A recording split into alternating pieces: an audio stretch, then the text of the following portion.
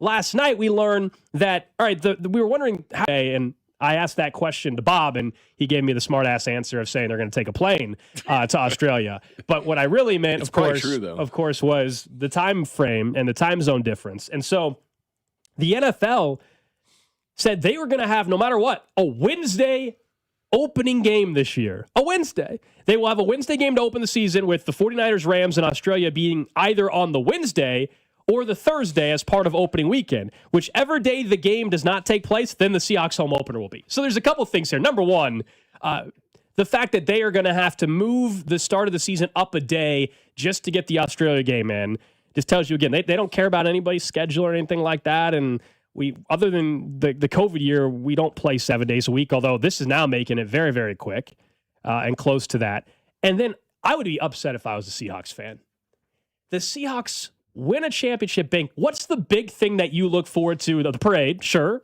And then what? Opening night, the fact baby. that the showcase is all on you for opening night. You're the first game to kick off the next season. And now there's a chance, because they could still end up having the Australia game on Thursday, but you might have to open up either on Wednesday night or you open up the day after the Seahawks 49ers. That's messed up. Yeah, the NFL's so greedy. No, it is. It's and we'll get to it later with something the NFL did during Super Bowl week to kind of expand what the greed is, something that could be going away that the NFL doesn't want to go away. But I'll say this, sometimes you expand so fast and you do it in a fury. Just like what they're doing now with all the international games. So it's one thing just to have, your London game and then put a game in Munich or in Frankfurt, do the Germany. But now you're going crazy. Now you're just going to everywhere that you can. We've already seen the salary cap go from $279 million to $303. I'm fully expecting that to even go up more percentage next year because of all the international games than the 4 games that they're going to sell to the highest bidder, streaming bidder. It's like in a hurry to get it done, like just in a hurry to get there. They get in a hurry to get there, have those drinks, order that dinner real quick and leave. They're getting in a hurry to do things instead of methodically kind of doing them.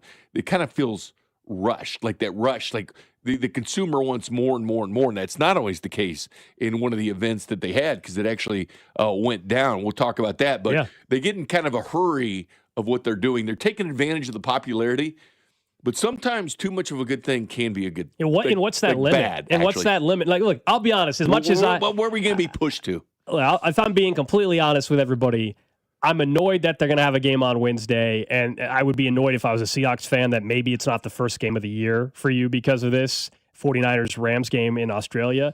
But am I going to watch if it's Wednesday night? Of course I'm going to watch. When does it become an issue? In June, in July, in August, you can't wait for preseason to start. And then the minute it starts, you're like, all right, let's get this thing over.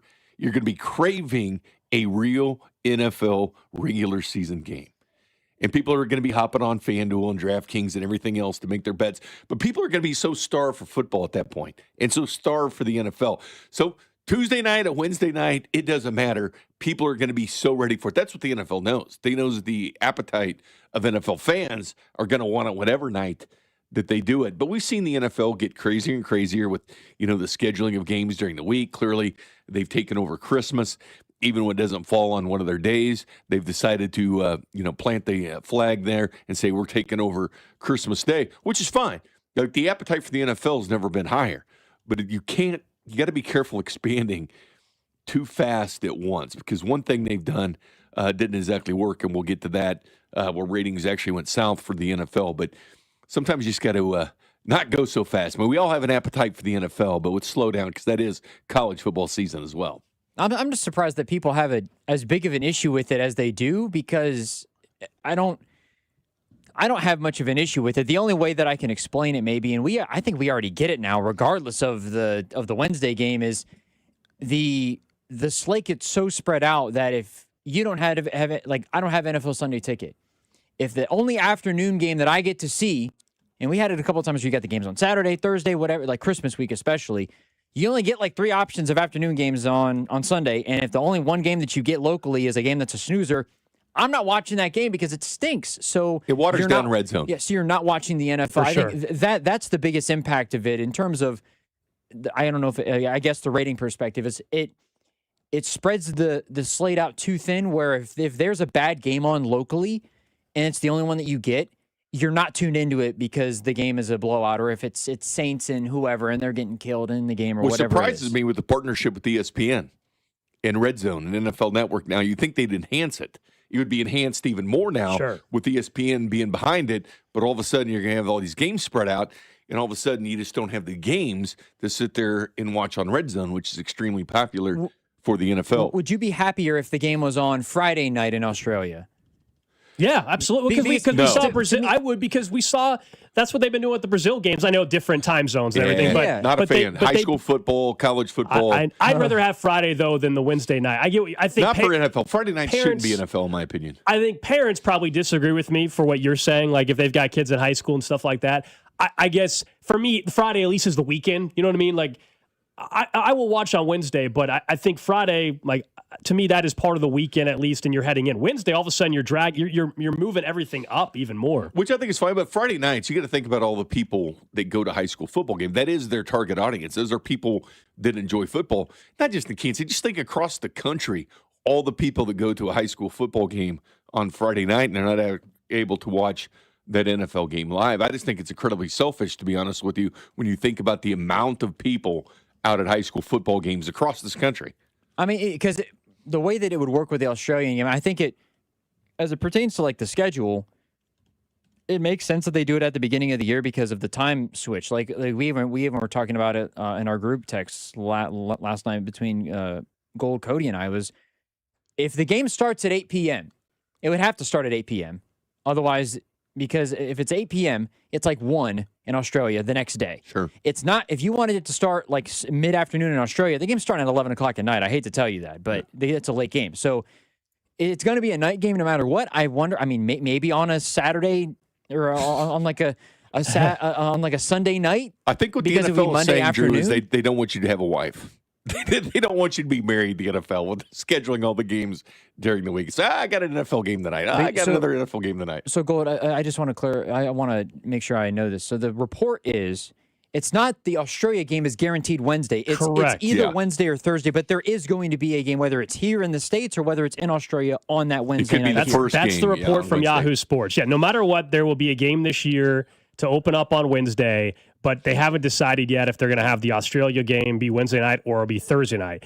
And I guess between the two, if that's the case, I think the Seattle Seahawks fans deserve to be the first game of the year. That's just part of what we've been used to and been accustomed to. Now, maybe there's some Seahawks fans that would rather it be Thursday night, but they should be the first game of the year, not their division rivals. The 49ers and Rams get the showcase before them. That's kind of crazy. It's the big reason Major League Baseball teams are wearing the gold lettering on Fridays. The Royals did it for a couple of years. Remember, you wear, because you win a world championship, you wear the gold numbers, the gold hat on your hat. Mm-hmm. You wear that if you win a championship, and that's what people and fans came to expect. The Royals actually did it for a couple of years, but teams do that for a championship. Are you shocked at all that the NFL, as much as they expand, and I've been thinking this would be awesome for years, but they just haven't done it, but they will.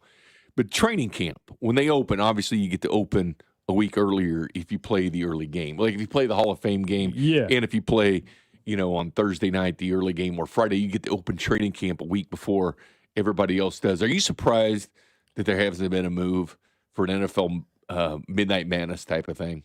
Or just you've talked about this. Well, I don't think so. I just see the NFL we don't need doing that. I do, like opening training camp. They make it a big deal, and they have special New Era hats for it or whatever, and they get reporters all over the place at all the different camps. I'm just shocked they haven't gotten to that point, and I bet they will at some point, because the schedule, don't forget, the schedule used to not be a big deal. Around 2015, 16, they'd release the schedule. ESPN would do a couple-hour special once the schedules have been released. But what have we seen the last 4 or 5 years? You've seen a game being released on different morning shows across the different networks, all the leaks. People that just can't get enough of who you're playing in week 5 and where you're playing them. It's become an animal of itself. Like the schedule has gotten to that point. That's why I think training camp can get to that point as well. If this Australia game, like let's say they wanted to do the Wednesday game, but it was in November, I think you might have more of a problem with it, I guess, than I would at the beginning of the season. Because hey, it's at the beginning, just get it out of the way. It's a feature. We want to make the first week of the NFL season a bigger deal than what it is. I think from that standpoint, I understand that. Also, I know that there's less teams, but college football has games on Tuesday, Wednesday, Thursday, Friday, Saturday throughout the season. So I think we're in a way, slightly used to having that as an option. Now, the NFL, of course, is different because there's less teams, more eyeballs on the NFL, and all those other things. It definitely is different. But I think it being the first week of the season is okay with me. I can understand the frustration more if it was like November, the week of Thanksgiving or the week before Thanksgiving. We're like, hey, we're going to do Wednesday, Thursday, and Friday, and Saturday, and Sunday. Coming up in about 15 minutes, we'll talk some college basketball, all three locals in action, but also any guesses on the next appearance, what it's going to look like for Darren Peterson? They play Iowa State tomorrow, so we'll discuss that. And perhaps we go out to Arizona, as I said, and speak with a member of the Royals at spring training. But I want to stick with the NFL because right before we got on the air today, there was more NFL news, which was the fact that the NFL clearly never liked those grades that were coming out. You guys remember the player report cards? They've been on this the last couple of years. And so the Chiefs last year, they were 26th out of 32 teams. And we've talked about every year when these come out, and it breaks it down by treatment of families and the food and dining area, the locker room, training room, weight room, travel, strength coach, you name it, ownership. And I have always said that I think it gets overblown a little bit, right? Like it's a little overblown with the reaction to a player that might just be disgruntled. Like I'll never forget when Chris Jones, once he got the extension, he tweeted out something along the lines of Clark Hunt, A+ owner or something. Yeah. And that's been my whole point with these grades, which is like, if the player's getting paid and the team's winning, everybody's happy. Now, does that mean that some owners are not having the same facility upgrades as others? For sure. But I think the grading is a disgruntled player more than anything else. Am I getting the contract I want? If not, I'm unhappy about everything. So just for clarification, last year, the Chiefs, as I said, were 26 out of 32 teams. And it was actually up from a year ago in some categories. They were an A- in nutrition. Their worst grades, though, ownership was still a C-. Weight room was a C+. Training room was C-. Locker room was D-. Remember, this has been the whole controversy with the locker room. It's not the game day locker room at Arrowhead. That's been renovated, but not the training facility. And I have always said, like, do you blame them for not renovating the locker room at the training facility when they're about to build a brand new stadium? And here we are.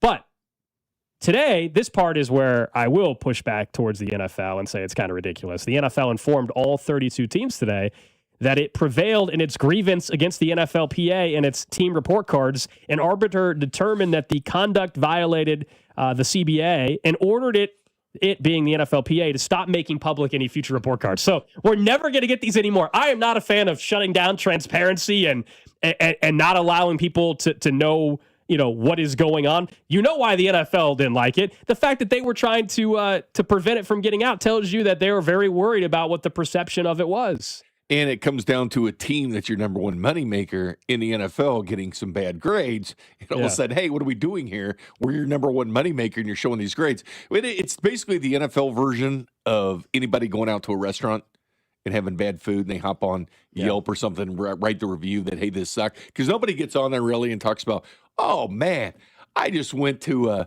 the Chili's down the road and it was awesome. I loved it and had great food. Never going to happen.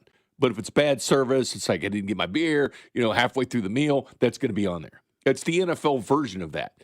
Disgruntled, let's go ahead and put out what your grievance is against your team if you're not happy. So, you take it with a grain of salt when you look at reviews at some places. Like, is this person just angry? Is this person just having a bad day? Well, that can happen to NFL players too. They have bad days as well. And they go out and give the reviews. It's just the whole thing about player voting for the NFL Top 100. They do in November and then put it out at the beginning of the year saying the NFL Top 100, even though players don't really care. It's like voting in the coaches poll where they hand it off to the AD or somebody that doesn't have a vested interest. So you never know if you're getting 100% what it really is or not. Like, there's always that doubt in your mind. I guess we've seen enough with restaurants and the AP poll and stuff like that. You take it with a grain of salt what goes on with the NFL. So I don't have a problem with the report cards not being as transparent. And you know what? Guys might vote differently if they know it's not going to be. Yeah, I think the whole point of the report card from the NFLPA was it was pressuring organizations. The owners hated it because it made them look bad, and it put pressure on them perhaps to make some change. And they had to answer questions about it because Clark Hunt was asked about the grades, and he's not the only owner that had grades that maybe weren't favorable toward him. So I think both can be true. I think there were issues with the NFLPA report card where I do think a lot of times it was a player just, if they got the contract and they were paid the way they wanted, they were happy, and otherwise they weren't.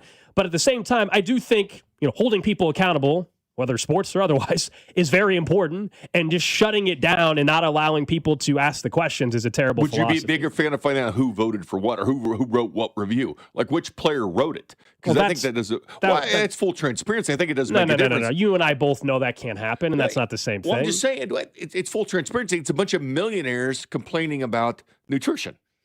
I understand. I'm not asking for Brian that works in insurance to feel terrible for Chris Jones that his seat in his locker room is too small. I'm not. That was kind of the thing that you were complaining about. Like, if you can honestly do it, then I'm not saying that, but I'm saying that the transparency of like how players are feeling, it does at least hold people accountable. Like, hey, do you think your facilities are up to snuff?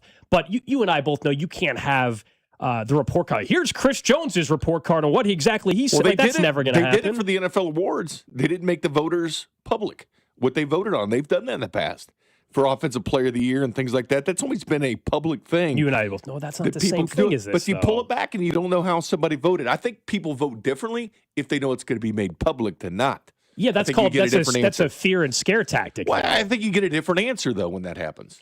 It's not full transparency. So it's what do you believe or not? No, but you're wanting a different answer. You're the answer that you want to have, not maybe the real answer. If I tell you, Bink, that just to our workplace, there's a survey we have to do once a year, right? Yeah. You get that same survey as I do, okay? And I'm not asking you to tell me how you answer and all that, but my point to what you're saying is, if all of a sudden I told you that your name was attached to it publicly, like there was a spreadsheet and it said Jay Binkley, and it's like, how do you feel about your boss directly? And when it's anonymous, I'm not telling you did this or not, but just let's say you voted A+.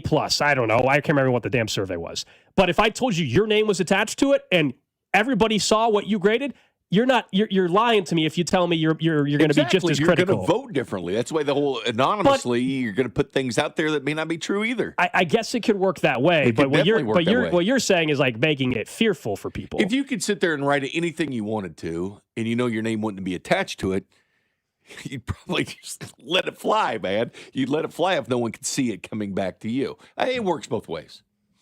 So the NFLPA is not going to be allowed to do these grades, if you're wondering, anymore. Those are they weren't good topics, I think it was overblown. It was definitely content. I think there was some truth to some of it. I do think some of the nitpicking, was a bit tough. On the, the chairs weren't comfortable enough. Like, give me a break. That's hilarious. But look, it's still workplace. Anybody listen today, they've got gripes about their workplace, right? They think, whether it's their management, whether it's their cubicle or whatever, and they whatever it might be, everybody's always willing to bitch about something. My biggest thing is that your check cash. I mean, that's the most important thing. That's the most important grade. That's what most people care about. Something that I'm assuming you agree with. Yesterday, we didn't have the audio yet because it had just come out. The court case was going on. The trial was going on down in Mississippi with Trinidad Chambliss. And we'll get into what happened at that hearing. And now Trinidad is I told you how this would go. With the Mississippi judge. I told you exactly how this thing would go. With the Mississippi judge and having it in a small town courtroom. But no, Joe Judge, who's on the Ole Miss staff, took the stand. I don't know why he felt the need to say this, but I assume, Bink, given your stances on Valentine's Day, given your stances on coaching, given your stance with Mike McDonald saying he can only spend time with his kid for a half hour up in Seattle, I assume you agree with what Joe Judge said. But we would have to educate. This is always a tough conversation to have, and it's not a popular thing. This is the truth. We would have to educate significant others who may have been pregnant during the season or going to have a baby during the season. And you have to educate them on, you have this baby in the middle of the season. That father has to play good football, right? It's a day-by-day production business. He has to be ready to perform and go out there and play. And when I say that is, you need to let him sleep. He needs to be in another room, detached. You have to explain to the mother, like, hey, listen, he ain't waking up for midnight feedings. After the season, he's full metal jacket. You do whatever you want with him. He can change every diaper. But in the season, he's got to have a different priority. Now, how pathetic is that? If you were watching the stream, Jay Binkley's reaction is just insane. You're over here laughing at the comments and everything like that. It's dumb. Oh, okay. I have the opposite reaction you probably think I would have. Because this feels like you would have been like, oh, you know what? Yeah, they're football coaches, man. They got this. That's normally your stance. Normally, yes. But in this case, I think it's dumb. And the one thing is, too, NFL players deal with this. And they still go play good football, and they get up and change diapers in the middle of the night. Now, when I heard him say this, it brought me back to J.J. Spahn, who won the U.S. Open this year. At 3 a.m., the night before he won the U.S. Open, he's at a drugstore at 3 a.m. getting medicine for his kid. But did it hamper him? No. Did he use an excuse? No. He went out and won the damn U.S. Open the next day, one of the toughest golf tournaments you will ever play in. He goes out and wins it. So, no, if you make the decision to do things, to have a child, guess what, man? It's just part of the deal, man. I mean, one, I don't know why he even needed to bring this up. Two, I have no idea. In a appearance for a guy to get 6 years of eligibility, this did not make any sense. It made zero. I was shocked when I saw it. It made zero sense, not to mention the way he phrased it at the beginning, you chose to have a kid in the football season as if it doesn't take two to tango here. I mean, that's what are we talking about? That's the part that stood out to me as well at the beginning. Is he's acting like it was just her choice to have the child. No, that's not how it works. Grow up, take responsibility. That's your life now. 100%. You put yourself in this situation, deal with it. Yeah, I couldn't believe it from Judge. Now, I also know he's not the only football coach that might feel that way. That's a great Valentine's Day message, though, right? We got get out of here. I don't want to say that Mike McDonald did the same thing because it's two different. He did not go this far. But, man, this is a lot. In the last 2 weeks, we've had three coaches. Mike McDonald's one of them. Seattle, he just won a Super Bowl. But remember, he was saying he only has a half hour to spend with his kid each week or each day or whatever it was, which is absolutely insane. It's that balance. I'm not saying that coaches don't work their ass off. I'm not saying that they need to spend maybe more than 8 hours a day. Maybe it's 10 hours. I don't know I've never coached football, Bink. I have no idea what truly is required. All I know is you don't need to be coaching for 20 hours out of the day. That's crap. There's no chance. You're not trying to cure cancer or something, okay? You're coaching a football game. It's insane to me. This is honestly, it's really pathetic from Joe Judge. Do you think this impacts if you're recruiting? Do you actually think this has an impact? If you're a mother and your son is getting recruited by Joe Judge and you hear this, do you think that's a problem? You said it back because do you work harder or work smarter? I mean, there is two different balances a person can do. And it's just ridiculous because you would expect if somebody puts themselves in that situation, they would take care of that situation because nobody put themselves in that situation but them. It's about growing up. It's about taking accountability. It's about taking responsibility for your actions. And hopefully that would translate to the football field if you're able to balance both. It should. You look at the character, of the guy, if he does wake up and do those type of things, that's kind of the player I want. I want somebody who can balance that. I want someone that loves the game that much and loves his family that much to be able to do it. But you get in this whole balance because people automatically assume if you're working 18, 19-hour days, are you working harder or are you working smarter? Right. Because there are those that work smarter and they win rings. And there's that work harder, but it doesn't mean you have to ignore everybody. Now, going into it, you know what it is. If you get married, your wife knows, obviously, if you're a coach, you're going to be gone a lot of hours. And that's accepted for the lifestyle. Hey, you're going to make a lot of money, but this is part of the deal. I'm gone a lot. But then you spend all your time. You don't have to make this separation of duties of being a man. Yeah, I just think, it's fine to be proud with what you do for a living. You should be proud, but to try to act as if, in this case, Joe Judge, Ole Miss football is more important than to blame the woman was really bad. To raise your child and to blame the partner is absolutely insane. You got yourself into the situation. Deal with the situation. Grow up and deal with the situation. Is Joe Judge married? Do we know? I don't know if he is or not. But what's his wife think? Does this remind you of J.J. Spahn at all, though, Drew? When you think about I've heard J.J. Spahn's more today than I've ever heard in my life. It's crazy. I've heard it 20 times today. Think about if he had the Joe Judge attitude. Sure. What if he had the Joe Judge attitude and said, "I'm not going to the I have a big match next. I'm in the U.S. Open finals the next day. Sure. I got a chance to win the U.S. Open. I'm not doing it." But no, I respect him a lot because he's like, "No, I'm going to go do it," and then he goes out and wins it. It is a respect thing. I think 100%. You should it goes hand in hand with this. You should be there because it is especially it's your child in the end. There absolutely should be some responsibility there. All right, coming up next, let's talk a little bit about college basketball tomorrow. All three locals in action, including KU at Iowa State. What's next in this Darren Peterson saga? We'll try to figure out what we think is going to happen tomorrow. And a new idea for both the Pac-12 and a 24-team college football playoff. That's next here on Cody and Gold. You're listening to Cody and Gold. Tune in for the Chiefs Red Half Hour every day, starting at 11:30 right here on your home for Chiefs football. 96.5 The Fan. brought to you by Heartland Men's Health, the leader in men's sexual health. Thousands of men have been successfully treated for low T, ED, and more, all with discretion and compassion. Make your appointment at heartlandmenshealth.com. Guys, Hy-Vee has us covered this Valentine's Day. No matter how you celebrate, Hy-Vee has everything we need to make Valentine's Day special. I love it because it's a one-stop shop for everything. Flower arrangements. They've got beautiful floral arrangements for everybody. You can pick them up or have them delivered. Hy-Vee also has home-cooked meal options where they'll do everything, and then you will look like the superstar in the kitchen. And so many great gift ideas as well, including chocolate and retail gift cards. Just one stop to make this the sweetest Valentine's Day ever, only at Hy-Vee. Feeling the squeeze of high prices? Then stretch your budget this Friday through Sunday at Hy-Vee. Stock up and save big on budget-stretching deals throughout the store, like chicken drumsticks, 99 cents a pound. 5-pound bag of one-step potatoes, $1.48. Hy-Vee butter, $2.99, and Lay's potato chips, just $1.99. Order through aisles online and leave the shopping to us. Don't miss the 3-day budget stretcher sale this weekend only at Hy-Vee. Never have I ever called my sister from the finish line of my first marathon.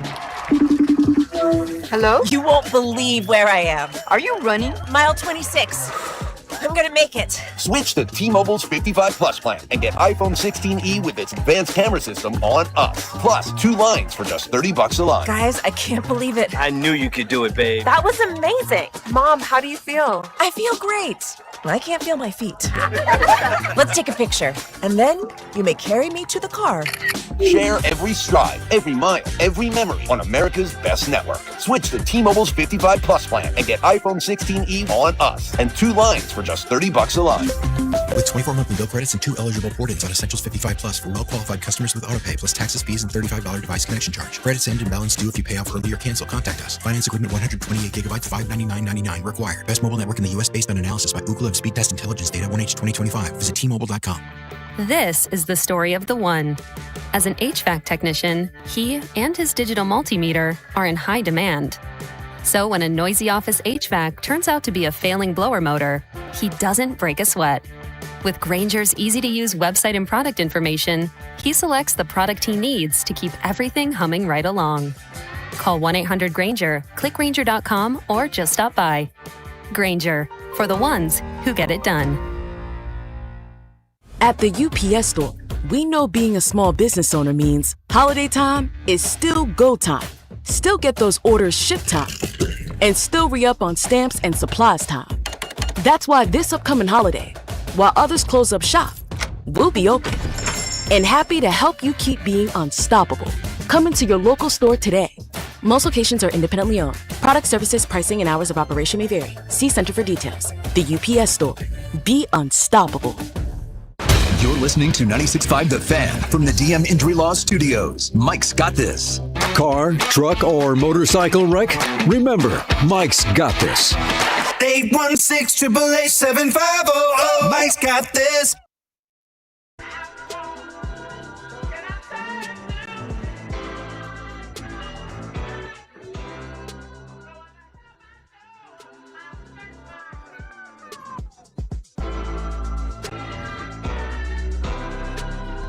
We need to Bank, you need to turn the volume off on the computer. Yeah, what it was just came that? back. I got music playing, and there's an ad that was playing. I don't know if you have ESPN up, but there was an ad playing again. It's from your computer. Yes, Jay. it's from the computer.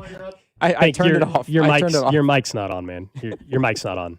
What you're not talking on the air. You can't. What are you doing? You're talking back to Drew. We're live on the radio. But I was talking to Drew. But he's talking on air. And people can't hear you responding to him. And you're talking. I was talking to Drew. I'm coming back with bump bag music, and I hear something. I'm like, "What the heck's going on?" I look down, and the computer that Bink is on is registering a commercial. Well, you know what? I usually sit where Alex does, and I turn everything off. I got you. I know. I got you. And you go to a different place. I was here last night, right where Alex was. Uh-huh. You go to a different computer, and crap's on. Get a handle on it, Drew. Listen, the computers are always on our side. Yeah. Because it's very simple. You can click something to turn off computer sounds. very simple. I'm just shocked it's not been done. So we got your computer muted now. Okay. You got your microphone on. We're a half hour, and we got 3.5 hours to go. Bink. I'm shocked it's not already done. We got 3.5 hours to go, man. We're just getting started. Bink's in for Cody today, by the way, if you can't tell. Appreciate you guys hanging out with us. You can text in. No, he's something. I don't know what he's doing. 913-586-7965 is the Jay Southland Tow Extended Service. Valentine's Day weekend. Maybe that's what it is. Cody said he didn't like it, didn't he? Yeah, he's not a big fan. They don't do anything really for it, is what he was saying, I think. Yeah. Let's pivot a little bit, and then we'll get back to some football, talk college football. We're cooling a new 2014 college football playoff idea I want to run by you guys. But KU and Iowa State tomorrow. It's another top showdown in the Big 12. What else is new, right? And Kansas has won, 7 in a row at this point in time, top 10 team in the country. We all know what happened on Monday night with Darren Peterson and the flu and did not play. And yesterday, I'm not going to play the full 2-minute audio again, but we played what Bill Self had to say. He was pushing back on what he calls the narrative that is out there on social media about Darren Peterson. And look, he's defending his guy, and everybody can choose what they want to believe or not, but he gave his story, his case of why he thinks it's been overblown. Anyway, this is still the most fascinating thing that I can remember around college basketball with a given player, like ever. And let me ask you for tomorrow against Iowa State. A, do you think he's playing? B, what do you think it looks like? Because he didn't play on Monday due to the flu. We know against Utah he was sick. That's maybe why he didn't look as good. But he played 34 minutes against Texas Tech, 35 minutes. He had 19 points. We know the BYU game, he was awesome in the first half, 18 points, ended up only playing 20 for the game. On and on we go. It's been cramps. It's been ankles. It's been flu. I have no idea. Like, I don't know what we're getting tomorrow. Are you playing 30 minutes in the full game? Cramps coming back? Well, I don't want to turn on the computer here. Against Utah, didn't he lead the team in minutes? Didn't Darren Peterson lead the Jayhawks in minutes that game? His last 2 games, he's been at 34 and 35 minutes? I just said, 34 minutes against Utah. And he was 35 is a career or season high was against Texas Tech. I think 35. he did lead the Jayhawks in one of those games as far as minutes played. Might have been. Yeah, I would expect him actually to probably go out. I mean, obviously, this is something that he's heard. He's heard it nationally. He's heard it locally. He's heard it all over the place. And I have a strong feeling, he's up there with the Jayhawks leaders in minutes tomorrow. If not leading, but second in minutes, to be honest with you. I mean, look, nothing will surprise me with this anymore. Like, that's that. If you tell Would me. you be shocked if he was 35 minutes tomorrow? No. But I also wouldn't be shocked, Bink, if you tell me he plays 15 minutes in the first half and then plays 2 minutes in the second half. Over. And that's what's so crazy. Nobody knows how it's going to go down. Now, I'm assuming Monday, if he had the flu, I'm assuming it's not going to be because of that. My guess is it's got to be something different. He's going to be fully healthy in terms of illness. But the cramp stuff, I mean, that, as we all know, anybody that's been following this, sure. I mean, I hope he makes it through a game. But yeah, it's going to be a roller coaster, Alex. It's going to be up. It's going to be down. Clearly, it's down. It's going to go back up. And then it's going back down, and it's going back up later. That's the way it's going to do as a yo-yo, man. It's going to go up and down and up and down. And he will play a lot of minutes probably this week, and then it'll go down to where he's hardly playing any in another game, and then it's going to go way up. That's just the way it's going to be. It's going to be up and down. That's been the story. That's the trend. That's been the story of the entire season. Would you bet more if I was to set the over-under on minutes played at 33.5? Would you take the over-under? Under 33 is very high. I mean, I'd take the under on that. I mean, okay, 31. He's 31. He's only played 31 or more minutes 1, 2, 3, 4, 5 times this entire year. So I'd still take the under. I think he's going to play like 25 minutes. I'll take 30. Huh? I hope you're right. 30. I hope you're right. I have no idea. I'm just saying it just seems like the type of yo-yo career. Did you up and down, up and down? I guess I haven't talked to you about on Monday and just the whole thing. Did you think that was the worst case one of everything? Like, it's one thing you got cramps and ankles, but the illness, and Bill Self said he was lightheaded or whatever, but that was the one where I think some of the other stuff has been unfair. Him not playing through an illness, that to me was the worst one. That one, like all the criticism, it's hard for me to push back on anybody being critical of that. It was because if he was as sick as he said, you're putting your teammates at exposure because you're sitting there, you're dapping the players, you're fist bumping them, you're high-fiving them, whatever before the game. Yeah. You're putting everybody else at risk. Where flu, it can go right through a locker room really quickly, and all of a sudden 4 or 5 guys have it. I mean, we've seen it done in the NFL before, whether the Chiefs were sick before that Super Bowl or not, whether there's a handful of them doing it. But guys push through it. You want the guy that's going to push through it. I felt he should have played in that game. But, again, if you're that sick, why are you showing up for warm-ups? I mean, why not take care of this before the situation? Why put your teammates and your coaching staff at risk of getting the flu if that's what you had? So if you're going to play the charade and you're sick and you're not going to play, why was he even there? The fact that he was there and around his teammates in a locker room where he could have gotten them sick, yeah, I mean, if you're going to sit out, do it before that because you put your whole team at risk. Yeah, I think I understand that. I will say, I mean, to this point, we don't know if anybody else is getting sick on the team or whatever it may be. So no, but why put him in that situation? I hear you. I mean, Bill Self, I think, said that he was already sick Saturday during the Utah game, I thought.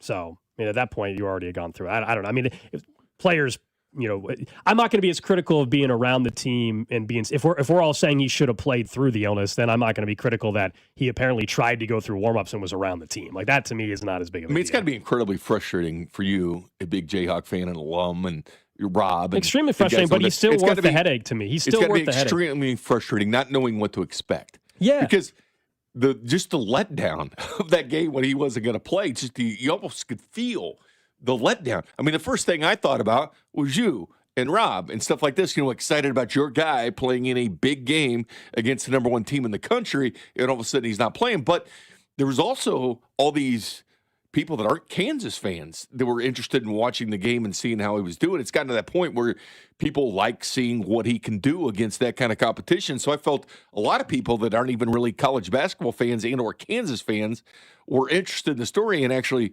felt a little deflated because they're like, what's up? Hey, well, I'm going to see Darren Peterson play against Arizona and see what happens. But it's much different for you that's so, invested in the Kansas basketball program or athletic program. So it means something different to you.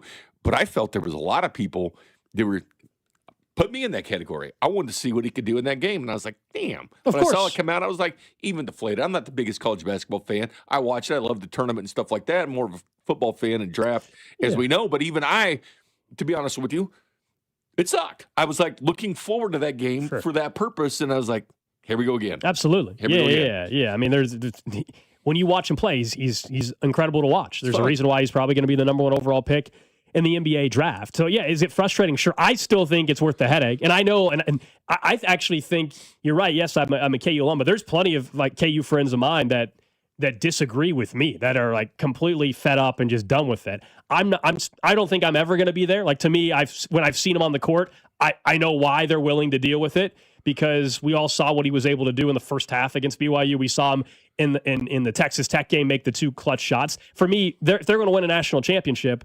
He's going to have to be part of it. Because you look at the big picture, and you want a ring. You want a ring, and you're willing to deal with things to get said ring. And so I think you deal with those issues because of the talent that's there. That's why I'm. Am I good with it? No, I mean I think Monday night was ridiculous, but this idea that some people are like, I'm just move on without him. Like, one, that's never happening. Two, that's this team, they're playing great without him, no doubt, and it's awesome. It's why there's a ton of excitement.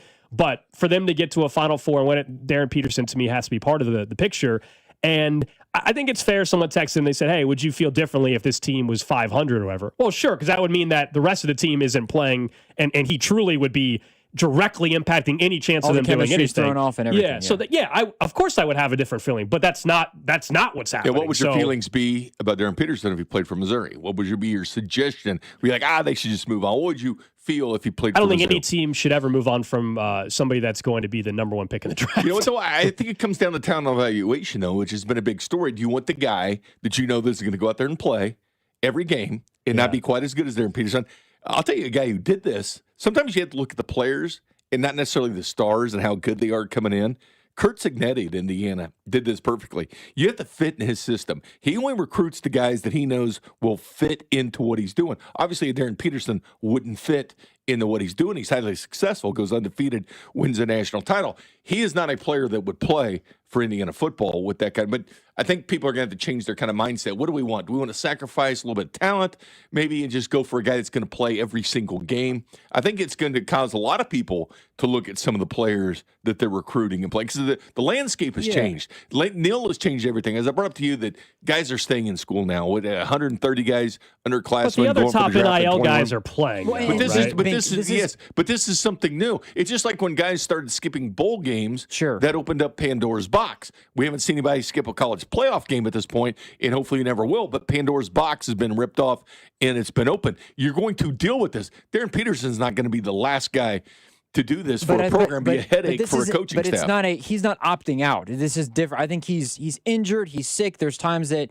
and it's just something that we're learning a little bit about him, just in terms of maybe the desire to play through being sick, or maybe he actually felt a certain type of way and felt like he couldn't go and didn't want to go out there without putting his best foot forward. I don't know, but Bill Self learned about what you're talking about. Bill Self learned that last year, I think, because he went and got A.J. Storr when previously Hunter Dickinson just got the best player, and it didn't work out. I think he learned from that, where this year he's built the team. Darren Peterson is the best player on the floor, hands down, when he plays. I think I'm with Gold, or you're willing to live with that sort of a situation. And also, Bink, college basketball, Darren Peterson's fully healthy. They could lose in the round of 32 because college basketball is stupid sometimes. And if he was fully healthy and they lost in the round of 32, I think your disappointment would still be there regardless. Like, if at the end of the day, Gold is a KU fan. If Darren Peterson plays, great. If he doesn't play, it's disappointing. But if they make the Sweet 16 or Elite 8 without Darren Peterson,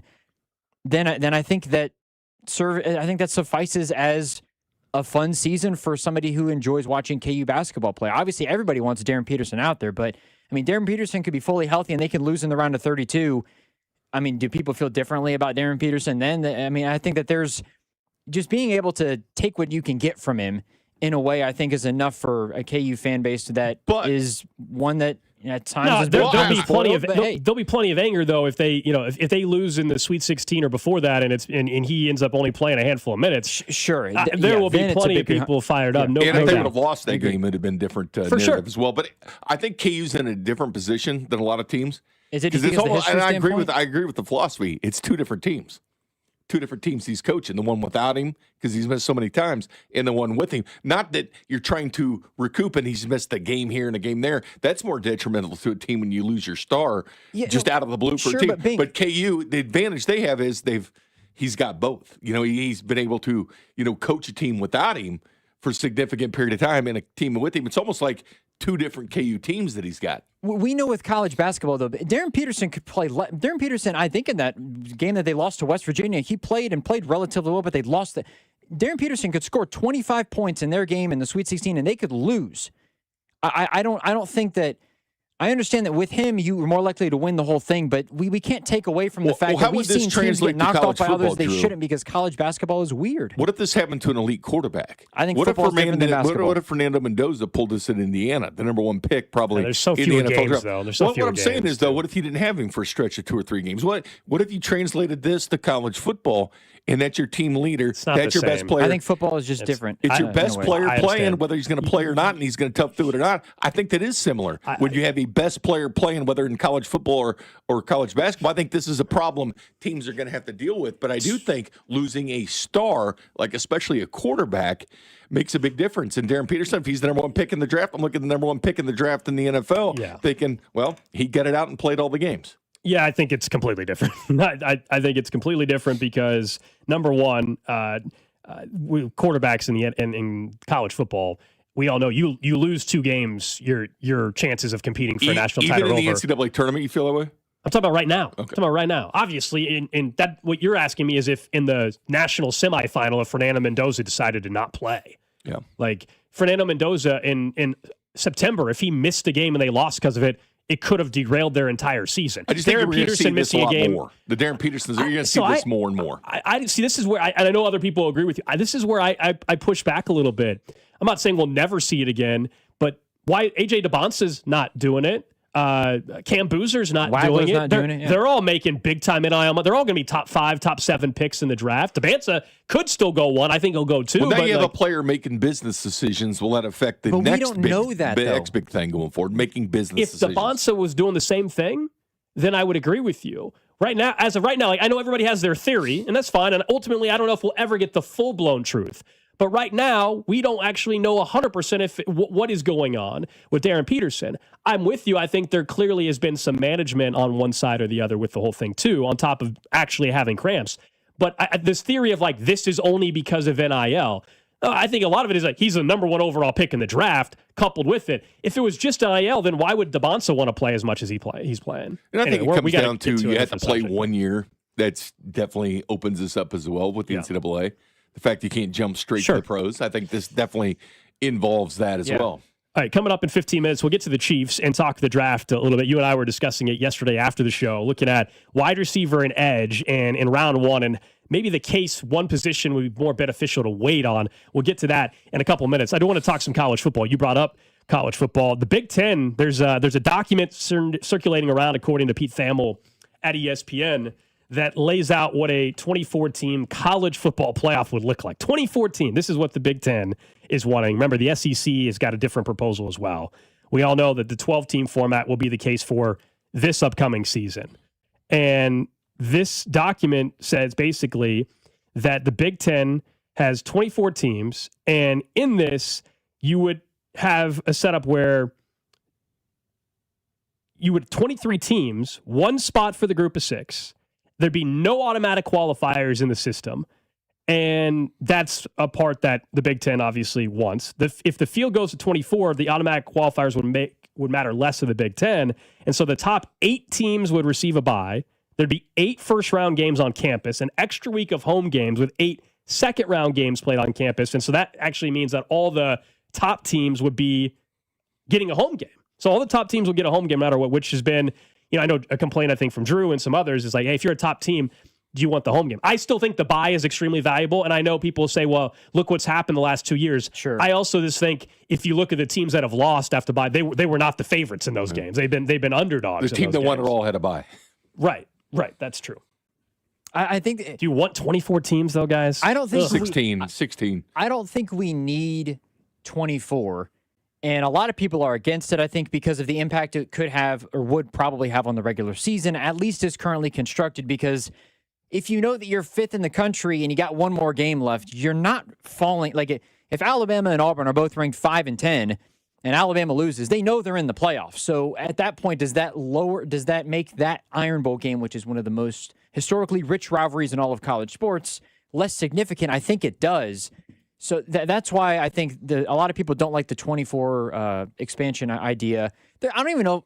I think 16 is fine, but there's no need to expand it after what we've seen the last 2 years with the playoff at 12. I don't have an issue outside of Notre Dame getting a free pass essentially if they finish inside of the top 12. I don't think there's a need for it. Well, 16 I think would be an optimal number because here's the deal: Miami almost got left out of this, and they made it all the way to the national title game. But there's a lot of arguments about them not even making it.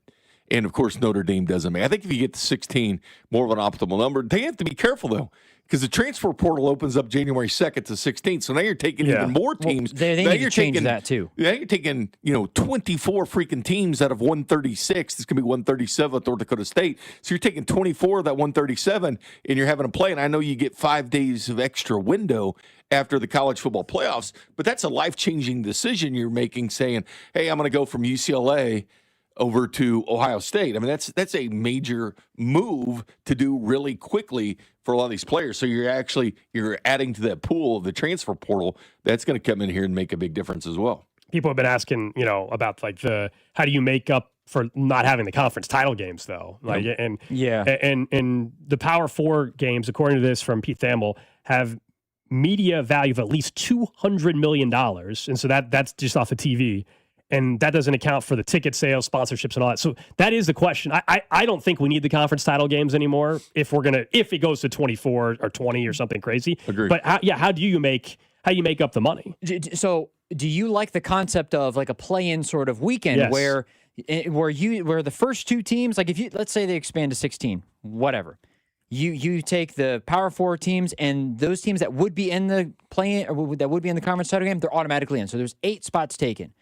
Then you have, for those final remaining spots, you have play-in games. And I think that becomes conference title weekend, play-in weekend, I guess, if you will. I don't know if that's a good way to You start selling off first-round games to more streamers. But those count as bowl games. They did a little bit of that this year with the TNT thing going in, but can you see Amazon Prime carrying 4 games to begin with? Well, in order, not that you would save bowl season, but do you... The TNT thing, though, is... Do you make those bowl games as well, those play-in games, to suffice for, well, we're saving bowl season by making the play-in games bowl games? I don't know how you encompass that, but I think that is kind of where we're Do you ever look at that, though? It's hard to do. You know, the Rose Bowl part of the... You don't think of it actually being the Rose Bowl. You know, you think about being college football It's more playoffs. of a location thing than anything it's tied at the end, and they have the old, trophy presentation for the bowl game or whatever. It's like...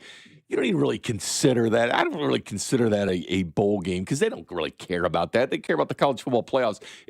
These tie-ins with bowls in the playoffs is funny because I don't think we actually look, that's the Chick-fil-A bowl going on. No, that's the college football playoffs. That's kind of takes over what the bowl game actually means. Yeah, so you mentioned that TNT. The only reason why those games were on TNT is because, remember, ESPN made the swap so they could get inside the NBA. But I'm just saying selling them more because I could see Amazon Prime jumping in. Or Peacock, or somebody else jumping in. For sure, yeah. And it'd be more money. It'd be more revenue. It's what the NFL has done. The NFL's made a ton of money by farming off the streaming services. Then one weird quirk with this upcoming season, the Pac-12, remember the relaunching the Pac-12? It's going to have like Boise State and Utah State and Oregon State and San Diego State, et cetera. 8 teams. It's better than 2 teams they had. That's true. And they're going to have a 7-game round-robin schedule, 4 non-conference games to start the year. Here's the weird part about it. They're going to have a home-and-home flex matchup versus a Pac-12 opponent in Week 13. Yeah. So you're going to go in. You're going to have a scheduled game in Week 13. But basically, the Pac-12 is going to take whoever the 2 best teams are. Even before the Pac-12 title game, they're going to have... They have the right to change the matchup based on what's best for them. They could create it to where it helps them. Now, you can say, well, yeah, they should help the conference, but this is weird from like a fan perspective. At the latest, too, 6 days prior. So you might play your game in Week 12 and not know who you play until like the Monday. It's weird. That's bizarre. It's weird. It is kind of wild. The new I know the Pac-12 name, but it meant something. There are only 8 teams. Keyword, it used to. Is this going to work, guys? No.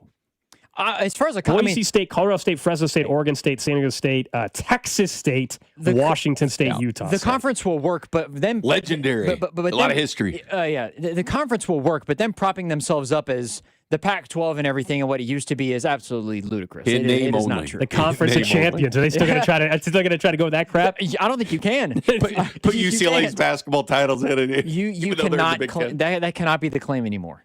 But the reason why they all went to this Pac-12 is because the name for the TV partner still means something, I guess. So Boise State left the Mountain West because they're getting more money to go to the Pac-12 team, man. And that's what they're going to say. But that's what's so weird. Like 15 years ago, if I would have told, or 10 years ago, I would have told a Boise State fan, hey, you're going to the Pac-12. They'd be like, all right, let's go. Fired up. Now it's okay. Just like North Dakota State, it's great for them to move up and they're going to play in the Mountain West. Same thing, though. They just want to be in a conference. It's great for the Mountain West to get them. With UCLA, USC, Oregon, and Washington still a part of it, you're like, yeah, but they're not. Exactly. If it was Boise State and North Dakota State and all these schools 5 years ago, it's an honor. Yeah. But it's so weird, man. It honestly kind of sucks just the way things are trended. All right, up next, let's talk some Chiefs football. We got Bink filling in for Cody, so naturally we got to talk a little draft, right? And you and I were having a conversation about wide receiver and edge. And is there a case that one position benefits you more to wait on than the other? We'll do that, and a quarterback that retired might want back in. What's up, Kansas City? This is Bobby Witt Jr., and you're listening to Cody and Gold, weekdays starting at 10 on 96.5 The Fan. Brought to you by Heartland Men's Health, the leader in men's sexual health. Thousands of men have been successfully treated for low T, ED, and more, all with discretion and compassion. Make your appointment at heartlandmenshealth.com.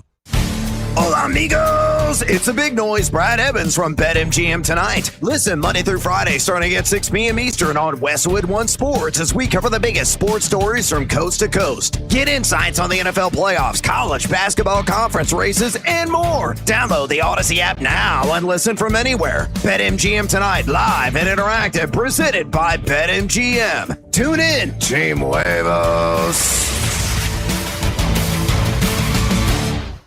As a mom, comforting my family is what I do best. Vicks Vapor Stick provides soothing, non-medicated Vicks vapors In an easy-to-apply stick, and it dries fast, so there's no mess. I use it to comfort myself and my family. Thanks, Mom. Vicks Vapo Stick, soothing comfort for the whole family. And try Vicks Vapo Shower Max for steamy Vicks Vapors when you need more comfort for yourself. Use as directed. The most beautiful time of year is upon us. Tax season. And Tax Slayer is here to help you file. We guarantee 100% accuracy and your maximum refund. Those are some good numbers. And you can trust me, because I'm a talking calculator. Did I mention Tax Slayer even has support from real US-based humans if you have any questions along the way? Beat the rush and start for free today. Tax Slayer. File fearlessly. When it's time to replace your appliances, Lowe's has you covered. Get up to 40% off select major appliances. And members get more like free delivery, haul away, basic installation and parts, and a 2-year Lowe's protection plan when you spend $2,500 or more on select major appliances. Our best lineup is here at Lowe's. Valid through 2/25 while supplies last. Selection varies by location. Excludes Massachusetts, Maryland, Wisconsin, New Jersey, Florida. Loyalty program subject to terms and conditions. Visit Lowes.com/terms for details. Subject to change. Kansas City, you need to subscribe to our YouTube channel so you can watch all your favorite shows right from your phone, computer, or tablet. Every day, we stream the shows live on YouTube, plus clips from the biggest moments and biggest guests. Hit that subscribe button so 96.5 The Fan goes right to the top of your feed. In your car, on your phone, or on your computer, we are everywhere. This is your home for Kansas City sports. 96.5 The Fan. You already listen to 96.5 The Fan, but are you following us? Our Instagram is loaded with show clips, breaking news, mock drafts, and content you can't get on the air, like Thy Royal Decree and Chiefs Take Tuesday. Go to Instagram, search for The Fan 965, and hit that follow button. If you don't do this immediately, Dusty has threatened to do a photo shoot in a bathing suit. Kansas City's FM sports station, 96.5 The Fan. Listen to the Royals Spring Training Opener on Friday, February 20th, starting at 2 o'clock right here on your home for Royals baseball. 96.5 The Fan, KFNZ FM and AM, HD1 and HD2 Kansas City, in Odyssey Sports Station. 11 o'clock hour, it's Cody and Gold, Alex Gold, Drew Nixon producing the show. Jay Binkley is in for Cody today. We'll get to the trash of the day in about 20 minutes or so. This one has to do with the Olympics. Pretty fascinating story, how this one came together. We'll also talk about a quarterback that wants back in, maybe, at least if it's the right situation. We'll get to that in about 10 minutes or so regards the NFL. And thinking of the NFL, we know the draft is coming up end of April out in Pittsburgh. Bink, you and Kristen Osera with the character concerns do a great job covering the draft with the mock drafts. We will get to some trends around mock drafts during the Chiefs Red Half Hour in a half hour. But you and I were on the phone yesterday afternoon, and we were discussing just kind of the draft and where everybody's kind of thinking right now. And at number 9, like I think I'm been pretty obvious on the show saying I think defensive line is where I would go. But you could talk me into wide receiver. And running back, it would mean that they didn't do anything in free agency.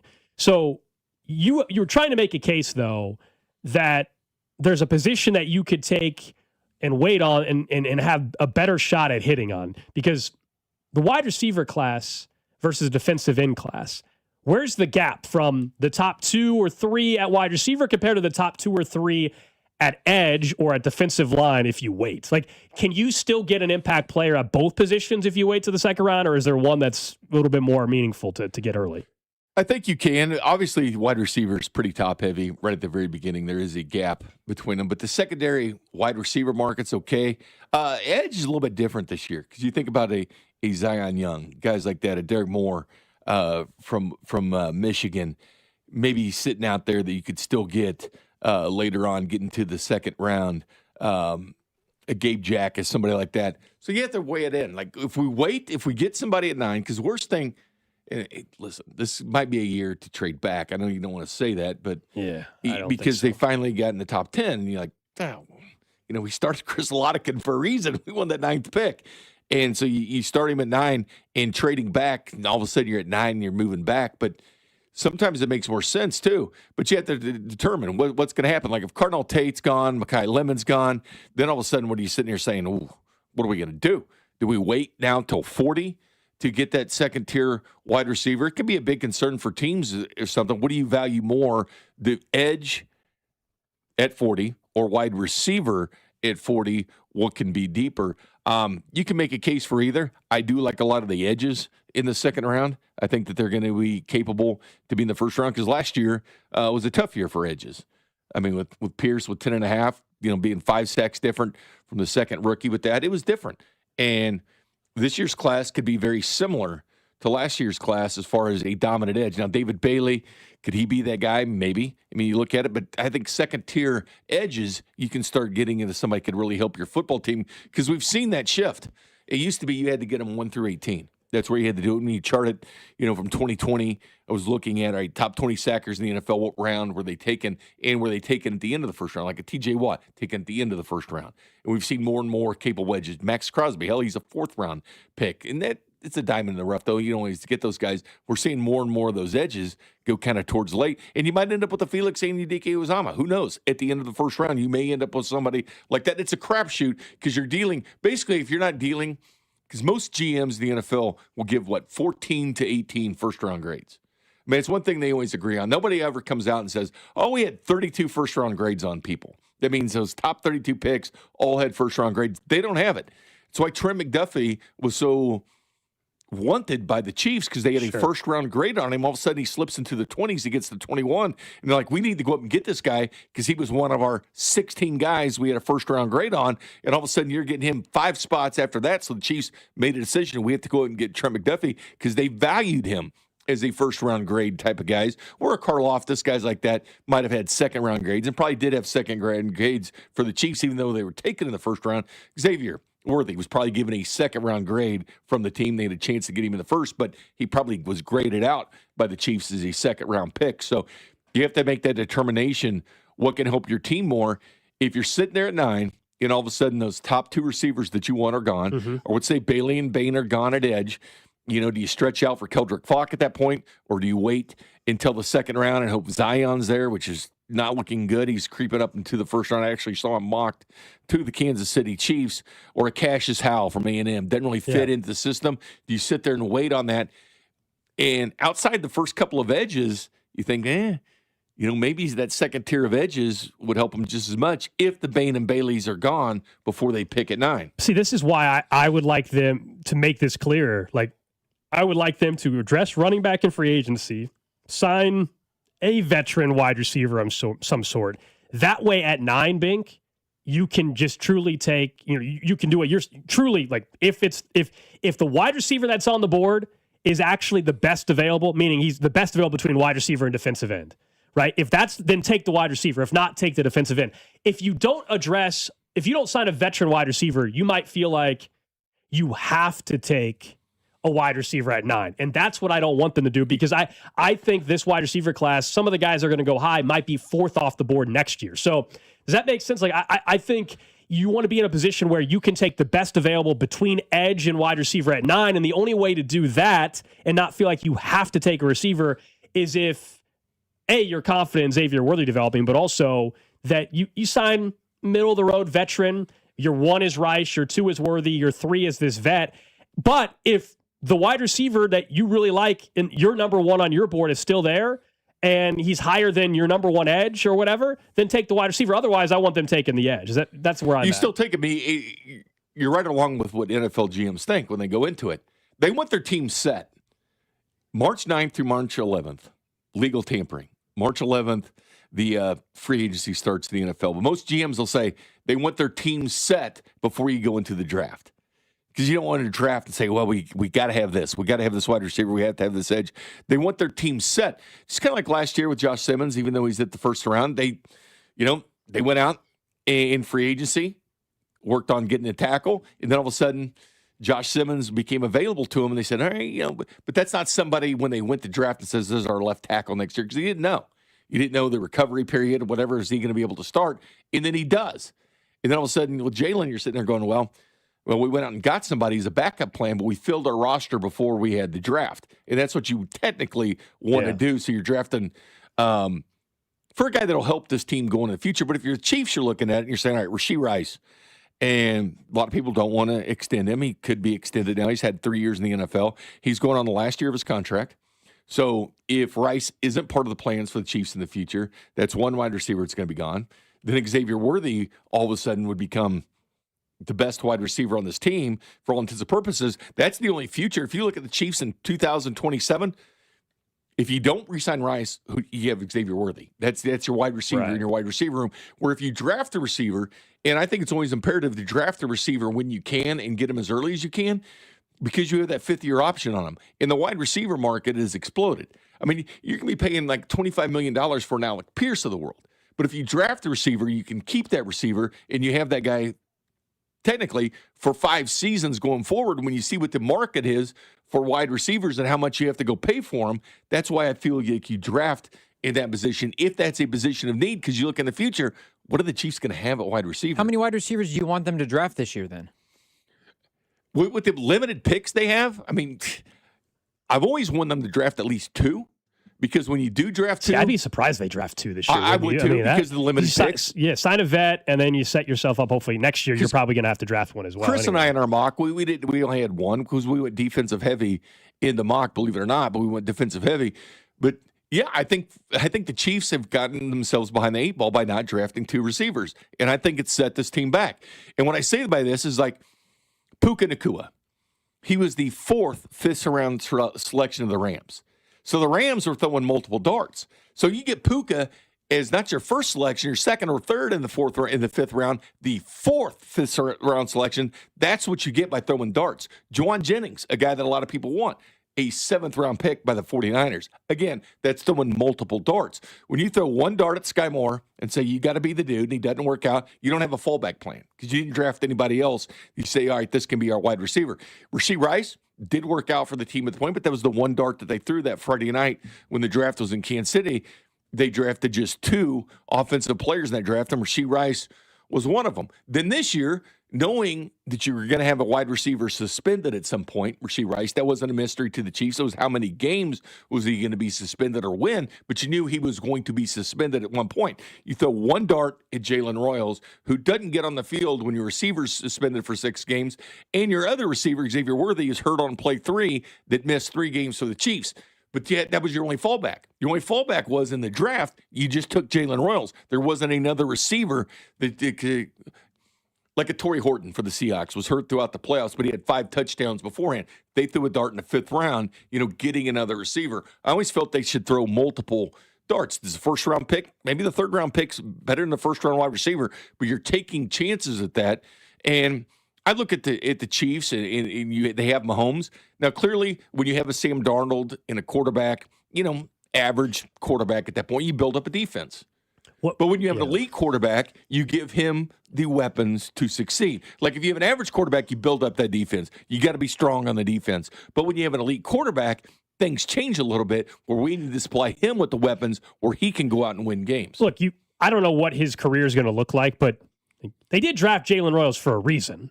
And so, we know nothing about him, though. That's the issue, right? But, Worthy and Rice, plus I think a veteran. But the reason why, to me, drafting 2 wide receivers this year is unnecessary. To me, you're going to have to draft one next year probably anyway. It's a better draft class. You're on my Keenan Allen theory. Not Keenan Allen, but, my thing is, Jalen Royals, I have no idea, what he's going to be. But if they think he could be like the Juju Smith-Schuster role, you don't bring Juju back, but that's him this year, and he's a 300-yard receiver or something like that. I don't need them. I don't want them drafting a receiver in the 4th round, I guess is what I'm saying. You drafted Royals for a reason. Let's find out if he can be your 4th wide receiver or something this year. And we didn't find that out. That was one of the big problems last year is you didn't find out how good he is. Totally with you. Should have played more down the stretch. It made no sense. Same with Brashard Smith. No idea. So now when he plays next year, he's getting really his rookie experience. Yeah. You didn't get that. I don't disagree. You didn't get that out of him from last year, what he can do against NFL defenses, because you didn't find that out. Even when the season was in the tank, even when the season was lost, you didn't find out what truly Jalen Royals was. But to some extent, Brashard Smith, a similar situation. You didn't find out exactly what you had. even in a situation where you could have found out what you had when you were eliminated from playoffs, there was clearly an opportunity to play a Jalen Royals. It made sense to play a Jalen Royals at that point, and they didn't do it. So I think their confidence in Royals could dictate whether or not they need multiple. So clearly they like him, but that's what I'm saying. Like, so you draft for a reason. I don't think drafting 2 receivers this year makes any sense. Now the wide receiver coach, because you got a real wide receiver coach, the development, can hopefully input in the decision, like they use Dave Merritt and other defensive backs when they go out and draft defensive backs. We'll talk more draft in 20 minutes during the Chiefs Red Half Hour, including some draft trends right now with mocks that are out there, and it's amazing how each week a little bit of groupthink, I think, also happens with this, and we'll discuss that before the Chiefs Red Half Hour. We'll get to the trash of the day here in 8 minutes, but there's a quarterback that there's been some rumblings perhaps about his interest in coming out of retirement. You guys know Derek Carr retired, last March at the time, and that's when there was speculation on, would they draft Shedeur Sanders even? Remember, that was a thing for a month or so. They, of course, do not. Looks like they maybe found something in Tyler Shuck for the time being. And I say something, you're not going to be a top quarterback, but enough to where you roll into the next season with them. They got better. They own Derek Carr's rights, though. But listen to Derek Carr talking about coming back. Story, would I come back? The answer obviously is yes. Good. Okay, great. But I have I had to say no a couple of times so far. Yeah, Will, we know that. Do I have any purple and gold? Go Lakers. Oh, yeah. That's what I mean. It's Laker season. That's right. I told you this. It hasn't changed from the first interview that we did. Tell them. Okay. Tell the people. All right. Would I do it? Yes. Would I do it for anybody? Absolutely not. Nope. There's no way. I know from experience in the last couple months he would not. So stop calling unless you're serious. Unless you're trying to make a run at this thing. Yeah. Right? The confetti falling. Listen. The Lombardi in the sky. That's what we're after, okay? Yeah. That's what we're after. So would I do it? Absolutely, I would do it. I told you 2 things. I'd have to be healthy, and I would want a chance to win a Super Bowl. That's 2 pretty good factors. And obviously, factors. that's a tough thing to find. That's hard to do. That's not easy. I'm going to tell you right now, though, I know you're healthy. So that's David Carr and Derek Carr. The last voice here was David Carr talking about it to his brother, Derek Carr. A couple things. Number one, again, the Saints own his rights, so they would have to agree, and they probably would at this point agree to move on from him. The other part is, glad to hear he's healthy. That's cool. He wants to go win a championship. Shocking. Who the hell wants Derek Carr? What contender next year? Now, I'll give you one name because we just discussed the Steelers with Aaron Rodgers. I would rather bring in Derek Carr than Aaron Rodgers next year, but not by much. No. not by much. Like he was joking about purple and gold. We all know who he was talking about. It sounds like the Vikings. He's making it seem like the Vikings had interest, or he said he said no to some teams, and then you heard David Carr joke about purple and gold, and then Derek Carr make a joke about the Lakers. I'm surprised he would say no to the Vikings, though, because where that defense was last year, and you get Justin Jefferson and Jordan, not that they would have won the whole thing, but they were a quarterback away from being right there in the mix with Minnesota and Green Bay, and of course Detroit, who missed the playoffs as well. I mean, that'd be the toughest division in football, I think. Well, there's a couple things for teams to think about. First of all, the guy can't win when the temperature's less than 40. That's actually important. That Derek Carr doesn't win when the temperature's low. We know that about Derek. And I'll say this too. It's the Sam Darnold syndrome. I mean, Sam Darnold opened up the fact of the Derek Carrs of the world to get other opportunities in the NFL. Because the NFL, I mean, you're looking at free agents like Malik Willis, Kirk Cousins, where they end up. It's crap. The NFL draft is crap when it comes to quarterbacks. And he knows this is the leverage time for Derek Carr. Like, he knows it because the NFL is starving for quarterbacks. They're starving for that. It is a good offseason for that. I'll give you that. Is it different because he said last year? But there's opening. Like, he's not going to Miami. No. He's not you know what I mean? He's not going to Arizona. So but this is the time for him to do it because he knows leverage. Because I'll say this much too. Mac Jones is still under contract for the Niners. Yeah. Some team will make a jump and they'll trade the 49ers thinking Mac Jones could be the next Sam Darnold. Do you buy the talk out of San Francisco, though, is that they've said they're not trading him? Well, or do you just think that's leverage for them? For the right price. It's leverage. But Derek Carr sees the Sam Darnold. Hey, because the NFL is starved for quarterbacks. And they're like, some team's going to go out, reach. They want the quarterback, like the Steelers.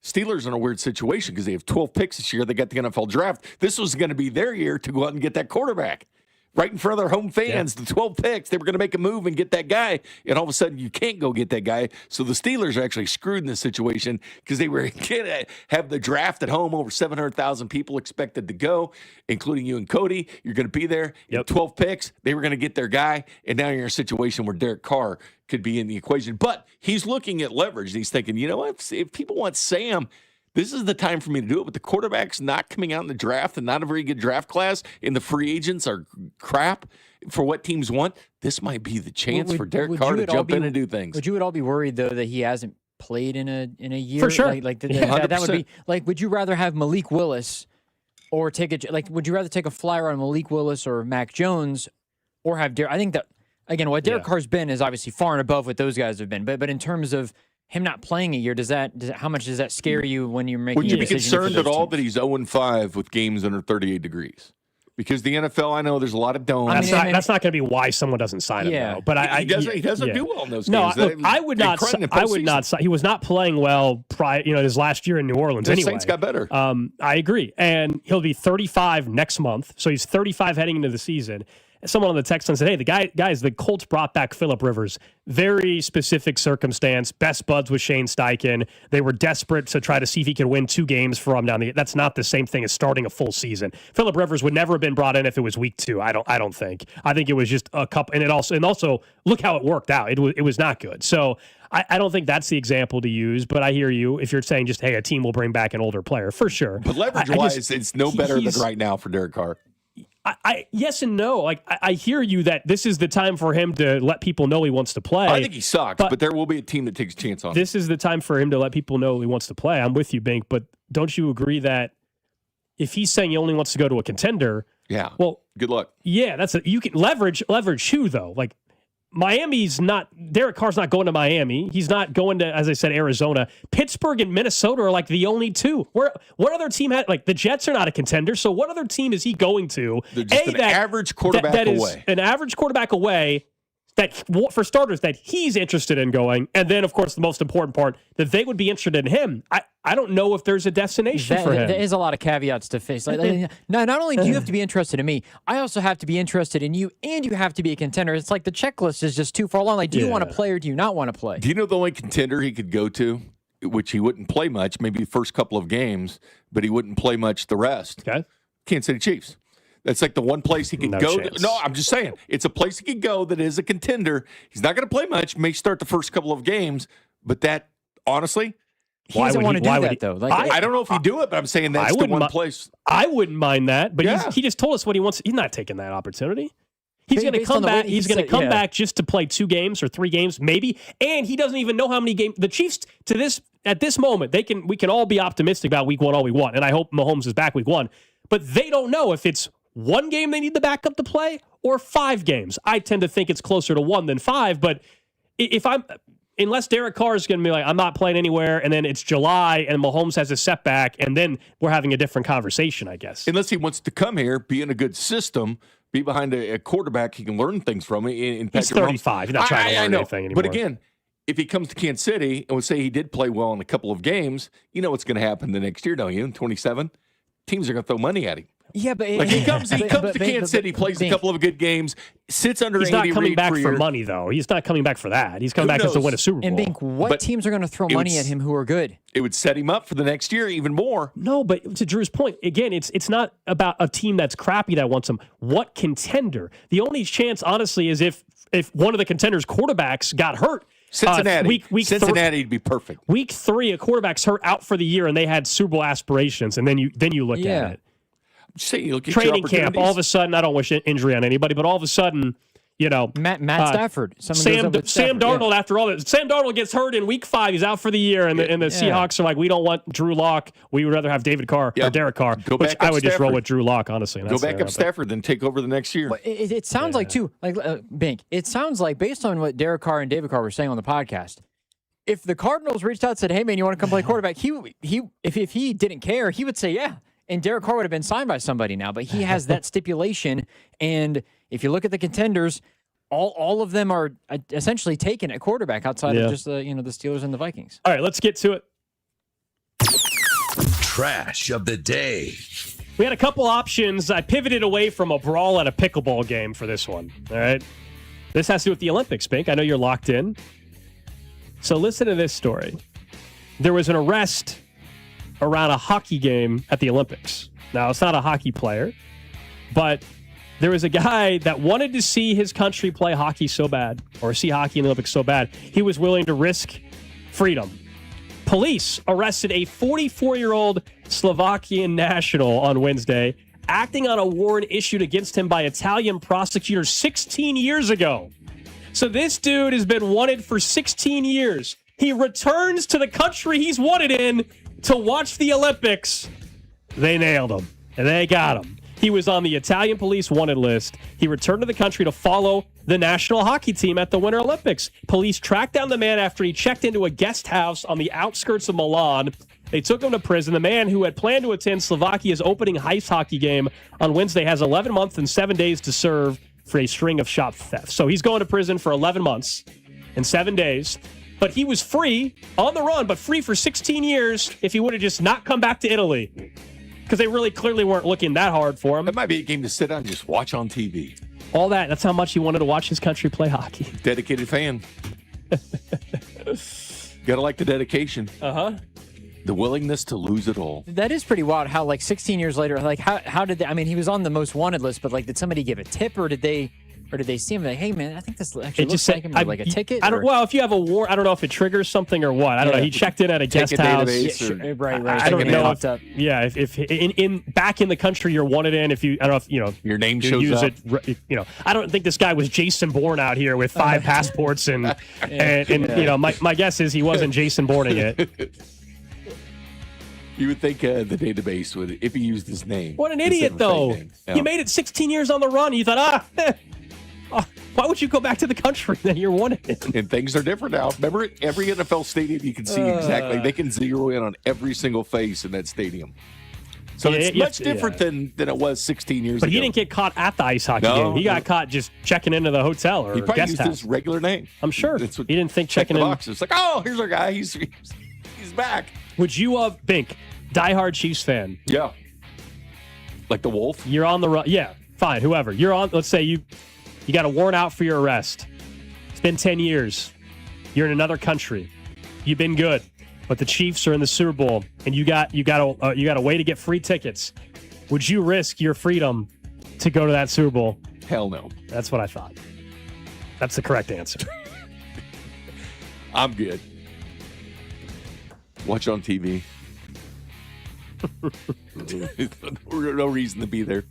And that is one of the trash of the days. I will pivot to this other one real quick. In Florida, there was a couple arrested after a 20-person brawl at a pickleball game. That's awesome. Drew and I have played pickleball. I don't know if you have played pickleball, Bank. Holy cow. It is a pickleball match at a country club in Port Orange, Florida. They had to call 911. 20 people involved, 63-year-old and a 51-year-old were arrested after attacking their opponents. The fight reportedly started over a kitchen violation and escalating insults. If you played pickleball, though, we're not talking about actually the kitchen. The kitchen is an area on the court. He allegedly struck a 65-year-old opponent in the head with a pickleball paddle, causing serious bleeding near his eye, then pushed the man's wife to the ground. Then he also allegedly punched another victim. The couple fled, but was later arrested at their home on felony battery charges. Pickleball is exploding. It's becoming popular and intense. A bunch of old geezers, retirement folks, playing pickleball, getting in a fight. They still fancy themselves as athletes, man. Pickleball is a lot of fun. It really is. I think it's great that people are playing pickleball in their 50s and 60s. As soon as you said Port Orange, Florida, I was like, you knew it's retirement headquarters over there. Pickleball community tends to, the people who are into it tend to be a little bit older. What happened to shuffleboard? What do you mean? It's still 65 years old, This has almost replaced it. It's 65 years old. Maybe grab a tennis racket or something, a shuffleboard. Look, not everybody can go out and golf. Pickleball's a hell of a lot cheaper. So it's a way for you to stay. It's a way for you to stay active. You can play bags. Pickleball, truly, anybody can play. Curl. That's the thing. It's not like it's not like it was something serious. It was over a rule violation. In the game. Yeah. I got in one of the worst fights in my life over Tecmo Bowl. Really? Yeah. I want to hear the story on this. One of the worst brawls ever involved What? Tecmo Bowl, the original Tecmo Bowl. The 49ers had remember there's only 4 plays in Tecmo Bowl. And if you picked the right play, it was almost a guaranteed sack. Well, for some reason, if you picked the right play 3 against the 49ers, the little crosser there, it was always good. So you couldn't stop it. So once this opponent found that, it drove me nuts. It's like I don't lose at Tecmo Bowl, and all of a sudden I'm losing because I'm picking the play, and he found the error in the system and was using it with the 49ers. And yeah, it got the biggest brawl ever over Tecmo Bowl. Yeah, I just over stuff like that, it doesn't make any sense, man. I mean, I went 65 at the point. Well, sure. I just full on brawl. Would you get in a brawl now over it, Bink? No, I didn't think so. That's the trash of the day. Up next, guys, Chiefs Red Half Hour here on Cody and Gold. Jay Binkley is in for Cody today. We'll talk some draft trends, at least mock draft trends that stood out, and also the offense versus defense argument and how to build out a roster. We kind of touched on it earlier in the week, but I want to get Bink's opinion on it as well. That's coming up right here on Cody and Gold. This is Cody and Gold on your new home for Chiefs football. 96.5, The Fan. Brought to you by Heartland Men's Health, the leader in men's sexual health. Thousands of men have been successfully treated for low T, ED, and more, all with discretion and compassion. Make your appointment at heartlandmenshealth.com. What's up, everybody? I'm Nick Costos, and watching sports isn't a hobby, it's a lifestyle. And my show is not a job, it's a passion. From the NFL playoffs to the NBA and everything in between, celebrate sports with me every day on You Better You Bet from 9 a.m. to noon Eastern. Download the Odyssey app now and listen to Westwood One Sports from anywhere. It's You Better You Bet with me, Nick Costos, live and interactive Monday through Friday, 9 a.m. to noon Eastern, presented by BetMGM. I'm Piera Palazzolo, VP of Digital Marketing for the American Management Association, a company focused on the management training skills needed to enhance the careers of business professionals. We did our research when it came to the best companies for website development and chose AmericanEagle.com. And we couldn't be happier. AmericanEagle.com worked closely with us to understand the front and back end requirements needed to launch an e-commerce website that could handle the complexities of running thousands of seminars nationwide. Our robust new website and improved SEO saw immediate increases in site traffic and web revenue. If you're in need of managerial effectiveness and success, visit our website at amanet.org. If you're in need of a website that provides an unparalleled consumer experience, I highly recommend AmericanEagle.com. Transform your business today. Dial 877-WebNow1 for a free digital consultation with AmericanEagle.com. Hey, what's going on, guys? It's Mac Lori, and I wanted to let you know that I've started a new social media series called Mac's Minute. Real original, right? It gets released every Monday, Wednesday, and Friday on our station's Instagram and Twitter accounts, plus YouTube Shorts. I'll give you my best take in 60 seconds on the biggest stories in sports and Kansas City. Make sure to follow on Instagram and Twitter, and subscribe on YouTube. Watch Mac's Minute every Monday, Wednesday, and Friday on our social media platforms. This is Kansas City's FM sports station, 96.5 The Fan. You're listening to 96.5 The Fan from the DM Injury Law Studios. Mike's got this. Car, truck, or motorcycle wreck? Remember, Mike's got this. 816-888-7500. Mike's got this. Welcome in to the Chiefs Red Half Hour.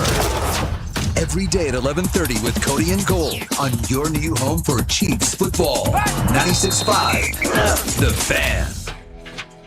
It is the Chiefs Red Half Hour, hanging out here on a Friday. Cody and Gold, Alex Gold, Drew Nixon with you. Jay Binkley is in for Cody today. Reminder, coming up at 1 o'clock here on a Friday. It's a Fan Club Friday, brought to you by Jay Rieger & Co. Really excited to have a guest in studio that can certainly talk about the Olympics way better than we can. He was Olympian and participated, I believe it was in Sochi, so 2014. We'll find out more on that from Pete Yemm. He competed in bobsled, skeleton. He played football at Kansas State, still lives in the area, big K-State fan. I know he wants to talk some Chiefs football with us as well, so looking forward to that, Bink, in the 1 o'clock hour. It should be fun. Kansas City's a bobsledding hotbed. Is it? The Lee Summel West, former Lee Summel West Titan is a bobsledder with Team USA. You're bringing in a bobsledder, so hotbed. It is. It's the hotbed. It's like the World Cup. It's the hotbed of base camps here in Kansas City. Who knows it was bobsled? Yeah, I definitely want to ask him about just of course, just going to the Olympics and the opening ceremony and all that. Some of the stories that have come out this year around the Olympics. Ask about Lindsey Vonn. We'll also talk some football and Bink wants to ask about the Olympic Village, so we'll probably ask about that as well. And plus, if you're just joining us, you guys know Bink's thoughts on Valentine's Day. He has promised at some point today to give us his Valentine's Day advice and how to handle it for couples out there and for guys out there. And so, of course, Jay Binkley, nobody's better to give that advice than Jay Actually, Binkley. there is a lot of people. So Bink's got that for us later on. You've promised. You said I will deliver Bink's annual Valentine's Day address. I'm not going to go Joe Judge on everybody, but well, don't do that. Although that I might thought be the social media clip of the day as well. By the way, Bink's Valentine's Day address. You got to keep it to 2 minutes. Just narrow it down, concise. Bink's Valentine's 2026 address. Beautiful. Okay, looking forward to that. Let's talk some football in the meantime, though. And you guys, next week or the week after, we'll have a new character concerns mock draft out. A couple weeks away. What? Yeah, we started right when the Chiefs got eliminated. The first one out there, and then did another one a couple weeks ago. But yeah, NFL draft specials will start here in April 2nd, I think. Okay. We're doing a 3-hour draft special during the week. We'll do that going all the way up into the NFL draft. But yeah, it's and keep in mind the difference between Chris and I and the character concerns. A lot of people think we just start this thing up right before the draft. Not true. June, July, August, September, the matchups these players have. We'll do this thing in October, November. We're not just jumping on it, seeing what Phil Yates is saying, and hey, we got to go that direction for the Chiefs. Well, thinking of that, there's mock draft trends. And I know you talked about this last night on your show a little bit too. Of course. It feels like groupthink happens a ton on the mock draft scene, doesn't it? Hey, someone texted, it's all are over. you going to talk football tonight? I was like, yeah. You should have said no. We're going to Jay Binkley's refusing to talk football. Refuses. I thought about just messing with you today and having a separate rundown between Drew and I and you, and send the rundown to you, and there's zero football today, and just to see how long it would take for you into the show to freak out and be like, why are just a rundown where we would have led with Olympics, we would have led with everything non-football related. All-Star Weekend. Peterson. Yeah, we would have led with USA versus the world in the All-Star game. We would have led with anything but football, just to see how much you would panic in the show meeting. Should have done it. Well, I would have panicked. Should have done it. Because this is so important right now for the Kansas City Chiefs and the NFL teams, because your whole team is built on what you do this month, next month, what he told me April. earlier, Gold? He goes, Drew, I can't wait. The combine is almost here. Less than 2 weeks. Less than 2 weeks. You got the combine. Bink will be watching the entire thing. But this is how NFL teams are built. It's not the trade deadline. Sure. You do a few moves here and there. No, it's what you do in February, what you do in March, what you do in April that defines how you're going to be in 2026. True. 100%. And the draft, obviously, a major part of that, because we all consume it. Even though, let's be honest, things change a lot. The trends change a lot with players. Dante Moore, he goes back. He was a guy highly mocked as quarterback. He goes back to school. That changes mocks right there. It also changes mocks when a Phil Yates or a Mel Kiper or a Todd McShay throws out a player, and then all of a sudden you see a bunch of other people going, well, they must know something. I'm going to go that direction. That's what the Chiefs are looking for. So that's the trend you see. And the combine's going to shift everything too. Guys are going to be a lot faster than you thought they were. Guys are going to be a lot slower than they are, and you take them out, move them from the first round down to the second round, the third round. Like Xavier Restrepo at Miami last year. People thought highly of him. Then all of a sudden he goes and runs the slowest 40 at his pro day. Didn't even run at the combine, and he dropped way out, entirely out of the draft. So that happens. And then NFL free agency will definitely turn everybody's mock different. You mentioned running backs. It's like, okay, if they go out and get a Breece Hall, obviously they're not drafting a running back. So what about these trends here, and how does this surprise you? Not necessarily, because of the glaring weakness that the Chiefs need. Obviously, running back's going to be top of the list, running back, edge, and wide receiver. But typically at the 25, we look at the just 25 that comes out, because that's basically every 2 or 3 days you can get probably 3 days you can get 25 built up of what they have. We go from NFL.com to CBS to the Daniel Jeremiah's of the world, the Todd McShay's podcast. You grab people's mocks, and you look at the trends. What position group are they saying number one for the Chiefs? And for the longest time, we saw Kenyon Sadiq through the season. He's the tight end at Oregon. That was the popular selection for the Chiefs. Matter of fact, like 3 out of every 5 drafts you looked at would have Kenyon Sadiq. Then the season ended. Then things changed. And then obviously the Jeremiah Love train started rolling for the Chiefs. And we saw as many as 13 out of 25 that were going Jeremiah Love. And then the rest 12 were the other positions, but 13 of them were Jeremiah Love. Then I saw it slip down to about 9.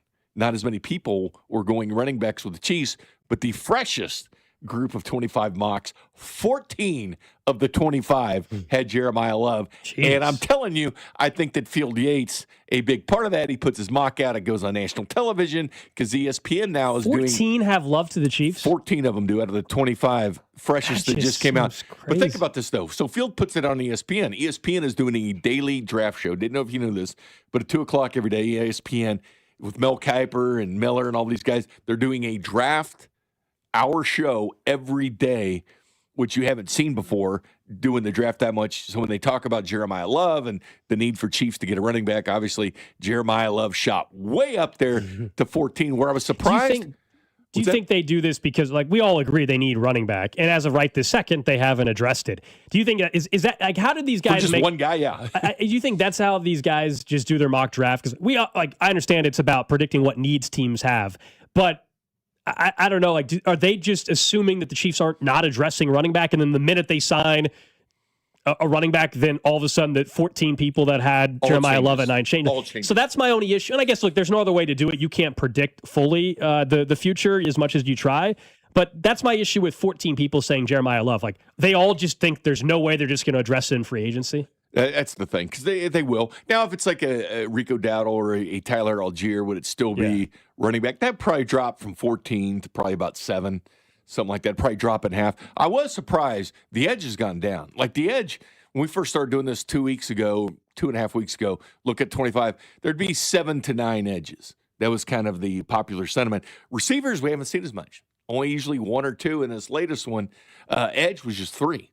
There was just 3. And you know what? Reuben Bain was just one of them, which is surprising because he's been at least 5 or 6 of the different groups of 25 mocks. Reuben Bain was 1. Bailey was 1. And the new one was Zion Young. Someone actually put Zion in the top 10. Wide receiver was at 3 at this point, too. So heavily leaning towards running back. 2 offensive tackles that we saw in the situation where people thought, okay, the Chiefs go out and solidify that line, put him at right tackle, not left tackle. They're thinking right tackle, which the premium tackles really are right tackles in the draft this year. 1 cornerback, but a little bit surprised about the edges and wide receiver combined for 6. Running back had 14. I thought that was really, really surprising, to be honest with you, considering wide receiver and edge would be more needed, in my opinion. I'm not saying that they don't need running back, because I'm with you. If you get a Breece Hall, somebody like that, that's fine. If that's the direction you want to go. I'd rather see like a Tyler Algier or somebody like that and draft one in the 3rd round. Like a Emmett Johnson or something. Draft one in the 3rd round instead of going all out on the 1st round, getting a running back, because you never know what you're going to get. As I mentioned before, out of the top 10 rushers in the NFL, only 4 of them were 1st-round picks. So that means you can get a majority outside of the 1st round if you want to go that direction. People think Jeremiah Love's this trendsetter, but his backup price is just as good as he is. I mean, he's a top 5 running back as well. The backup running back at Notre Dame probably is one of the top 5 running backs selected in the draft this year. But a little bit surprised at the amount of running backs and the lack of wide receivers and or edge for the Chiefs. I think, obviously, I'm more wide receiver than edge at this point, even though I'd definitely go edge at number 2 if you want wide receiver at 1. But very surprised that there just wasn't that much edge and wide receiver for the Chiefs. The two mocks go and tackle. It's Spencer Fano was one of them. And Caden Proctor was the other one, which is really surprising because that was from an NFL Network guy, Chad Ryder. He had Caden Proctor, who's the left tackle at Alabama, who's pretty much late 20s, but he had him all the way into the top 10 with the Kansas City Chiefs going tackle just to solidify the offensive line. But Jeremiah Love, certainly, and it's all Love. It's not, a different running back. Of course, it's probably going to be just Jeremiah Love for the top running back. There's no argument with these people. It's Jeremiah Love to the Kansas City Chiefs, which I would be very surprised if that's what they did. Yeah, to me, they went ahead and have invested so much in the tackles over the last couple of years to where if they went tackle in the first round, it makes no sense. You have Jalen Moore on the roster. You paid him last year. Just whether you got to do an extension with him or not this year, I don't care. But he's your right tackle in week one. So I don't know why you would spend a first-round pick on an offensive tackle. They can draft a tackle in the second or third round. That's fine if they want to do that and put themselves in a better position moving forward. But I just – this is a year you take advantage that you maybe actually have fixed your offensive line. Why devote another top resource and your highest first-round pick you've had in the Brett Veach era? You're going to go offensive tackle? I just don't see it. Well, think about what they've done with this offensive line. Creed Humphrey, not a first-round pick. Trey Smith, not a first-round pick. Juwan Taylor, not a first-round pick. And they've won rings with guys that aren't first-round picks. You look at the Chiefs' offense, and there's really not a lot of first-round picks that won Super Bowls. Mahomes was your first-round pick. Hollywood Brown, when he came in, he was a former first-round pick. But the Chiefs' offense is really depleted on having first-round picks on the offensive side of the ball. They just don't have many. So I'd be a little bit surprised with that. I figured wide receiver, you'd start seeing a little more. The only guy that really does well in these mocks, because they do grade them. They do grade these guys. Yeah, we looked at Mel Kiper does never grades that well. Matthew Friedman does from Fantasy Life, believe it or not. Like who he picks, yeah, I'd pay attention to it. Tom McShay actually does really, really well in this. He had Carnell Tate to the Kansas City Chiefs, but he's always one of the top. I mean, I can see that. That makes way more sense than, to me, Jeremiah Love or an offensive tackle. It was Tate twice, Jordan Tyson won. He's one. But the edge was, it surprised me that it was so split around. It was Bailey won, Bain won, Zion Young won. It was weird because I haven't really seen many that just would have a Ruben Bain once. They had Zion Young going 9th overall to the Chiefs? They did. He's going to go that high? I don't think he goes that high. Especially with unless the he off just the field kills stuff. it at the combine. Unless he just kills it at the combine. He's more late first, early second. Right. I think 40 would have been a stretch. We didn't have a 40 when we did our mock. I think he goes before that because I think the Senior Bowl, he started raising even more at the Senior Bowl because he had a great week of practice for the American team. He got that fumble recovery, was named their team MVP, game MVP. He wasn't that, but each American team and the national team, they each had a week MVP. Zion was that, and he raised his level from the Senior Bowl. Actually helped him out. Somebody brought up D tackle bank and that Peter Woods wasn't mentioned there.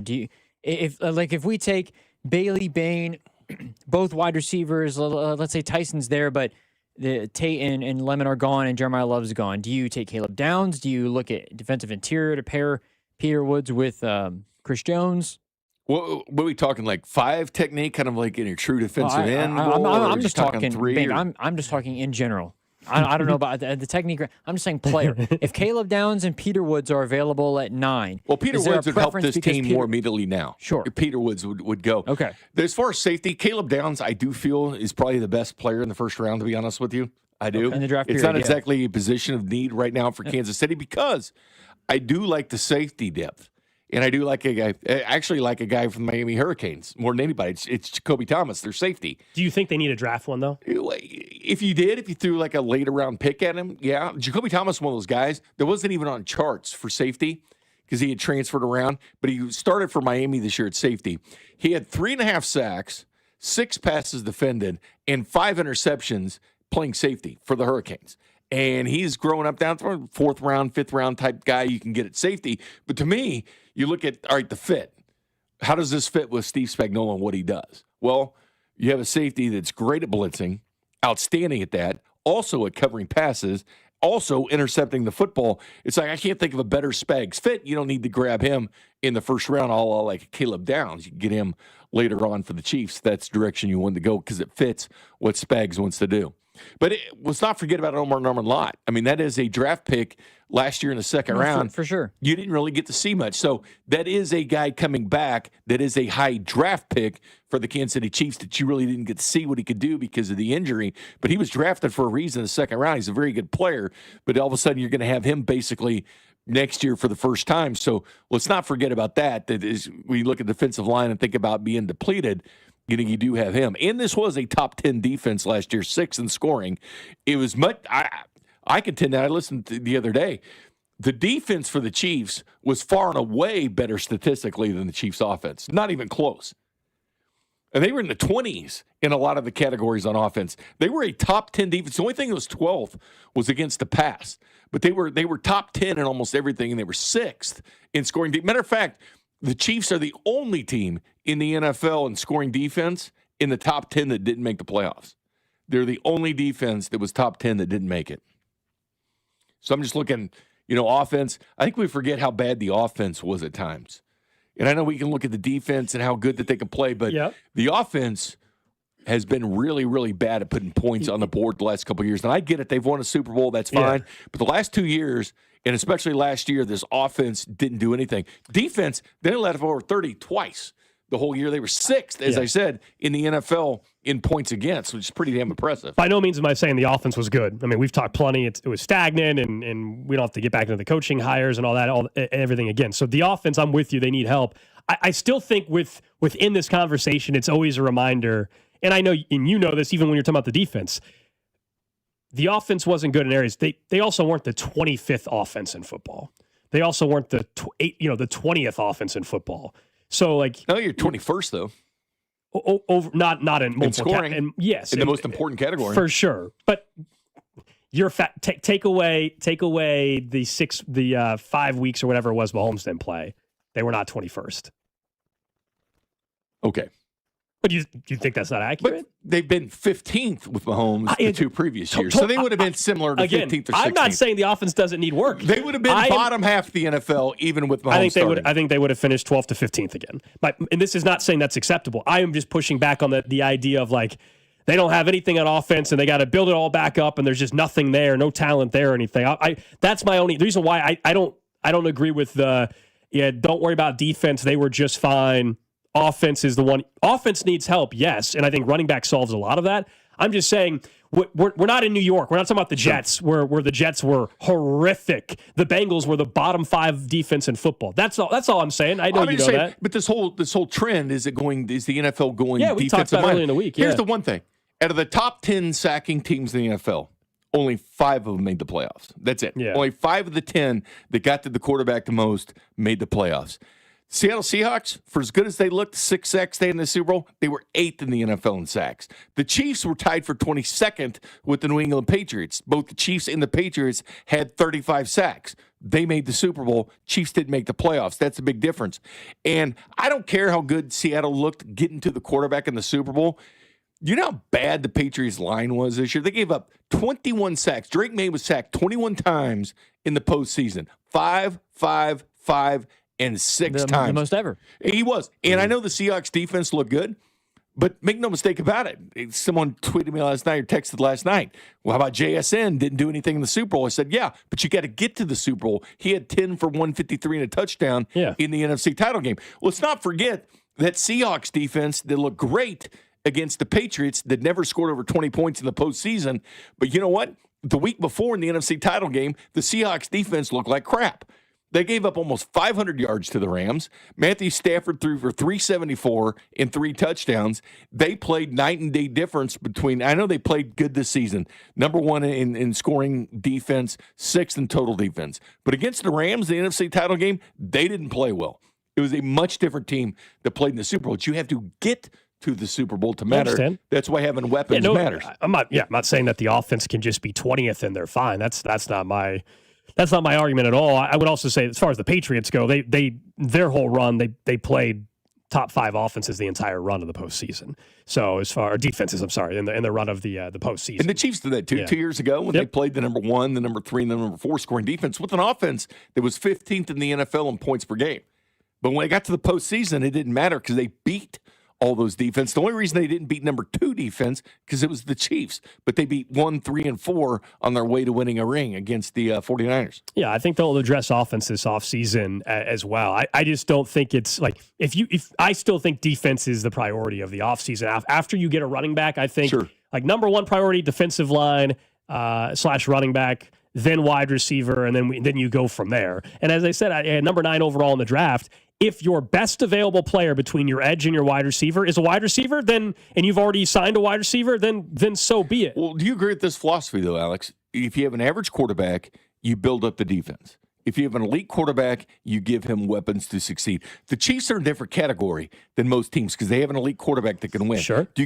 Who's the best player in your team? It's Patrick Mahomes. Of course. Should Patrick Mahomes not have good players on the offense and we load up the defense and we sit here and wait till he retires and we say, man, I wish we would have given Patrick Mahomes more weapons. Who knows how many rings the Kansas City Chiefs would have. But when the strength of your team is that quarterback and you're getting an edge player when all of a sudden Patrick Mahomes doesn't have the weapons he needs. Now, he can win with everybody. He's proven he can. But imagine now in his 30s what he can do with elite talent. Imagine taking Marvin Harrison and Reggie Wayne away from Peyton Manning with the Colts when he put up all those points with that team. Would have been much different? Of course it would have. Mahomes can elevate talent. But if you have an elite position and this is the best player on your football team, put people around him. Understand that's what it is. With the Sam Darnold, you build up your defense. You make your defense good. With the Patrick Mahomes, it's much different. That's just my philosophy. Yeah, I hear you. My only thing would again be on the wide receivers in the draft. Even if your take is just load up as many weapons as possible, fine. I don't even disagree with that necessarily. But I don't want to take a wide receiver just because it's like, well, gotta get a wide receiver. You definitely don't want to do that. If Tate is not who the Chiefs truly think is one of those dudes, then I don't want them just taking a wide receiver to say we're taking a wide receiver. That's all I'm saying. Like, I think it's more likely that an edge rusher, that was the whole discussion we had earlier in the hour, like more likely that the edge rusher they take is going to be that dude right away than it is the wide receiver. Based off the Chiefs' track record at wide receiver and developing and waiting weeks and weeks and weeks. Now, you'll say at number 9 overall is different. They'll plug the guy in right away. Maybe. I don't know if I trust Andy Reid to, even at number 9 if they draft Carnell Tate, if he's immediately I just think it's going to get more targets than Worthy and Rice. I'm not so sure. I just think it's going to be weird when Tate, Lemon, Bain, and Bailey are gone. All of a sudden, they're going to be sitting there, and Jeremiah Love's going to be sitting right there. And I'm worried about that. Yeah. But if they already addressed running back and free, like the way you solve that is if you signed Algier or Breece Hall already, well, then you're not taking Jeremiah Love. I mean, it would be pretty wild if you had Jeremiah Love, Tyler Algier, and Brashard Smith in your backfield. As fun as that sounds, I don't know if I like the resource allocation there, meaning that I'm spending the 9th overall pick on Jeremiah Love, and I went out and signed Tyler Algier on top. I just want to see this team load up with wide receivers because we know the track record. We know what happens. Mm-hmm. The Chiefs in St. Joe at wide receiver look much different than the Chiefs look on opening day. Oh, man, when they brought Hollywood Brown, you got Brown and Rice and Worthy. Then all of a sudden, Brown gets hurt in the first preseason game. Then you look at last year, what they had in St. Joe. They were scoring, 60, 70-yard touchdowns. They get to the regular season, you're without your receiver for 6 games. Your next best receiver gets hurt for 3 games, and he's out. And all of a sudden, what looked like a good wide receiver room, you don't have crap. And you don't want to see that situation. It is interesting how some of the conversation around like Josh Allen and before the Ravens defense got bad, Lamar Jackson, they just need wide receivers, like get them some help. And then on the flip side, obviously with like the Bengals or the Cowboys, it's like, man, you just got to get them a defense. It is interesting how those things haven't, fully come to fruition. If Josh Allen had weapons in being does such a terrible job as GM of that team, if he had weapons, think about this. 2 years ago, the season before, the Bills averaged 30 points a game. Yeah. And they had James Cook, okay, and a bunch of dudes. He was the best player on the team. And a bunch of just dudes. They're not supplying him with talent. And a matter of fact, when the Chiefs traded to get Worthy, they traded the Buffalo Bills, who slid back and took Keon Coleman. It was just bad talent evaluation from that team. They're relying on Josh Allen trying to do too much. If he had formidable weapons on that offense, imagine how much better that team. That's what we think. He had Stephon Diggs, though. He's had a one. But they scored 30 points a game with just dudes and James Cook. I get it. I mean, the most balanced team. They drafted well. Who knows how good the most balanced team in the NFL this year is, ironically, probably the Rams. Like, if we were to just say the Rams were the most balanced obviously they didn't win it all. Yeah. But in terms of balance, great quarterback, great weapons, great defense. Like, the Rams are probably, like, on paper, the best. Seattle, I would argue Seattle was number one in scoring defense. Not just because they won the Super Bowl. Like, I would have said that entering the postseason, they were probably one of the most complete teams. Between those two, though. And to be honest with you, the Patriots and the Seahawks were the only teams that were top 4 in both scoring offense and scoring defense. Like Seattle, we can talk about their defense all we want, but they finished 3rd in the NFL in points per game at 28.4. Patriots are number 2 at 28.8. So they did both. Both teams did well on both sides of the ball until you got to the postseason with New England. Coming up next here on Cody and Gold, we got Jay Binkley filled in for Cody today. We'll get to what's trending. We'll also talk more about the NFL greed and something they don't want anybody to ever see again. That's next. You're listening to Cody and Gold, brought to you by Heartland Men's Health, the leader in men's sexual health. Thousands of men have been successfully treated for low T, ED, and more, all with discretion and compassion. Make your appointment at heartlandmenshealth.com. Tune in for the Fan Club every Friday at 1, right here on 96.5 The Fan. This is the story of the one. As the purchasing manager at a manufacturing plant, she knows the only thing more important than having the right safety gear is having it there when you need it. That's why she partners with Grainger for auto reordering, so her team members can count on her to have cut-resistant gloves on hand, and each shift can run safely and efficiently. Call 1-800-GRAINGER, click Grainger.com, or just stop by. Grainger, for the ones who get it done. You like saving money, right? We all do. That's why Allstate just lowered the price of car insurance. Not, but wait, there's a catch. Lower. Actually lower. So if you're shopping around or just want to see how much you could save, check Allstate first for a new lower auto rate that could save you hundreds. You're in good hands with Allstate. Not available in every state. Only applicable for new auto insurance business. Rates will vary by several factors, including how you purchase the policy. Potential savings vary. Allstate North American Insurance Company and Affiliates, Northbrook, Illinois. Are you an adult with uncontrolled moderate to severe Crohn's disease symptoms and still packing a backup bag of clothes? Just in case? Skyrizi Risankizumab Riza can help you take control of your Crohn's. Feel significant symptom relief, including less abdominal pain and fewer bowel movements at 4 weeks. Plus, Skyrizi is proven to help people achieve remission and visibly improve damage of the intestinal lining. Individual results may vary. Skyrizi is a prescription injection medicine. Don't use if allergic to Skyrizi. Serious allergic reactions, increased infections, or lower ability to fight them may occur. Before treatment, get checked for infections and tuberculosis. Tell your doctor about any flu-like symptoms or vaccines. Liver problems leading to hospitalization may occur when treated for Crohn's. Ready to take control of your Crohn's? Ask your doctor about Skyrizi, the #1 prescribed biologic in Crohn's disease. Control is everything to me. Learn more at skyrizi.com or call 1-866-SKY-RIZZI. Beyond the Pitch KC, a new podcast hosted by Scott Parks and Rob Brenton, telling the stories behind the World Cup in Kansas City. Starts Wednesday, March 4th on the Odyssey app or wherever you get your podcasts. 96.5 The Fan, KFNC FM and AM, HD1 and HD2 Kansas City, in Odyssey Sports Station. What's trending? Cheddar, mozzarella, Havarti. #1 on what's trending. Local college basketball coming up tomorrow. The Kansas Jayhawks are in Ames, Iowa, taking on top 10 or top 15, I guess, Iowa State. We'll see, as we were discussing earlier, just how much Darren Peterson plays for KU. Kansas State, after that embarrassing loss at home, and Jerome Tang with comments calling his team embarrassing or saying they should be embarrassed. Did running stairs matter for the Wildcats? Kansas State, I don't think so. Kansas State will be at Houston. And then Missouri, coming off a big win in College Station against Texas A&M. They will host the Texas Longhorns.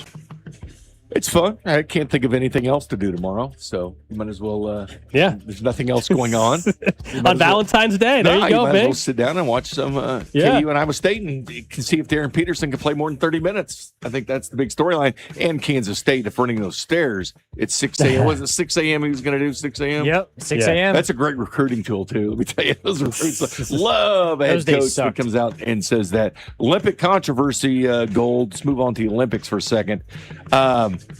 Something I don't watch, but the ice dancing. Two Americans, ice dancing? 2 Americans had their highest score, right? Mm-hmm. But the team that won it was the French. And they won it because of a huge judging disparity between the French judge, who rated the French skaters higher.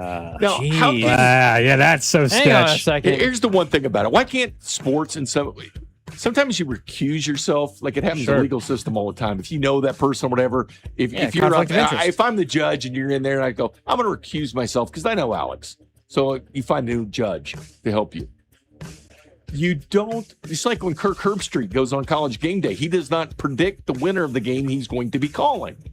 Why should a French judge be judging skaters that involve France? Wouldn't you just step back from that and say, I'm not going to judge this because they're French skaters? This is the one thing about the Olympics that we can ask at 1 o'clock when we have Olympian in here.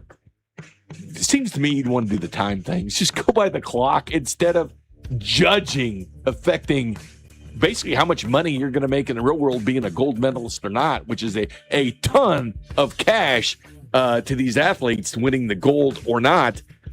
Just go by time instead of judging. Anytime you do this, it gets crazy, like you see the French helping their French skaters. And again, it's a sport that you step back from, but it did kind of piss me off. Thinking of the Olympics, Norway tied with Italy now for the medal count lead, the overall medal count. Italy, of course, the host country there in Milan, both with 18 gold medals, though. Norway, the overall leader right now with 8 golds. The United States in third place in the total medal count with 14, including 4 gold, 7 silver, 3 bronze. France in fourth with 10 overall medals, 4 gold, 5 silver, and the 1 bronze medal. Elsewhere on what's trending, news out of New England. You guys might have remembered during the postseason that there was a delay in a trial involving, at least a hearing, I should say, involving Stephon Diggs because of a Super Bowl. So Patriots wide receiver Stephon Diggs pled not guilty today, according to ESPN, to felony strangulation and other criminal charges stemming from an alleged dispute with his personal chef. This story came out, I don't know, late November, early December, but it's been delayed, and they allowed him to go to the Super Bowl, and before they had him go and plead not guilty. But I don't know where this is going to end up. But star wide receiver for the Pittsburgh Steelers, for the New England Patriots, dealing with some legal trouble. Yeah, it's been a weird story to watch with the career of Stephon Diggs, who just can't quite win the whole thing. Coming up Sunday, Daytona 500, Kyle Busch on the pole for the Daytona 500. Right? Starting second. Yeah, starting pregame around 10. Pre-race about 10.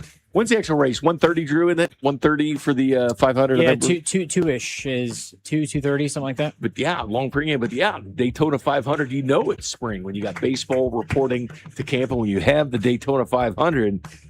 It's fun to watch. I don't know if you sit there and watch it or not, but it is fun to watch. I'll be honest. I won't watch, but I know people love it, so I'm not trying to rain on your. It's just I won't watch, but it's just not for me. That's all. I'll be locked in. Baby. I know you will. It is fun. It is a big deal. I know it's certainly the Super Bowl. What would you have done, Drew? Fans. What would you have done if it was Valentine's Day, which it almost was? Daytona 500 or love stuff? I mean, stuff. I mean, the love stuff obviously is first. But during the 500, it's like I think that there's we both respect each other's time and interests, and there is time, I think, to do both. There's a way to do both of them. Hey, still baby, be able to enjoy. Give me the TV for 5 hours. Yeah, somebody mentioned it always gets rained out this whole week. Great weather, except for Sunday between 2 and 8 p.m. Never fails. Elsewhere on what's trending, news just coming out from ESPN that Chris Paul has announced he is retiring from the Officially NBA. now. Officially, yep. 21 years in the NBA. Absolute legend. Great career, yeah. Hall of Chris Famer. Paul. Oh, no doubt. For sure. No doubt. That news just came out. And one other thing, Adam Schefter, minutes ago, we were just talking about court rulings for Stephon Diggs, but Adam Schefter saying a court ruled today that Brian Flores, former Dolphins head coach, current defense coordinator for the Minnesota Vikings, Steve Wilkes, and Ray Horton's ongoing discrimination case against the NFL, that all the coaches' respective claims that had previously been compelled to arbitration can now proceed in open court. Again, the big worry between this and then the separate issue with the John Gruden stuff is the discovery phase. And the NFL wants to do everything possible to prevent stuff from the books basically being opened. We'll see. But this was a big win for Brian That Flores. just was so sketchy. The NFL wants to prevent everything from being found out. Like, what are you hiding? So you're not wrong, but also I would probably any business would like to probably prevent emails and texts and, of course, and their everything being open. Yeah. I mean, I think that you're right. It's not a good look. And you're like, what are you hiding? But also, I don't know any business that wants everything out there, all the business out there. I don't know anybody that wants that. That's fair. Major league owners, look at our books. There you go. That is what's trending, guys. Coming up, you mentioned the Olympics. We are very excited for Fan Club Friday today, brought to you by Jay Rieger & Co. We will have an Olympian in studio. Pete Yemm, he was in Sochi. He'll correct me. I'm 99% sure it was Sochi, but he can tell me if I'm wrong. I did some research. That's everything that keeps popping up for me. He competed in bobsled, skeleton as well, played football over at K-State. So he's going to join us for some drinks. We'll talk Olympics, his experience there, talk a little K-State football, talk some Chiefs football. Very excited for that. 1 hour from now. But let's keep talking NFL, and not related to the lawsuits and everything, but the greed that we know they have, the greed of the National Football League. For starters, international games, we know why they're doing it. increase revenue streams. It is what it is. But then last night, the Yahoo Sports report is that because they're playing a game in Australia, which is Rams and 49ers, by the way, that the NFL is going to open up on a Wednesday night next year. Now, we don't know if it's going to be the Australia game or it'll be the Seahawks celebrating their championship. But for starters, if I'm a Seahawks fan, I'm livid. If I'm not the first game, if I'm not that's part of the thing you get. That's part of the reward. As a fan, you get to open up the next year. It's all about you before the season starts. And now there's a chance. It's not a guarantee, but there's a chance the Seahawks could be playing on Thursday after their division rivals already played a game in Australia. Now there's a scenario where the Seahawks end up playing Wednesday night and then the Rams 49ers game is on Thursday. Either way, Wednesday night football to open up the season. We're doing this. And I'll watch, Spink. Of course. So will you. So will Drew. But they have you. Man, they're so greedy. They have you, and they know it. They know you're going to be sitting around all summer, and you're going to be waiting for the NFL to start. You're going to not wait. You know, so excited about game one in preseason. Let's get it going. Then as soon as it starts, the minute it starts, you're like, all right, let's get to the regular season, and we'll watch it at that point. But, yeah, as far as fans, they want to be that, like Thursday night opening game, we're the world champions. You lower the banner, and you do things. I think moving it up doesn't matter too much to them, but I understand that. And of course, fans like to win it because they think that could be us next year. That's going to be us. Then when you win it, it's like, hey, we get that opening game. Who are we going to play? That's the excitement of it. Put the banner down and we'll have fun with it. Just like in baseball, when you can wear the gold lettering and the gold lettering on your hat when you won the World Series for a year, which the Royals, as we mentioned, they did it for several years. They decided to make that their Friday night. Would you rather have, I'm curious, text line 913-586-7965. We know there's going to be a game on Wednesday now. And once they do this 1 year, Bink, as you know, it opens Pandora's box for it to be every year. Like Christmas. Would you rather have, Christmas, Thanksgiving, all of it. Black Friday, now we have it, as you were saying, with Amazon.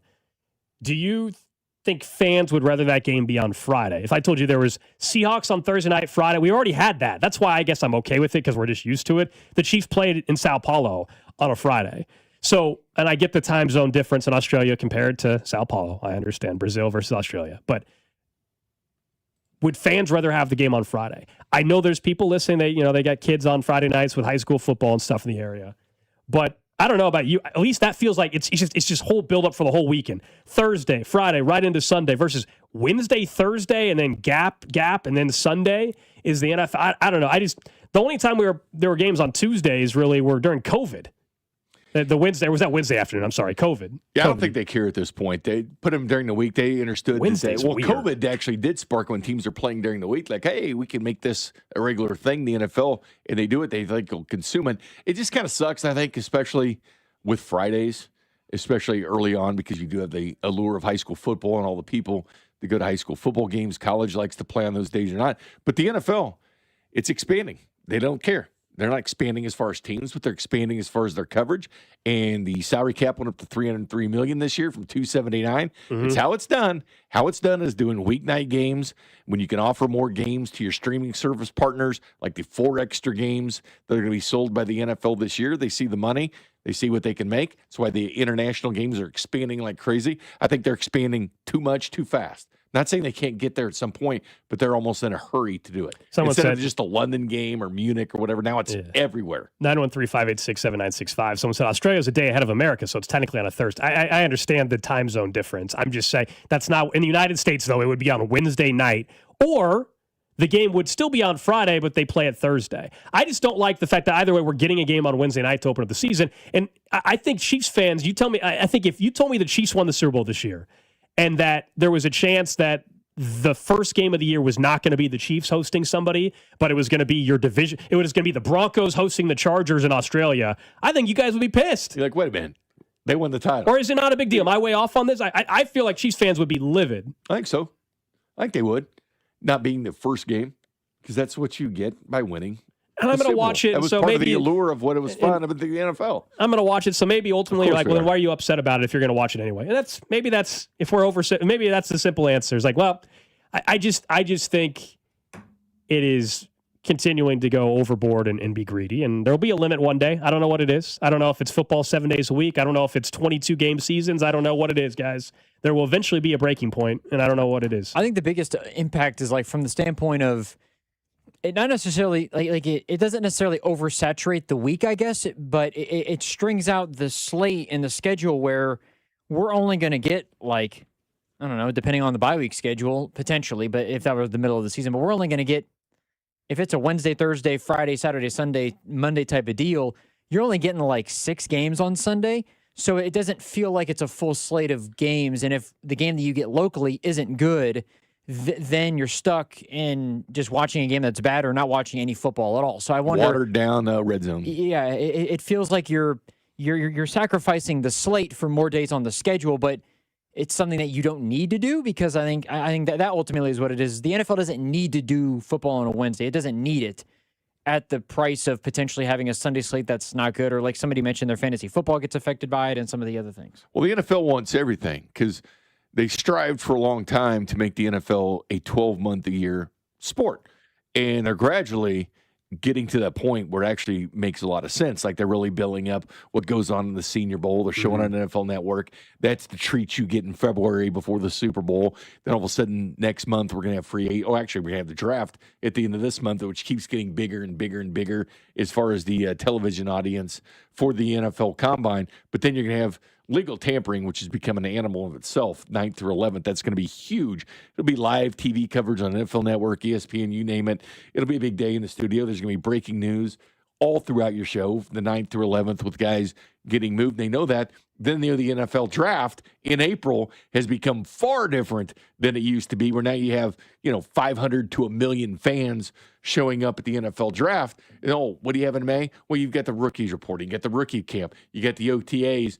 So it's watered down a bit in May and June. It's still there with the OTAs. There's still that interest of the NFL, but then you get to July and you get training camp started. Then all of a sudden, towards the end of July, you're talking about preseason games, August preseason, then the regular season. They're already taking all the games of the week, but they're really trying hard to make in May, you get the schedules. So in May, you get these schedules that people are going to be talking about. They try to be relevant every month, and I'll give them credit because they have found a way to stay relevant 12 months a year. The only sport that can say that. But you don't need it to be 12 months. I think it's healthy in a way to have a moratorium, if you will, of 3 months where there is nothing, and that's where you get the feed and the hunger back, where if you're constantly fed over the course of 12 months, like you're making a big deal out of OTAs, the OTAs shouldn't be as big of a deal as they are. Maybe if somebody reports or doesn't report, I guess that's like the only thing, but it shouldn't be felt as if it's a big deal. I think sometimes you can try too hard to be relevant in a season where it can get a little oversaturated and it can not be frustrating, but the interest level, you're trying to sell us on something that's not sellable. Well, you're starting to see this, and it's the trend. Didn't the Rams take one of their OTA sessions to Hawaii last year?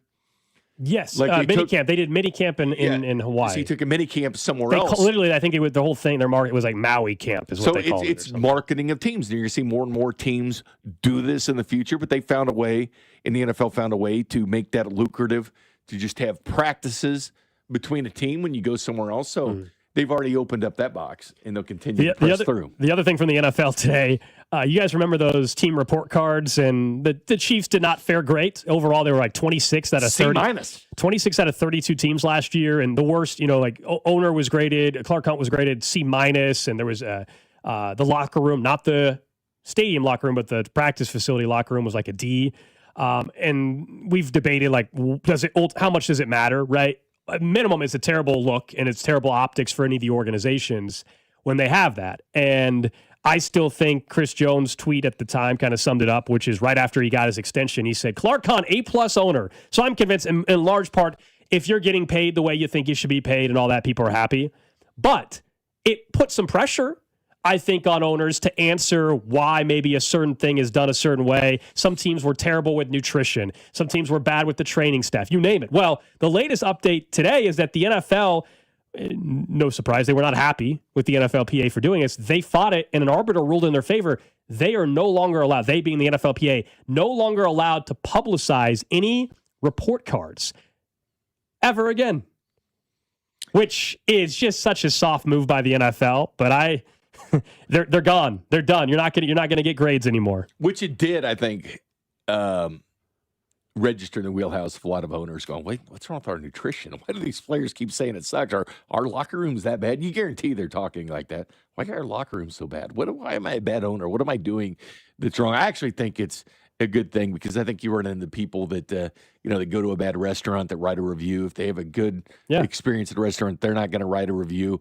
And I think a lot of people take out their anger toward an organization, no matter what the organization, whether it's nutrition, the food, the locker rooms, whatever, fair or unfair. I don't think a lot of times it's done in fairness. Like Chris Jones, you get a big contract. Obviously, you're going to be a lot happier than if you're going to get moved. You're always worried about you getting traded. You're going to give a lot better review if you're making the big time money. Aren't we just going to have like The Athletic or ESPN anonymous now just do their own thing, and there'll be anonymous quotes coming out being like, "Hey, the Detroit Lions, yeah, man, the food sucks. They don't care what they feed us or whatever. Oh, the Chiefs locker room is this or that." Like, we'll get that, but it was one thing when it came. I think it carried more weight when it was public and it came from the NFLPA. Now, the NFL is arguing the reason why they were against it. Again, I think it's pretty obvious. Like that they don't. It made them look, the owners look bad, but also they claim that the way the survey was done, that the union selected which anonymous individual player quotations to include. They weighed whatever they wanted. They highlighted the numerous and significant limitations of the mythology and accuracy of the team report card results that have been reported over the past 3 years. Clubs should continue to solicit feedback directly from their own players to assess the club's investment. Look, they obviously didn't like the bad PR, but they're alleging, and they claim, and who knows if it's true, that the NFLPA purposely highlighted things they claim to make the owners look bad. And there will be a private source, like you said, with Athletic or somebody going into they do Major League Baseball all the time. Well, they'll go ahead and say this anonymous Major League poll says this is the toughest player to face in Major League Baseball. You see this coming out every year. They do it, so they'll find another source to go do this. Thought that was interesting. And they'll run around the locker room asking those questions. The NFL's on a heater today, Bink. They're on quite a heater. The free agency period doesn't open up until next month. We know that. And yesterday, the afternoon show had Matt Verderame on from Sports Illustrated, and they asked him, I think one of the more polarizing questions and topics of this offseason, other than the offense and Kelsey's return, it's whether or not you are interested in bringing back Tyreek Hill. Here's what Matt Verderame said about that. The one that is fascinating for obvious reasons is Tyreek Hill. Because that is one time, a lot of times, we have these discussions, but like realistically, you're really going to go get that guy. It's almost more like fan fiction than it is like actual reality. This one is actually really interesting because on one hand, look, I believe age 32 season, is coming off of a really bad injury. On the other hand, he has been wildly productive. It's not like he's fallen off. He has still been awesome. And I think everyone would agree, right? If he can go back to Kansas City, he's going back to Kansas City. I mean, he's basically been flirting with the Chiefs for a year now on social media day and night. Like I can't imagine the Chiefs offering him a contract and him just being like, no, I'm all right, I'm good. So the question becomes, if you're the Chiefs, do you take that risk of, hey, he is coming off a major lower body injury, and he might just be done. Like, we don't know. But if he's not, and he comes back and he's 90% of what he's been, that guy's still somebody who might have 1,200 yards at 90%. So if I'm the Chiefs, I feel confident in him health-wise. That would be a very, very hard thing to turn down. Do you guys want Tyreek Hill back? Because he's right on. Tyreek Hill clearly wants back in Kansas City. I just won the headache that exists for starters. 2, is his knee just completely shot? There's a real. I understand he's been productive. I mean, crazy production. Last year was an exception. He only played 4 games because of the knee injury. But the year before, he was still 959, 1,800 yards the year before. Now he's 29. He's going to be 32 by the time the season starts. He'll be 32. Yeah. So that's different than being 29. Like, this is a serious knee injury. Is he the same guy? Does he need to be what level do you need to be? Like, I'm just not interested in going back down that road. Well, it feels like you're bringing back everybody too much. Yeah, 100% with you on that. When you're bringing back the Mike Pinnells of the world, the Juju's, like, go a different direction. I know they're running it back with a lot of coaching staff that have been here in previous years, except for DeMarco that has no experience, or O'Shea that has no experience with the Chiefs. I wouldn't bring him back. And it's not that I like Tyreek Hill, and I thought he was very good with this team, but one of the problems with this team has been drops. Even that year where Tyreek Hill made that quest for 2,000 yards, he was like 3rd in the NFL in drops. And I understand you have the explosive plays, but are the explosive plays coming back because of the injury? Because that was the one alluring fact. Well, you still have those explosive play chances with Tyreek Hill. Well, if you don't have the explosive play chances, what about the hands? What about the drops? Like if he's going to be more of a, not a deep threat for the Kansas City Chiefs, then all of a sudden you have to catch the football. In yards after catch, you have to catch football. But with the knee injury and coming back from that, I'd be concerned about it. But I think drops have been a major issue with this team. Is an explosive player that can score at different places, 100%. But again, I don't know if 32-year-old Tyreek Hill is going to be like 26-year-old Tyreek Hill. Mm-hmm. You would think how we get older and slower, that things would happen. Yeah, he wants back, so maybe could you get him on a really cheap deal just because he's that desperate, and for a year or so he's been begging through social media. He's going to get cut. He's not a free agent right now, so there's not a ton of salary projections out there because he's already under contract. But he's going to get cut. By the Dolphins. I'm not saying the Chiefs have never brought back somebody. Kareem Hunt. Most people probably never thought he'd be back after what transpired. Maybe I'm in the minority on this. I'm just not a big fan of cutting somebody, let alone the baggage that he presents. And bringing that player back. To me, like once you're done, you cut them for a reason, and it's time to move on. And I know that Chiefs have brought back players, and some of them have worked.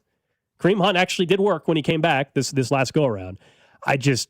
Why deal with that headache and potential off the field stuff? Because even when he was Miami, there was a story every couple weeks, man. It was either him getting pulled over in front of the stadium. It was him on the marina dock. It was his house on fire randomly. It was like there was always something. Why do I want to deal with that PR mess? And is he at a point of his career where he's worth the PR mess anymore? I just think that sometimes players leave. They're not the same players coming back. Clearly, that is much different. I understand they brought back Juju and all that, but there wasn't a whole lot different between Juju that left and the Juju that came back. He also had zero baggage. Yeah, it didn't matter, and it wasn't high profile, kind of signing back. But yeah, I'm not for it because of like I said, when he made that stretch run, he did drop the football a lot. And remember that game the Chiefs had in Germany. What was the big play that happened? Yeah. It was a Tyreek Hill drop. I enjoyed that. So that's not the direction I'd go. Do you think he'll have a bunch of suitors? He's going to get cut. So he signs a 1-year deal somewhere. If the speed is still there, because that's, the number one alluring thing, being the fastest guy in the NFL. Yeah. Teams look past a lot of things when they think, okay, speed. You can't teach speed. Yeah. So, and he had it. But is that the same? Yeah. Someone's like, hey, the difference if that came back, that's what made him special. Yeah, and that's fair, I guess, for semantics, but it's a fair point from the text line from the 913. Someone says, hey, they didn't cut him. They traded him. That's fair. That's right. They didn't cut him. They wanted to sign him. The dollar amount went up big time after what's-his-name got a deal, Devontae Adams with the Raiders, and they decided to trade him. And it worked out pretty darn well, I would say, for the Kansas City Chiefs. And so maybe you view that differently. I also just think that was 3+ years ago, and he's now coming off a serious injury on top of it. Yeah, that would be the scary part, how you left that. And guys fall off the cliff in the NFL fast. We know that. Who knows if it happens to him, it doesn't. It didn't with Kareem Hunt, obviously. What's your gut tell you? Do you think he's still capable of being like a 700-800-yard receiver in this offense?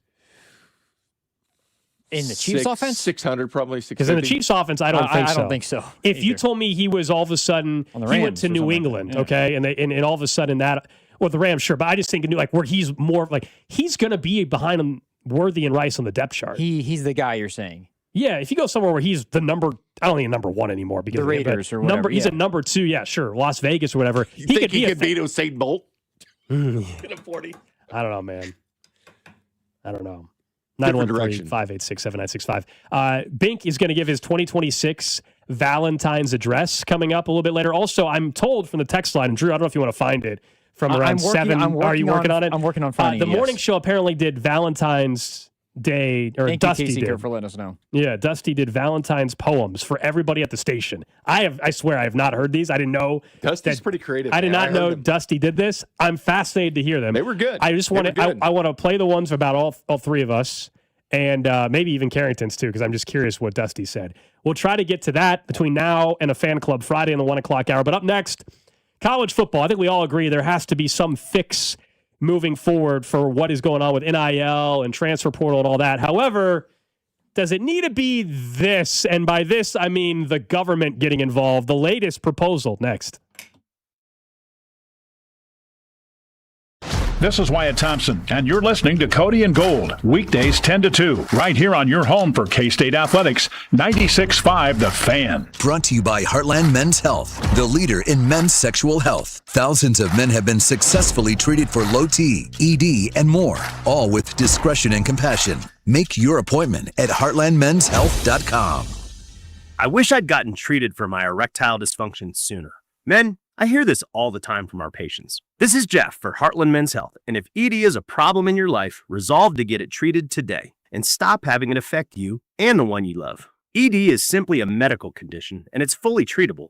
And at Heartland Men's Health, we have treatments that are effective in well over 90% of cases. Which means if you're like most guys, your ED will be a thing of the past. In fact, you could be having great sex within a day or two of your first appointment, and you'll likely find you're performing like you haven't in a long time. It's the new year. Resolve to get your ED treated and change your life. Call us at Heartland Men's Health. Your initial visit is only $99 and includes blood work, a medical consult, and if medically advised, a test dose. And if that test dose doesn't work in the office, your visit is free. Call 844-447-6600. That's 844-447-6600 or go to heartlandmenshealth.com. We have 3 offices, Overland Park, Independence, and North Kansas City. I hope you're sitting down.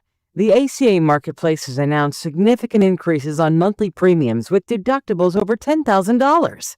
You can enroll with Matt B. and KC at BBS Insurance's Freedom of Choice plan now. You don't have to wait.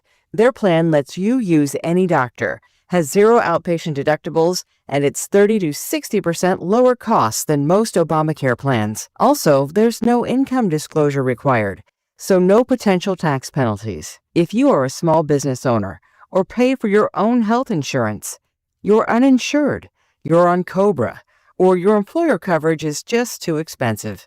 Call Matt B. and KC for an instant quote over the phone at 816-205-4664. That's 816-205-4664.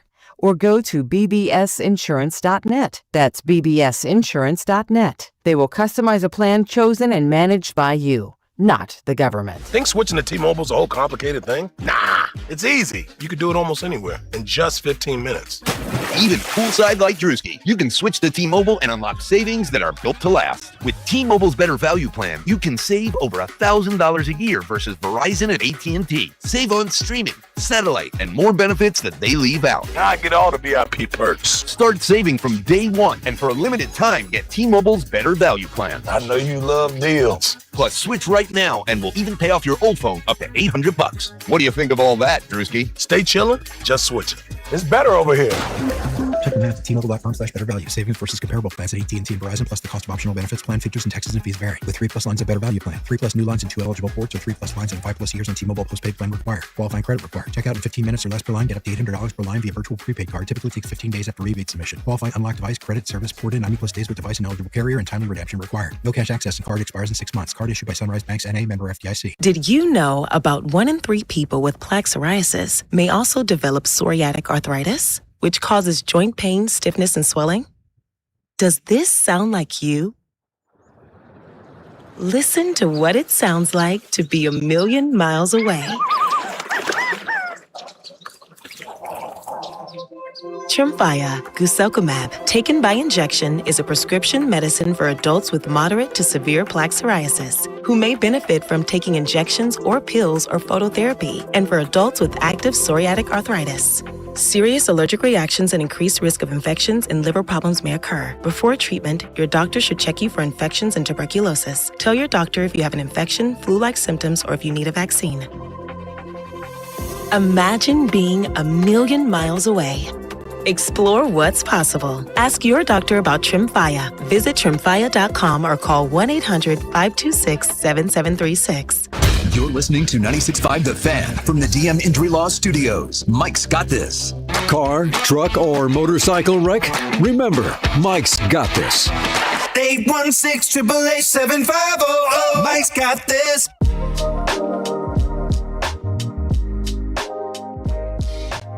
Back here on Cody and Gold, Alex Gold, Drew Nixon, Jay Binkley with you today. We're a half hour away from a Fan Club Friday brought to you by Jay Rieger & Co. We will have an Olympian Pete Yemm join us, competed in bobsled in the skeleton, also played football at K-State, so it'll be fun to talk some Olympics, some football.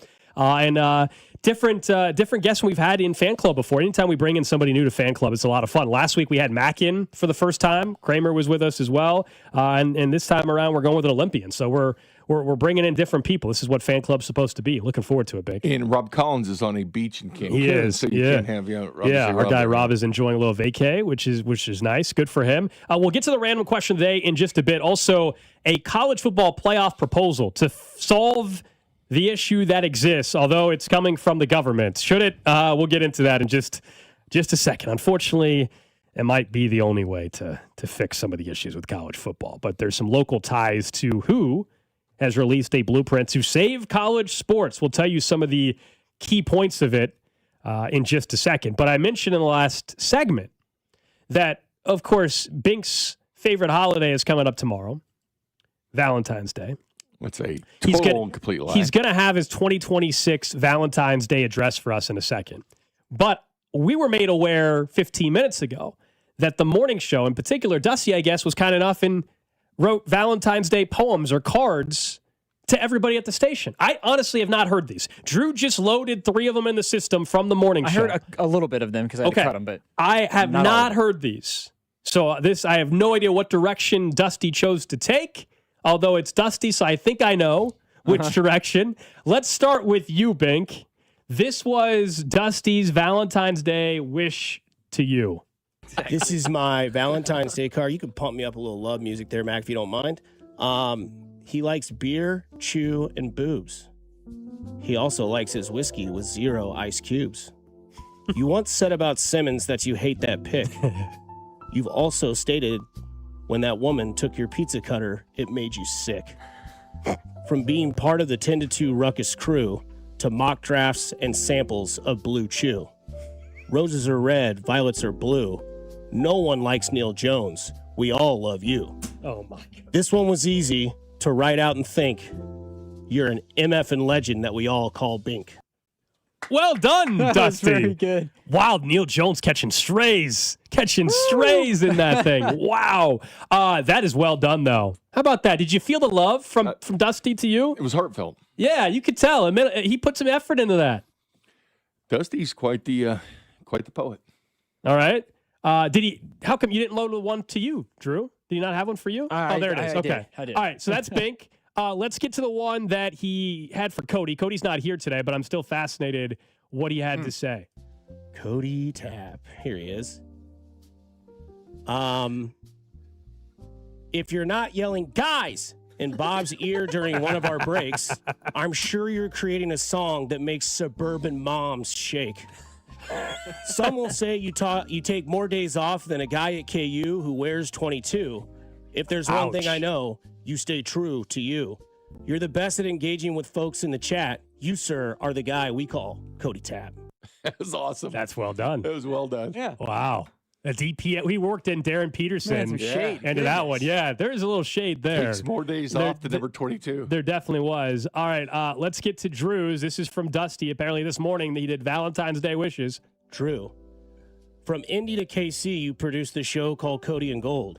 You lost a bet where you had to wear a Hooters outfit. That, my friend, was bold. You keep up with all the sports, including golf and NASCAR. You even have a ton of confidence, like going to the Masters and saying you'd shoot par. You say Joe Burrow is better than Allen, and that take may need a fixin'.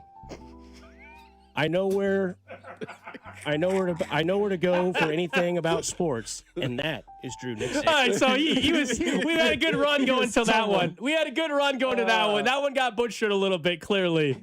That was one. It was a little more of a struggle, but I get the message. He was trying to pull the Brian Kelly accent. Yeah, I think so. All right, here was Dusty's Valentine's Day card and wish to me, apparently. He's got a love for smooth rides and big old cities. With a gambling problem so strong, you bet on the number of a litter of kitties. He's the best looking guy at this station, even if you hate all foods classified as crustaceans. Even though Bob says you're a Forrest Gump mold, ain't nobody got the swagger of Mr. Alex Gold. Oh, okay. Okay.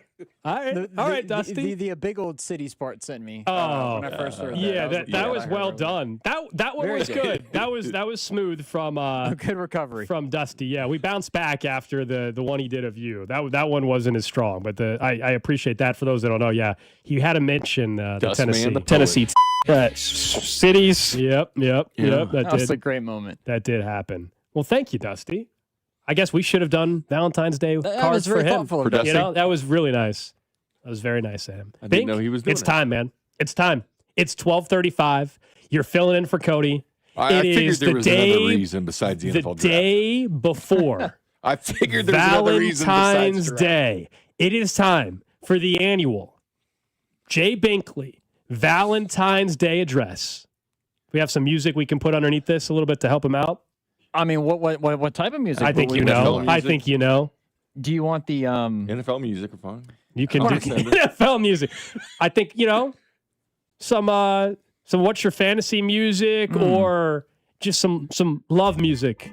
Love. This is 70s porn music. Yeah, it's a little bit. Just a little bit. I've forgotten what this day really was. I forgot it was Valentine's Day until my phone calendar said that it was. I don't care about Valentine's Day. Never have. I never will.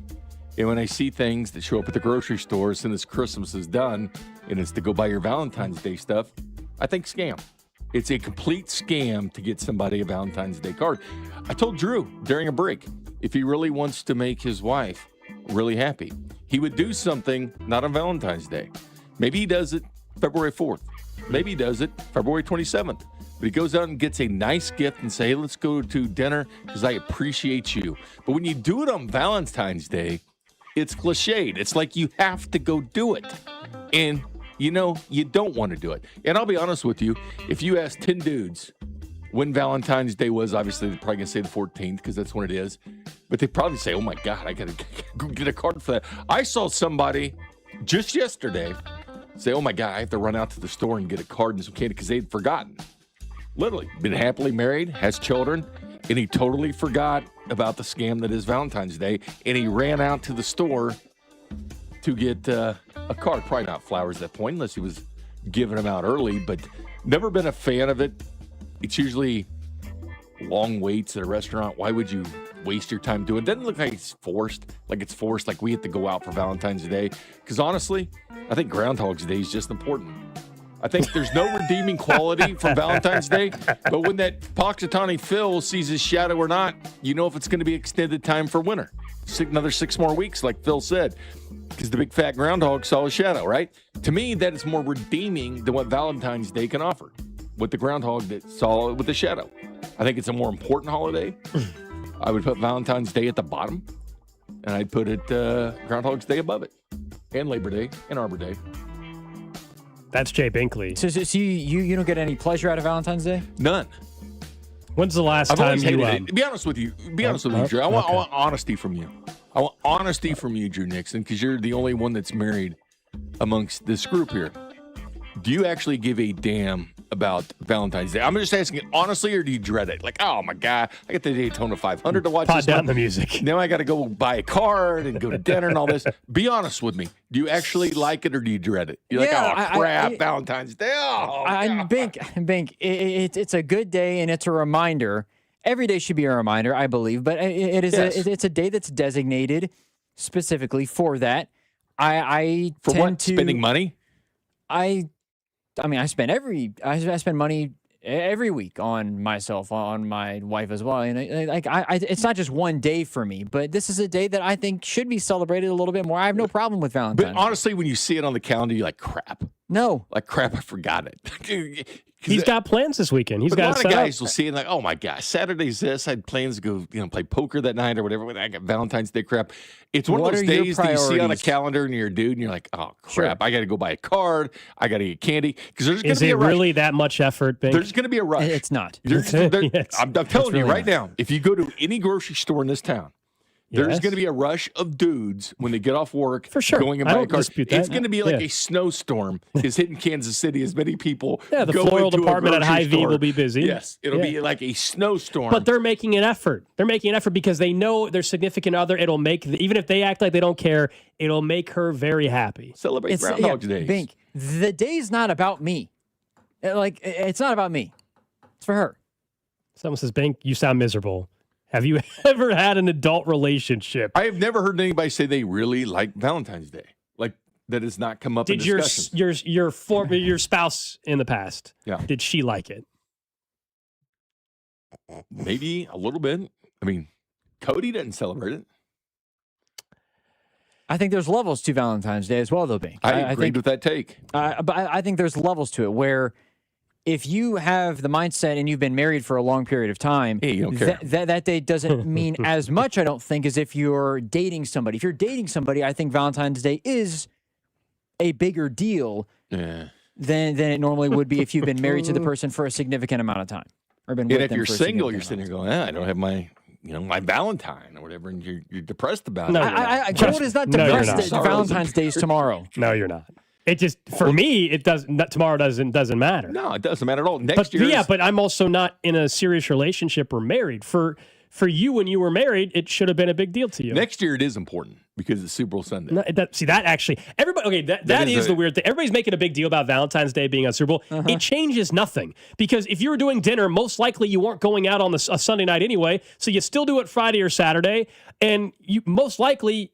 The Super Bowl has 125 million people watching in the United States. There's a good chance that you guys are going to hang around and watch it together anyway. And so I don't actually think you still got to do something. Valentine's Day morning, you better have something planned. I just think there's a lot of dudes. I don't think it changes anything. I just think there's a lot of dudes that see it and they're like, oh, crap. That's Saturday. The word oh, crap comes out, I think, a lot when you realize Valentine's Day is coming up that week. I think that word is uttered a lot. Yeah. I haven't found one guy who likes it. Someone says, I love that you guys have the video stream up, which we do. YouTube, Twitch, Facebook. They said Bink's face when Gold asked him if his ex liked Valentine's Day. LOL. You did. You got very serious for a second. Anyway, that's Bink's 2026 address about Valentine's Day. I'm sure it's not going to change at all next year. Coming up, yeah, it's true. Coming up in 18 minutes, exactly 18 minutes from now, we will have Fan Club Friday, brought to you by Jay Rieger & Co. We'll have an Olympian in studio. Looking forward to that. We will have Pete Yemm. He played football also at Kansas State, but he was a bobsledder. Looking forward to that conversation. Before we get to the random question of the day, Bing, have you seen this news in the last hour? We know college football has its issues. We know transfer portal's a mess. NIL. Yesterday, Trinidad Chambliss getting another year of eligibility, although his is a little bit different because it was medical redshirt. But if it's not medically related, the idea that the NCAA tries to enforce something, and in the NCAA, I'm not defending them, but they try to enforce something, and then the courts keep reversing everything anyway, and therefore we got guys playing 8 years of college football or whatever. Well, there's got to be a fix. Now, do you think it needs to go this far? And maybe this is the only solution. Typically, once the government gets involved, that doesn't work out either. But Ross Dellinger is reporting that Senator Eric Schmidt, you guys locally know the name, U.S. Senator Eric Schmidt of Missouri, he released a blueprint to save college sports. Now, I'm not going to read the whole thing. Very interesting. But here are some of his key points. He has 4 pillars to fix college football. I don't know if the government needs to get involved, but here we are. Maybe this is what it takes. Pillar 1, secure stability in rulemaking by lawsuit. I fully agree with that. That's been a massive problem. Allow athlete protective rules without the threat of immediate freezing litigation. Create a national standard. Allow conferences to choose their own governing bodies. See you later, NCAA. Pillar 2, fix the framework. Create a national one-time transfer rule. Strengthen eligibility standards. Align coaching transition with transfer windows to minimize disruption. Pillar 3, protect players in non-revenue sports. Protect Olympic and women's sports by requiring schools to maintain a certain number of varsity sports. Restore NIL to its original purpose. Authorize direct compensation from schools to athletes. Ensure NIL compensation is rendered at fair market value. And prohibit, quote, sham contracts. And lastly, Pillar 4, put fans first, which is maximize value for media deals. Prioritize long-term success. I don't know why I can't talk. Restore stability and predictability during conference realignments. A lot of this stuff sounds good, and a lot of these aren't new ideas. But is Is it going to take the government to get involved? Is that where we're at now? It's gotten so out of hand. Like, as much as normally you want government probably to stay out of this kind of stuff, more important things to deal with than college football, for crying out loud. But is this what it's going to take? It's going to take that or a commissioner to oversee all of college football. You kind of put it all under one umbrella where you have one commissioner out there kind of ruling all around football. It's kind of like when you get to the playoffs, it's different than the NCAA as far as their jurisdiction or not, but it's going to take some governing body to do it. It does need to be reined under control. Name, image, and likeness, they're trying to do that with now letting the schools pay the amount, but they've got to do something to rein it in. Eligibility, I think, is a huge one. The transferring, I kind of do get that one because that does change stability. I mean, you almost need you need a program now to find out who's playing where. Every year for college football, it's like, which quarterback's playing? Austin Simmons, the quarterback at Ole Miss, is now going to Missouri because the quarterback currently at Ole Miss is getting his 6th year to play college football. But everything gets in the way. It's like JUCO. That was the big deal with Diego Pavia, saying my JUCO shouldn't count towards my FBS eligibility, which in the past it did. You play 2 years at JUCO, you only get 2 years at FBS. Well, that changed with the lawsuit that now that didn't necessarily count. Then all of a sudden they're saying, well, only 1 year of JUCO counts. 2 years, we can't give you 2 years. We can give you the 1 year because of JUCO eligibility, but it changes everything. But 100%, they need to move towards a governing body with a true commissioner. Well, the one thing that freaks me out a little bit, or that scares me at least out of these points, would be allowing conferences to choose their own governing bodies. I think there needs to be one governing body, but it needs to be the right one. Like, if you let the conferences do their individual ones, then they're going to do their own thing. They're going to break off and do this. There'll be different rules. And I think the chaos will still kind of be there, where if it's just one, then it's fine. I think one thing, too, on the put fans first side of things, find a way to get all the TV contracts under one umbrella, where the SEC isn't just the ESPN's not an SEC they talk about everybody. And they're Fox working on isn't that. just a Texas Big Ten. Tech was working on Fox that. isn't just a Big Ten thing. It is. We all talk about college football in the same way. It doesn't matter whether it's SEC, whether it's Sun Belt, whether it's Big 10, Big 12, whatever it is. Like, it's all under the same umbrella. So we feel like it's fair. Like, the Big 12 gets proper coverage from the big boys instead of just being ignored by ESPN and Fox and then just given a playoff spot on the side. I think more people would enjoy coverage across the country, would also help just in terms of people's knowledge.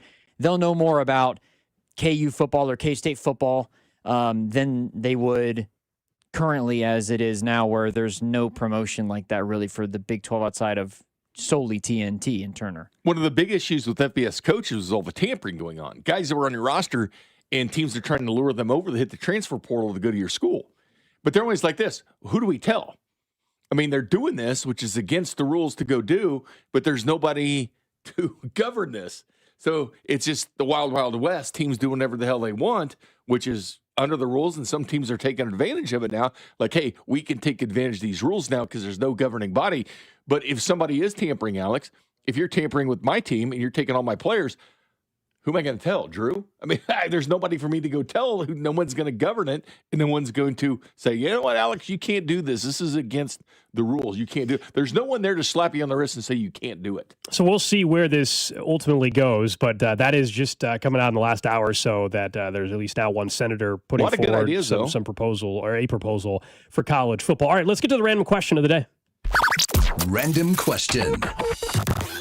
Random question of the day brought to you by Kansas City Urology Care at KCUC. Remember, you see the best in KC. Visit kcurology.com today. Let me set this one up. So this has to do with a lawsuit that's out there. This is in Boston. There's a landlord bank attempting to evict a Raising Cane's restaurant in the city's Back Bay neighborhood over complaints that the location smells like chicken fingers. Okay? Mm-hmm. I'm a big fan of Raising Cane's, by the way. I think the chicken fingers are great. You can make all the jokes you want about adults eating chicken fingers. They're terrific at Raising Cane's. Anyway, so they filed this, and the chain says a new second-floor office tenant in the property raised concern about what they described as an offensive odor, prompting the landlord to threaten termination of the lease. Despite these efforts, the defendant continues to complain that its tenant's chicken finger restaurant smells like chicken fingers. In reality, it appears the defendant has come to the realization that its own build-out of the second-floor office space was poorly executed. So they did a poor job building it out.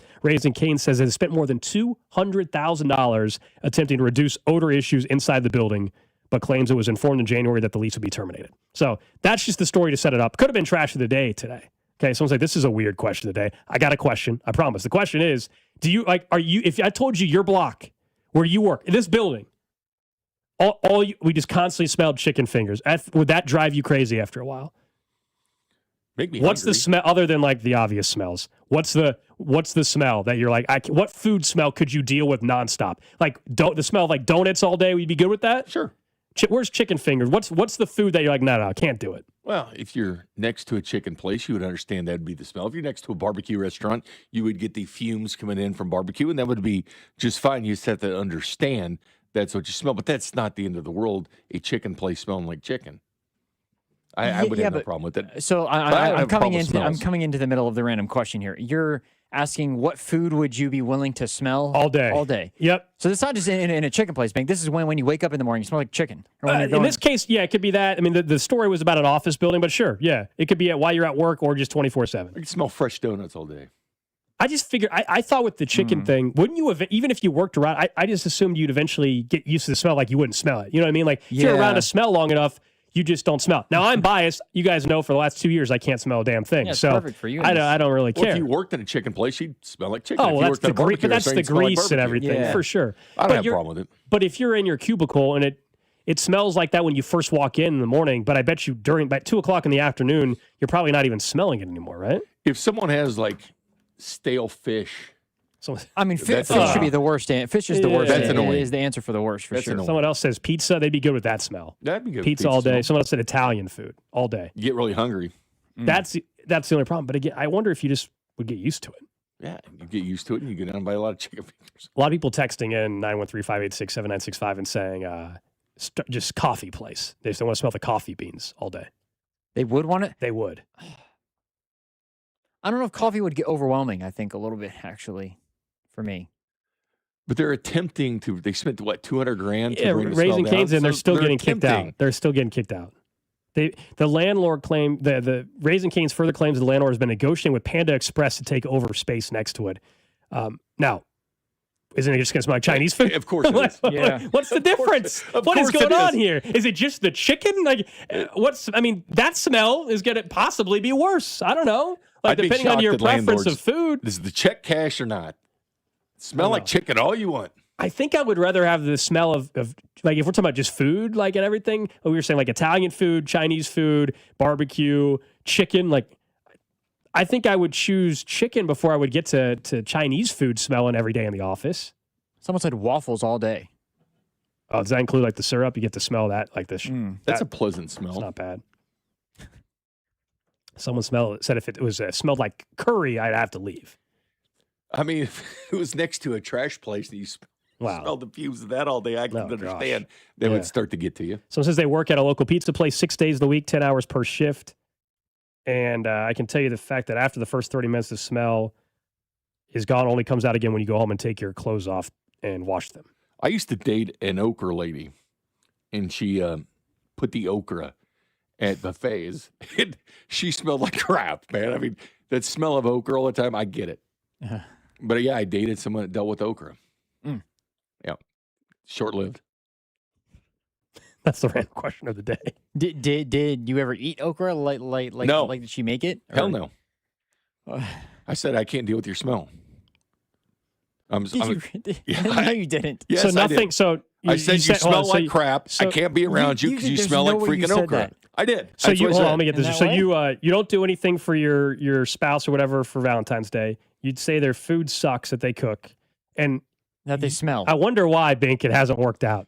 I wonder why. If you were married or dated a woman for a long time that came home with the distinctive smell of something you didn't like, you'd probably say, I need to find somebody else. It is that's just normal. It is a tough conversation to have. I agree with that. But I think there's a better way to try and navigate it than just say you stink. Drew, if you smelled a certain way, I'm sure it would drive your wife nuts. Yeah. Including divorce. And I'm sure if your wife smelled a certain way and you hated that smell, it's not going to end well. You can't take it. There's only so much you can take. I understand that. Of someone smelling a certain way. That will do it for the random question. Someone says okra turns some people on, Bink, but not you. What? Okra. I mean, I think a barbecue perfume would turn me on. Barbecue perfume. If a woman wore a barbecue smell. Okay. I think it kind of. People are asking about what's her name again on the text line, Bink. Make me in a Your gal. seductive mood. People are asking about Mrs. What was her name, Drew, from earlier in the week? Or last time you filled in? Nancy? Yeah. People are asking about that. No? You don't talk to her anymore?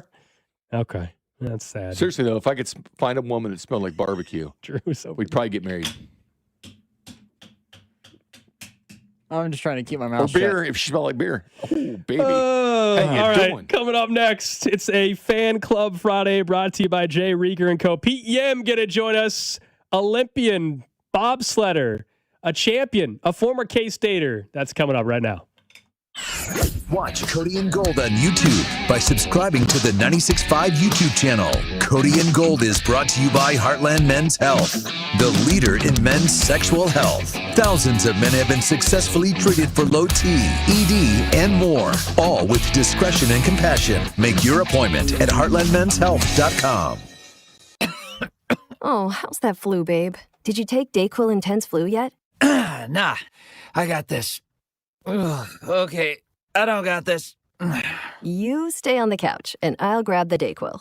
Undo your flu symptoms with DayQuil Intense Flu. DayQuil Intense Flu provides powerful relief of your flu symptoms. I'm ready for that to-do list. Wow, you do got this. DayQuil Intense Flu, the daytime coughing, aching fever under your flu medicine. Use as directed, keep out of reach of children. You're still grooving, still connecting, still loving, still turning up, still thriving. You still got it, but your immune system, it weakens as you age. That's where vaccines come in. They help train and strengthen your immune response to fight off respiratory illnesses like flu, pneumococcal pneumonia, RSV, or COVID-19. Ask your doctor or pharmacist which vaccines you need. Book in minutes at vaxassist.com. Sponsored by Pfizer. Hola, amigos! It's a big noise. Brad Evans from BetMGM tonight. Listen Monday through Friday starting at 6 p.m. Eastern on Westwood One Sports as we cover the biggest sports stories from coast to coast. Get insights on the NFL playoffs, college basketball conference races, and more. Download the Odyssey app now and listen from anywhere. BetMGM tonight, live and interactive, presented by BetMGM. Tune in, Team Huevos. As a mom, comforting my family is what I do best. Vicks Vapor Stick provides soothing, non-medicated Vicks Vapors in an easy-to-apply stick, and it dries fast, so there's no mess. I use it to comfort myself and my family. Thanks, Mom. Vicks Vapo Stick, soothing comfort for the whole family. And try Vicks Vapo Shower Max for steamy Vicks Vapors when you need more comfort for yourself. Use as directed. This is the story of the one.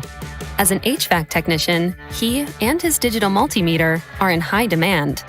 So when a noisy office HVAC turns out to be a failing blower motor, he doesn't break a sweat. With Grainger's easy-to-use website and product information, he selects the product he needs to keep everything humming right along. Call 1-800-GRAINGER, click Grainger.com, or just stop by. Grainger, for the ones who get it done. My name is Whitney Allen, and I'm a widow. My husband, Ryan, died. We never thought we'd ever have to use life insurance, but the unexpected happened. With Ethos, signing up was fast and 100% online. You can get a quote in seconds, apply in minutes, and get same-day coverage. No medical exams, and you can get up to $3 million worth of coverage. I'm grateful we were prepared. Get your free quote at ethos.com/game. That's ethos.com/game. Paid spokesperson. Time spent on application may vary. Online health questions required. If you're looking for more NFL draft coverage, go subscribe and follow the Character Concerns podcast with Bink and Chris on the Odyssey app or wherever you get your podcasts. This is your home for Chiefs football. 96.5 The Fan, KFNC FM and AM, HD1 and HD2 Kansas City, an Odyssey sports station. Welcome into the Fan Club. Step 1, we buy into this club. Step 2, we roll over to the club, either in your Mercedes-Benz or my pre-owned Acura Legend. It's not as much as a club as it is a couple middle-aged dudes in sweatshirts talking about sports. Bounce, bounce, bounce, bounce. Now all the ladies saying bounce, bounce, bounce, bounce, bounce. But you get the gist. Here's Cody Tapp and Alex Gold.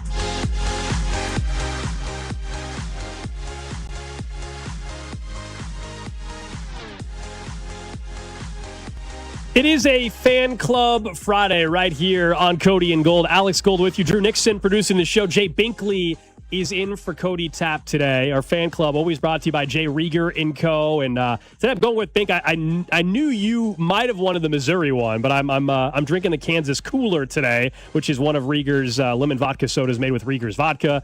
Of course, Kansas basketball been in the news just a little bit this week with the big win on Monday night. And then Darren Peterson and the saga that just gets crazier each and every week with whether or not he's going to be available. They've got Iowa State coming up this weekend. You've got K-State basketball and what's going to happen with Jerome Tang. We can get into all that. I'm really excited for our guests going to be with us in the 1 o'clock hour. We've been working on this for a couple weeks here with the Olympics, now a full weekend of the 2026 Winter Games in Milan. So we welcome in, for the first time I think ever in a fan club, we have an Olympian on the show. We've got Pete Yemm joining us here on Cody and Gold. Pete, it's great to have you in studio. I appreciate you you join us. You got your kids with you as well. How's it going? Good. Appreciate you having me. Got Mark and Vivian here. Vivian very excited about Valentine's Day, right? But at least somebody is. I hope you didn't catch the segment before. Jay Binkley curmudgeon over here about Valentine's Day. That's rough. My name's Ray. That was Jay that left here a minute ago. He's yeah, that was guy. that wasn't great, but it's great to have both of you guys, your kids in studio as well. And Pete, tell us a little bit about you. I mean, I was telling people earlier, so you competed in bobsled, right? You did maybe a little skeleton as well. And from what I could tell, it looked like Sochi was where you ended up. Is that correct? So that's a long story for sure. My cousin started in skeleton. So that's why you look up like Yemm and sliding or whatever. You'll pull up my cousin Riley Yemm first, probably. But, okay. So he kind of introduced me, got me going in that, got me interested. You know, I was working out of college for a little bit and living in Colorado. And so he kind of pulled me into the first sort of tryout deal for that. And I was strictly. Oh, your mic got flipped. I think if you want to hit the. It's that red button. The red button there in front of you there. So there we go. So he kind of got me started, got me interested. 2010, well, it was kind of a good time because we just won the gold medal in the 4-man. So I came September, right after we won gold medal, was looking around. I was like, you know what? I think I don't think I'm the top guy, but I think I maybe have a chance at making one of these teams. With that being said, you're looking at 4 years of a lot of work. There's a lot of stuff that goes into that. And within that was a great experience. I did a lot of traveling. Like I was back and forth quite a bit. That's what you don't realize is a lot of this is, it's not, you're not typically living in Lake Placid for 4 years straight. You're traveling to Canada. You could be traveling all over the place. But it's very difficult because of the back and forth. You're not working, you're not being paid. That makes it really difficult. So we had a good run. Like we had specifically going into the Olympic year, my team, I switched around who I was with, which happens a lot. You're switching teams a lot. You're trying to improve, do better. I finally got on this great team going to the Olympic year. We're the North American Team of the Year going into the Olympics. We did great. But the U.S. that particular year qualified. As I apologize, I think my son Mark's trying to get on here live. He's trying to say a little bit. No, you're good. So you're good. That button to your right is your mic. The one to your left, you can hit off on that one. That'll stop the echo there. There we go. Okay. Now we're good. So it's working? Yeah. Okay. So we did great, but ends up being we kind of competed against another U.S. sled quite a bit. So we're really like the third and fourth sleds went against each other. We kind of canceled each other out going into the Olympics. So we're ranked in the top 10 in the world. We end up both not qualifying for the Olympics because we're going against each other too much. As you'll see in these Olympics, Chris Horn, who was the second USA driver, it kind of happened to him. He didn't end up getting enough points, didn't finish enough races. He tried to qualify for 2-man. It looked like they were going to be in the mix. They ended up not finishing enough races due to crashes and there's a lot of rules like to qualify. I mean, it's way too in depth. But anyway, he just got an appeal that was denied, I think yesterday or the day before, to get back into 2-man. So we'll see him in 4-man, but that's it for 2-man. We're going to have Del Duca in 2-man, and there's going to be a couple of 4-mans.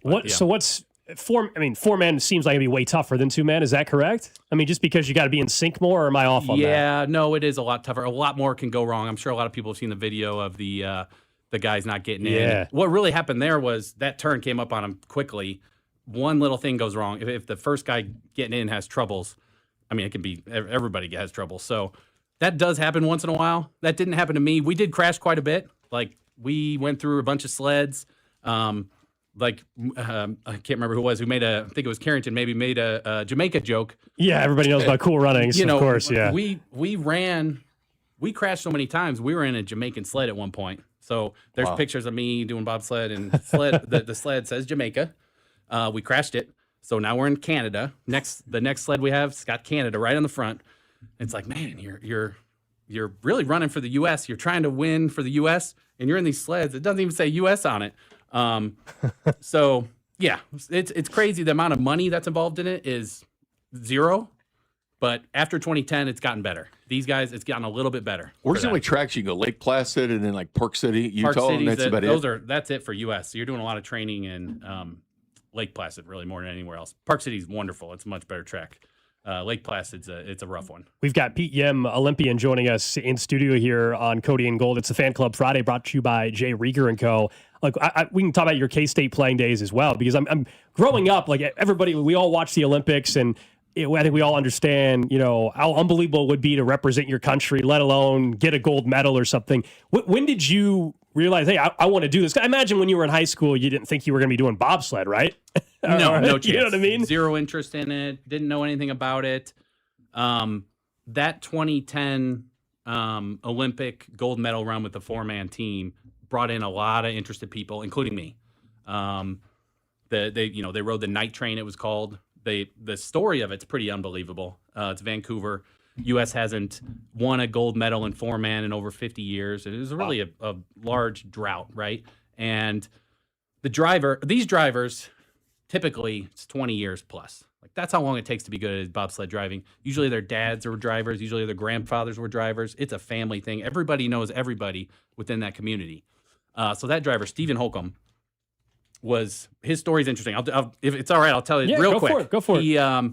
So he's he was a skier, Park City skier, switches to bobsled driving because he just loves it, right? I mean, some guys love it. Like, I had zero interest in it. Some guys, it's all they want to do. Problem is, Stephen Holcomb couldn't drive to save his life. I mean, the worst driver in the world.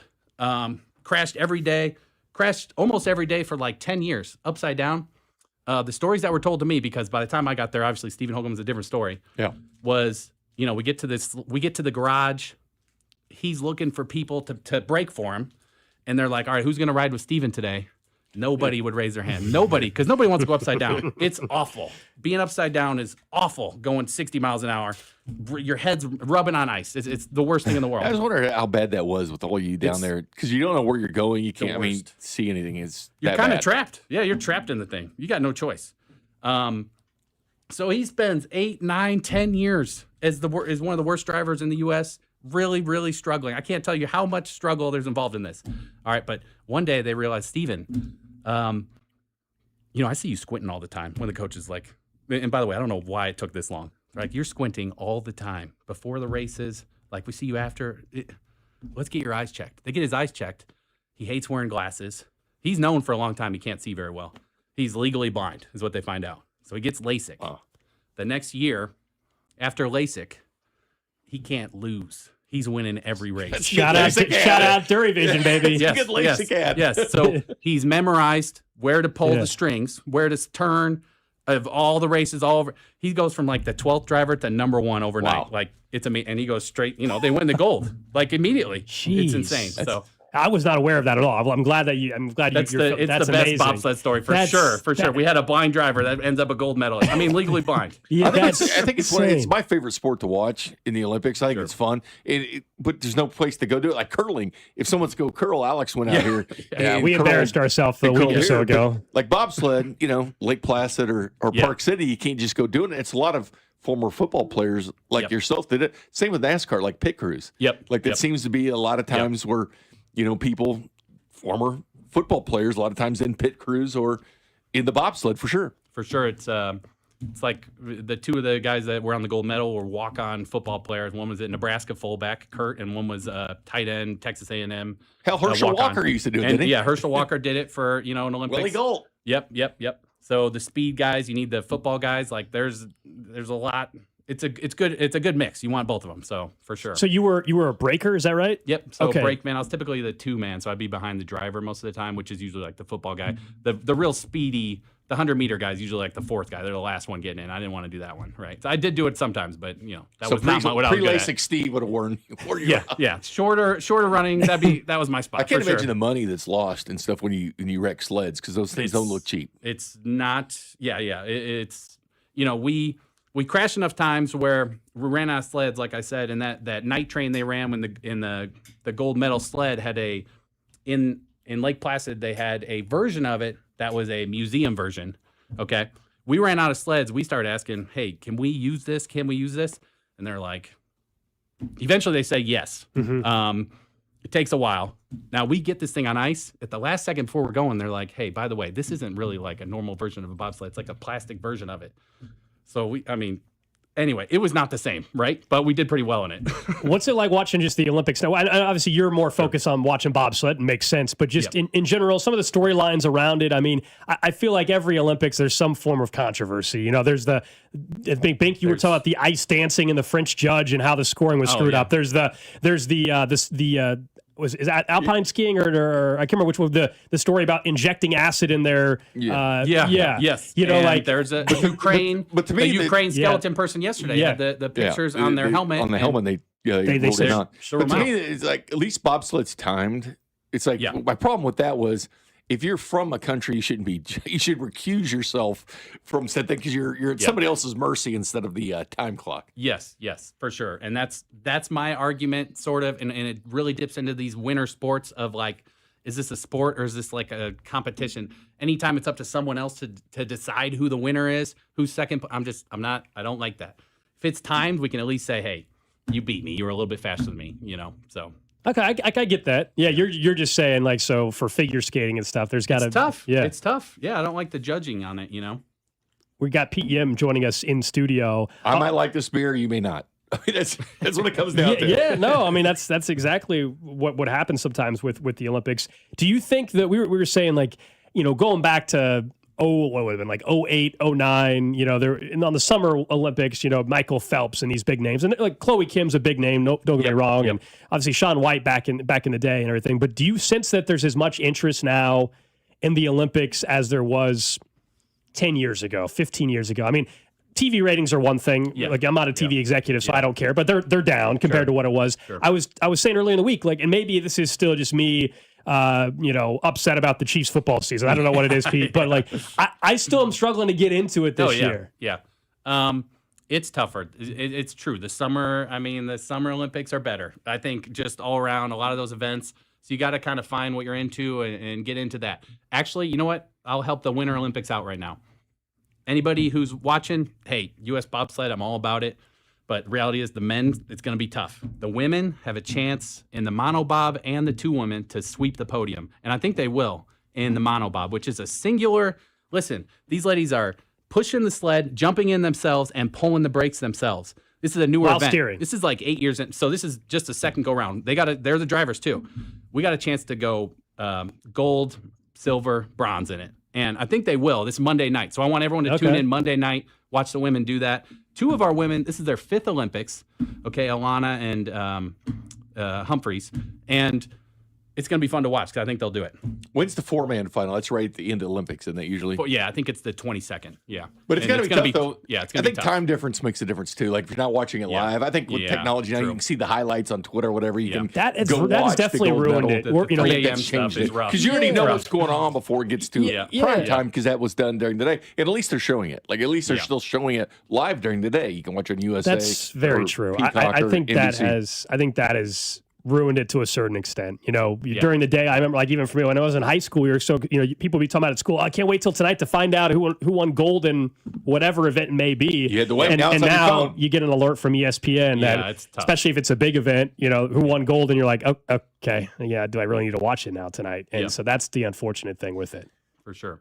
I think the bobsled's always fun, too, because everybody liked when they were a kid or whatever, going out and sledding, building that track, trying to go faster, rubbing things on the bottom of the sled to make it faster and go, like Clark Griswold with the in Crystal Vacation. Everyone was always trying to do something, so there's always that allure, for the bobsled, the luge, the skeleton, things like that, where I know everybody has that, inner kid in them where they like to go out and sled. Yep, for sure. That's a big part of it, without a doubt. And the chance that they may crash at any time. Let's be honest. People love that. Love There is crashes. always a chance. Yeah. And that's a part of it. What's that? You got both your kids here in studio. I'm assuming, like, what do they like? Do you have video? Have you shown, like, what do they make of, like, hey, my dad's an Olympian, was in the Olympics? We came close. We technically didn't qualify, but they've seen all the videos. I don't know that they have all that much interest in it. But Mark's saying he's interested. Mark, maybe. I don't think I'll push him in that direction. Vivi, bobsled. What are you thinking? It's in the bobsled school, like classic. Yeah. The funny thing is they're getting too old for them to be a driver now. It's too late. Young, huh? Like, really? So, they start 7. My driver was 18 years old. He'd been 10 years in. You can start really young. They put them in these special cars so they can't crash when they're 8 and 9 years old. But yeah, you could have 10 years in at that point. So.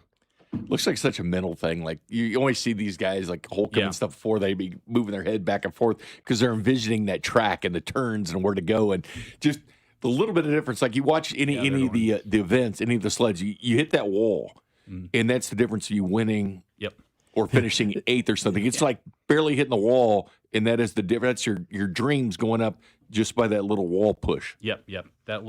Those turns.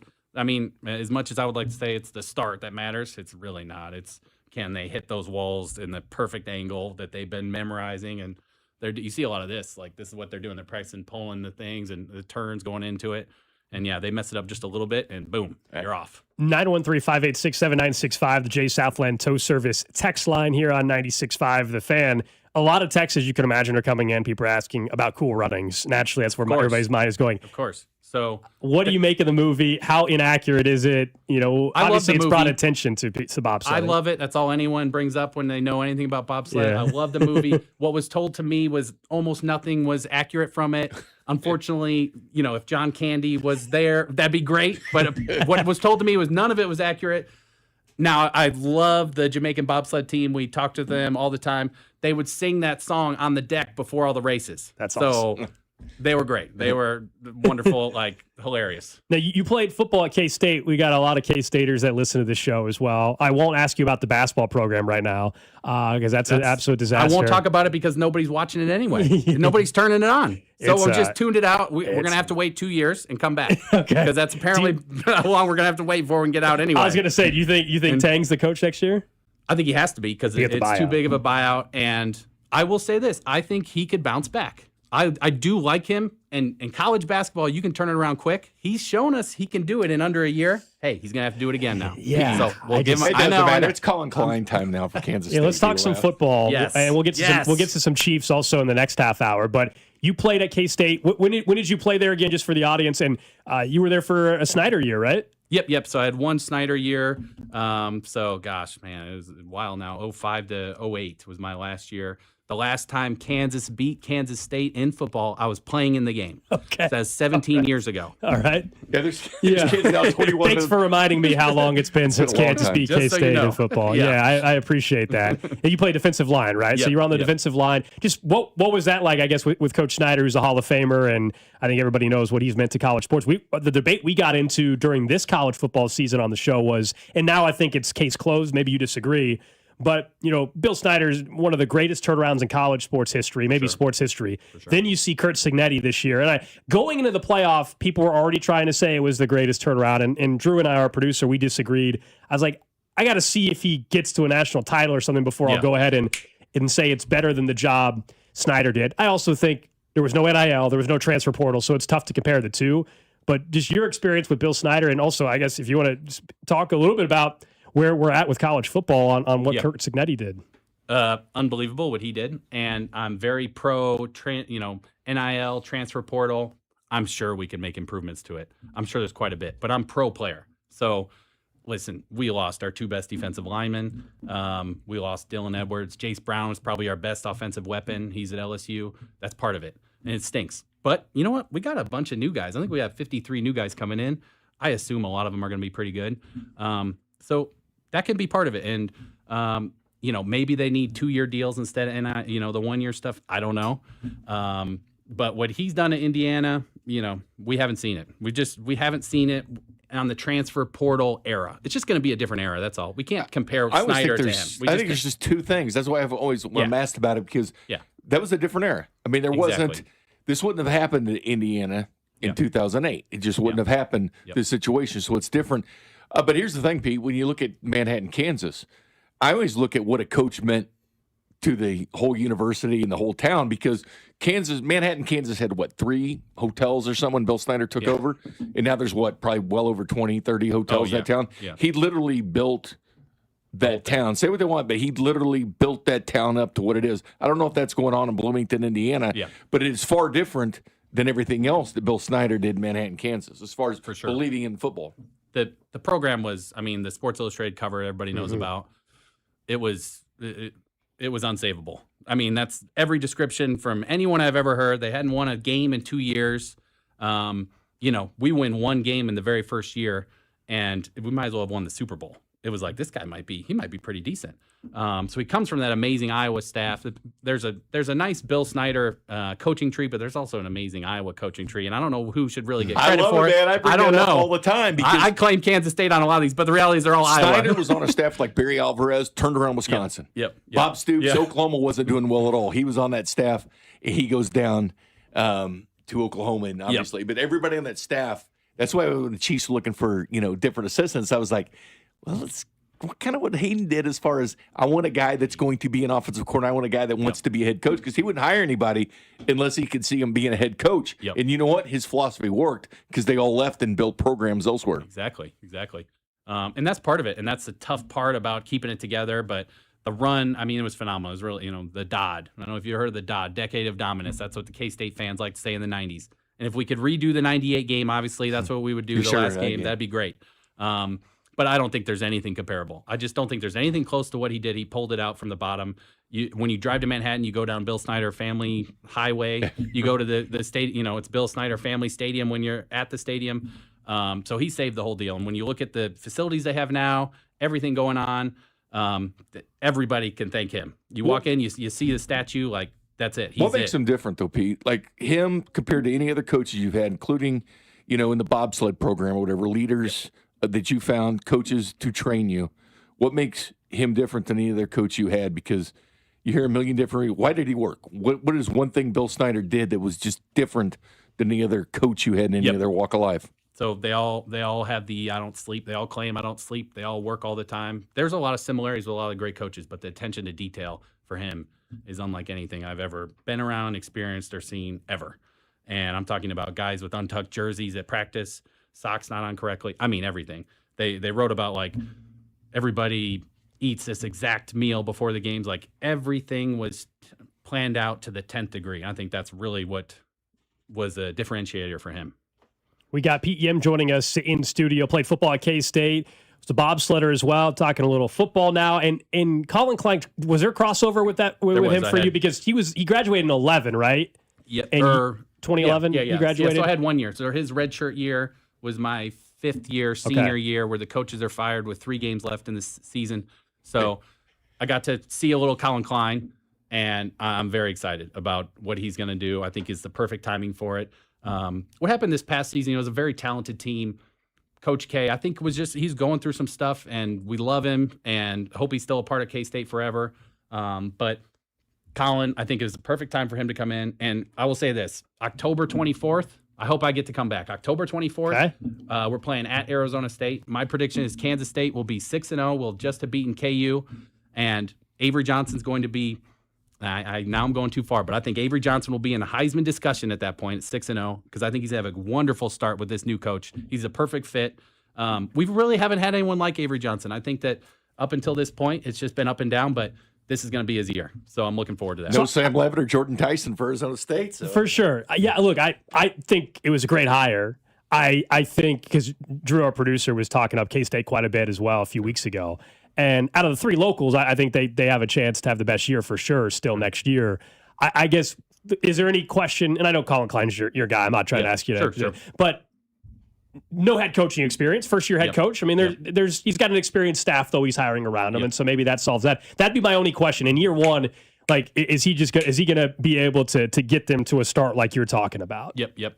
That's what we're hoping for, right? Yeah. And we don't know for sure, but I think Colin's got that same attention to detail. I think Colin is like a Bill Snyder knockoff. I mean, this is what we need. He's going to be around for a long time. That's what I'm picturing, envisioning. Yeah, well, that's what the hire makes what we sense. all want. The hire makes sense. I mean, if you waited another year or two, he's somewhere else, a head coach somewhere else, and you're probably not getting him to come back. But it's unbelievable what he did in being an offensive coordinator from his second year to his first. Like, Oh, he did a great job. It matters how he grows and what A&M did the second year to compare to before Colin Klein was there. It's been unbelievable. But he's a former quarterback, which I think is the most important position in college football. And obviously, having that as your head coach goes a long way with what Kansas State can do just because of that lineage with Colin Klein. And then getting your alumni like Jordy and stuff like that to show up. And, you know. I was going to say, they're going to have no issue getting fan support around Colin Klein or anything like that. And that's honestly like what I think makes the basketball situation tough, is because you've got all this momentum on the football side, and if you're a backer of the of the athletic department as a whole, what are you more excited to help out right now? For a fan base that was really, really down there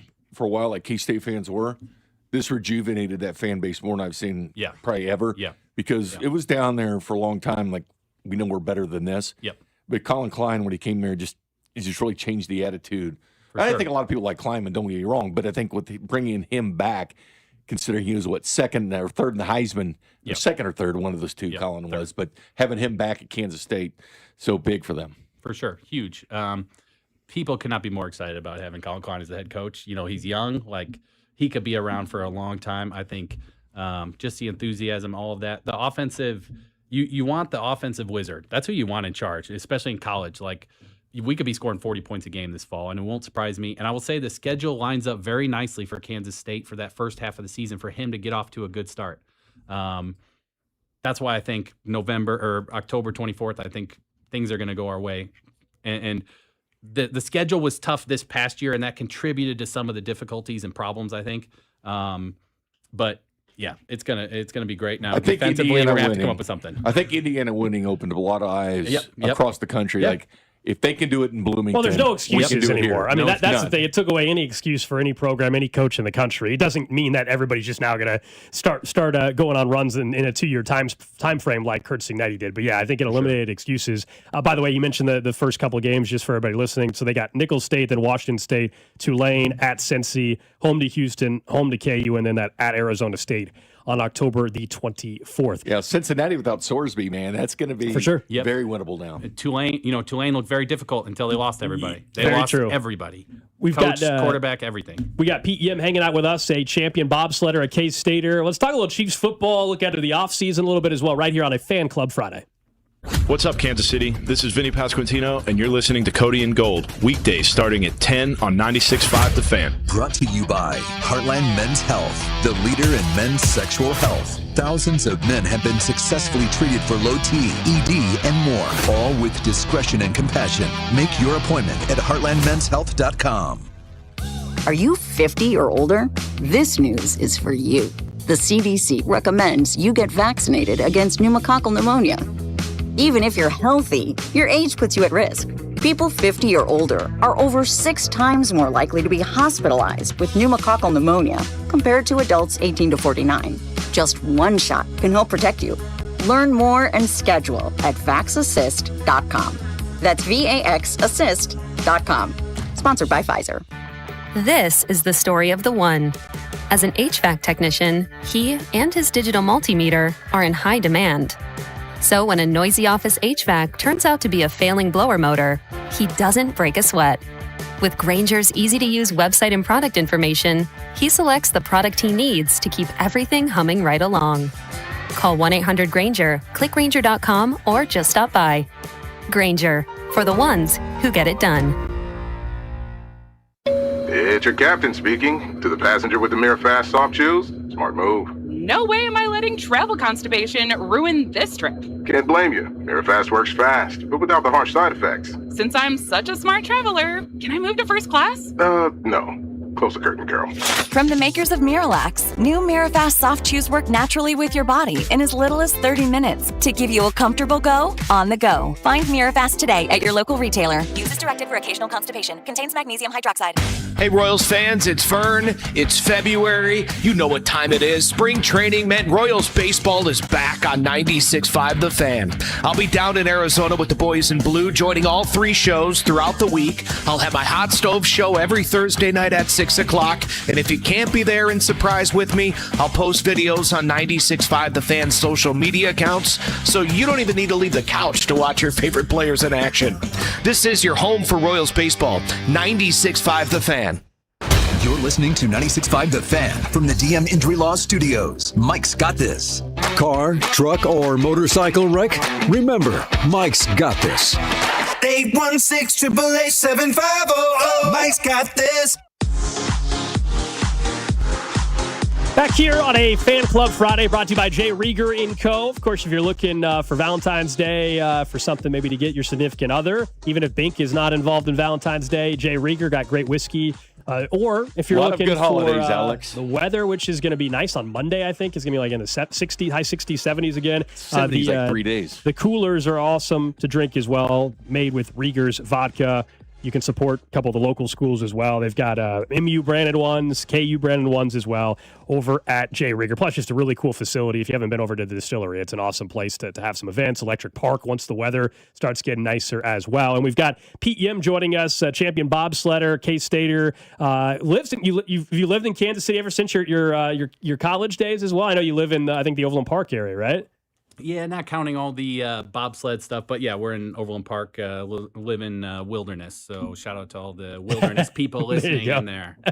Yes, I want to talk a little NFL though, and as you can imagine, this offseason's a lot longer than it normally is for Chiefs fans, and so we got the draft in a couple months, and free agency opens up next month.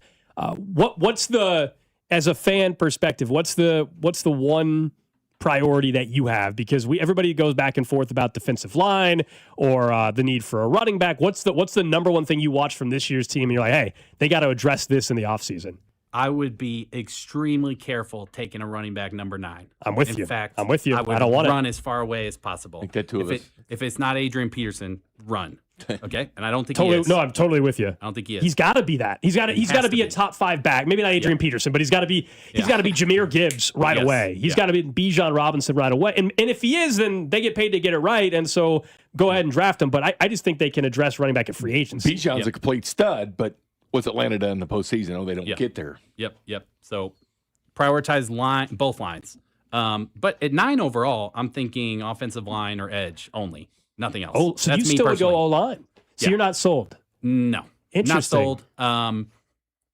I will, the Chiefs fans I talk to, when we talk about what happened with Tooney, it's just kind of like, I'm not on the same page here. Okay. I feel like he's the best offensive line, best left guard in the last 5 years in the NFL. Sure. This year, the Bears, what have the Bears been? They added some guys. Yeah, I know Caleb broke through and all that, but Tooney made a huge difference. And I think Chiefs fans kind of forgot how important he was to the Chiefs.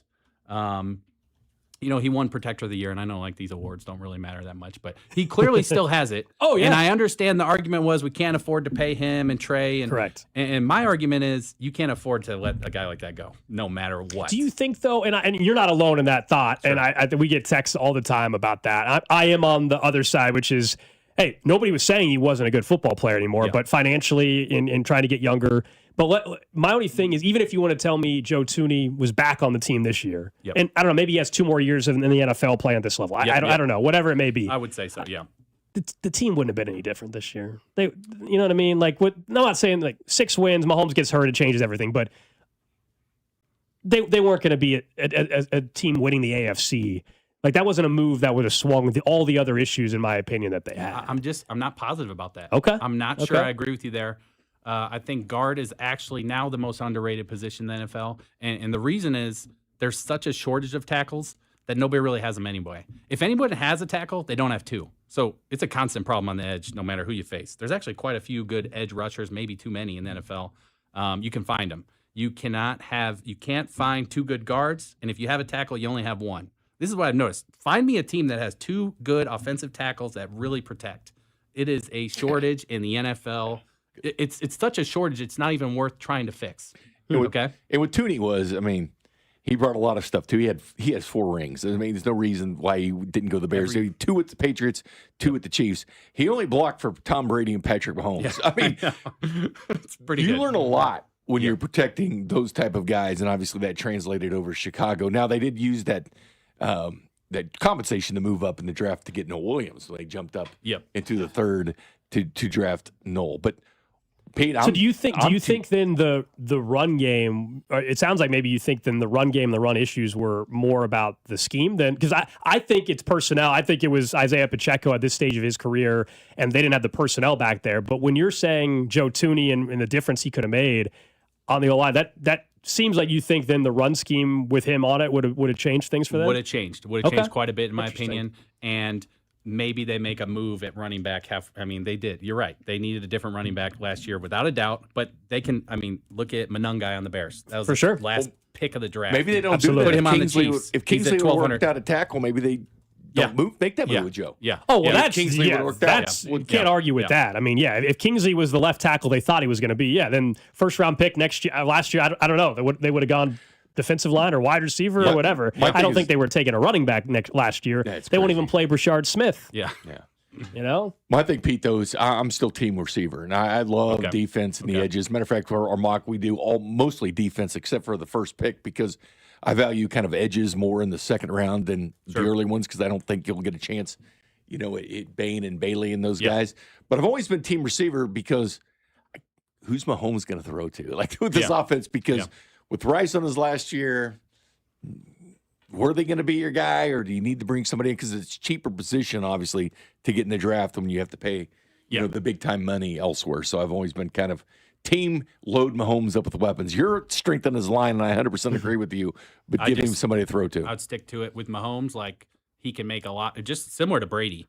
What first-round pick did they use during Brady's career? Well, he didn't win a ring with Moss or Welker. He can kind of carry it. If you protect him, you give him a defense, nobody's beating him. He won a lot of rings, and it wasn't with Moss. Yeah, I just think at 9, you want to be in a spot, to me, where, okay, you spend some free agent dollars on running back, so you're not forced to get swayed by the Jeremiah Love hype, and I'm sure he's going to get more hype coming out of the combine, because he's a very impressive individual. Sure. And then if you go and sign a veteran wide receiver, well, then you can go into the draft at 9, and you're truly just picking best available between, I know you want offensive line, but I would say between defensive line and wide receiver. And I'm okay with defensive line. Okay, yeah, because I think they clearly need some help there. Yep. My only worry at wide receiver, Bink, at 9 is this wide receiver, like, next year is going to be better. And I know they won't be hopefully picking 9th overall next year. Something went terribly wrong.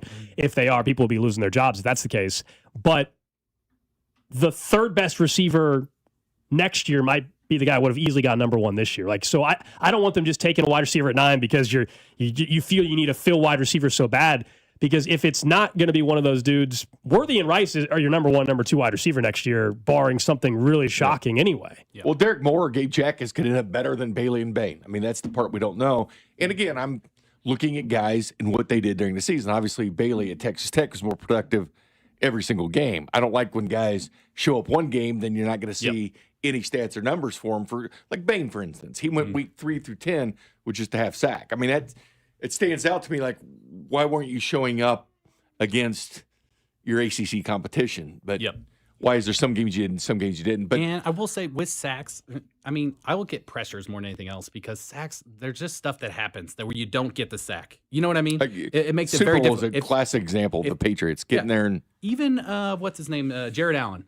Pressures. I mean, yes, he had a lot of very good sack years, but the lower sack years, you look at the pressures, he was applying pressure consistently. That's really what you need more than anything else. But you got to eventually get to a place where you can bring him down. Like Karlaftis does well at getting the pressures, but he didn't sometimes bring the quarterback down. And oftentimes with quarterbacks and pressures, Mahomes is pressured a lot, but he escapes that pressure and delivers 15 yards down the field. That's why I always put a little more stock into, actually bringing him down. I understand pressures. Will Campbell gave up 14 pressures in one game in the Super Bowl. That wasn't good, but not good. To what Pete's saying though, a little bit, I do think not that it's the end all be all, and I get it. Chiefs fans get annoyed halfway through the season if we're like, but he has a ton of pressures. People want to see the result, and a sack usually is that. But a pressure can result in a bad decision by the quarterback. So somebody throws an interception, it might be because of the pressure, and then we're acting like, the pressure didn't really matter because he didn't get a sack. Now you bring up Mahomes. Well, he's one of the best, so he handles pressure better. But half the league, though, if you're getting constant pressure on them, are they going to make the correct decision? I don't know. I think pressures certainly matter. And it does matter. You could ask NFL teams because they'd say, well, the top 10 teams in sacks, only 5 of them made the postseason out of the 10. But if you want to go pressure, there was a lot more. What do you, not for the Chiefs, although it could impact them moving forward because it sure looks like a division rival is going to be dealing with this, but Mendoza, what do you think pro-wise? What do you think he is? He's been unbelievable story, extremely likable person until he gets drafted by the Raiders, and then I can't anymore. Sorry. He's the guy that he's very quirky in the interviews and everything to where people think it's fun now, but unfortunately the reality for him is the minute he's not good, people are going to make fun of this guy. On him quick. It sucks, but that's just how this stuff works. What do you think of him as a pro prospect? There's so much Kirk Cousins. Are you excited to get Kirk Cousins over number 1 overall? No. I want some magic. I want some magic when it's number 1 overall. I want the crazy athlete guy that's like Mahomes is, he can escape anything. He's like the X Factor if you're playing Madden, which all the kids like to play that. I don't know that Mendoza's that. But he's not going to be a bust. He's not going to be bad. You're guaranteed. I would say as close as you can get to a guarantee that he's going to be a decent quarterback. I don't see him being a top 5 quarterback. Essentially, you said Kirk Cousins. That's about Kirk Cousins, like Derek Carr, like that kind of thing is kind of where. And it's weird. Like that's it's a really nice career, right? Yeah. It's a really nice career, but borderline Hall of Fame, but not at number 1 overall. Not at number 1 overall. The issue is this year's draft class. I mean, he's going to be the only guy taken in the top 10. Maybe Ty Simpson moves up. People get excited about him after the combine, but he's not going anywhere near top 5. He was on the list. They ask all NFL GMs and scouts and stuff, not media. They actually asked the scouts that drafted. He wasn't even on the list for quarterbacks they would have taken, and it flipped midseason. There was 3 guys that were top in the draft that weren't even considered at the beginning of the year. I don't know. I think that Indiana's defense gets slighted a little bit because they were number 2 in the nation in scoring defense. I think they put a whole good package around Mendoza. I look at Mendoza and what he did in college. Didn't enamor with the big stats and everything. A lot like Drake May in New England. Only had 1 game over 300 yards.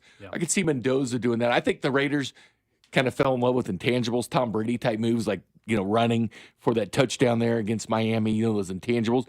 But I will say this, he's got 4 draftable wide receivers on that team, and he's got 2 running backs that are going to be drafted. There was a lot of talent around him that just wasn't Mendoza. Now, do the Raiders have that kind of talent around him where he can duplicate They've got Bowers and Gente. Maybe that's something to build on the offense. That O-line is, as you said, the O-line stinks, though, out of Las Vegas. And Max Crosby, who knows?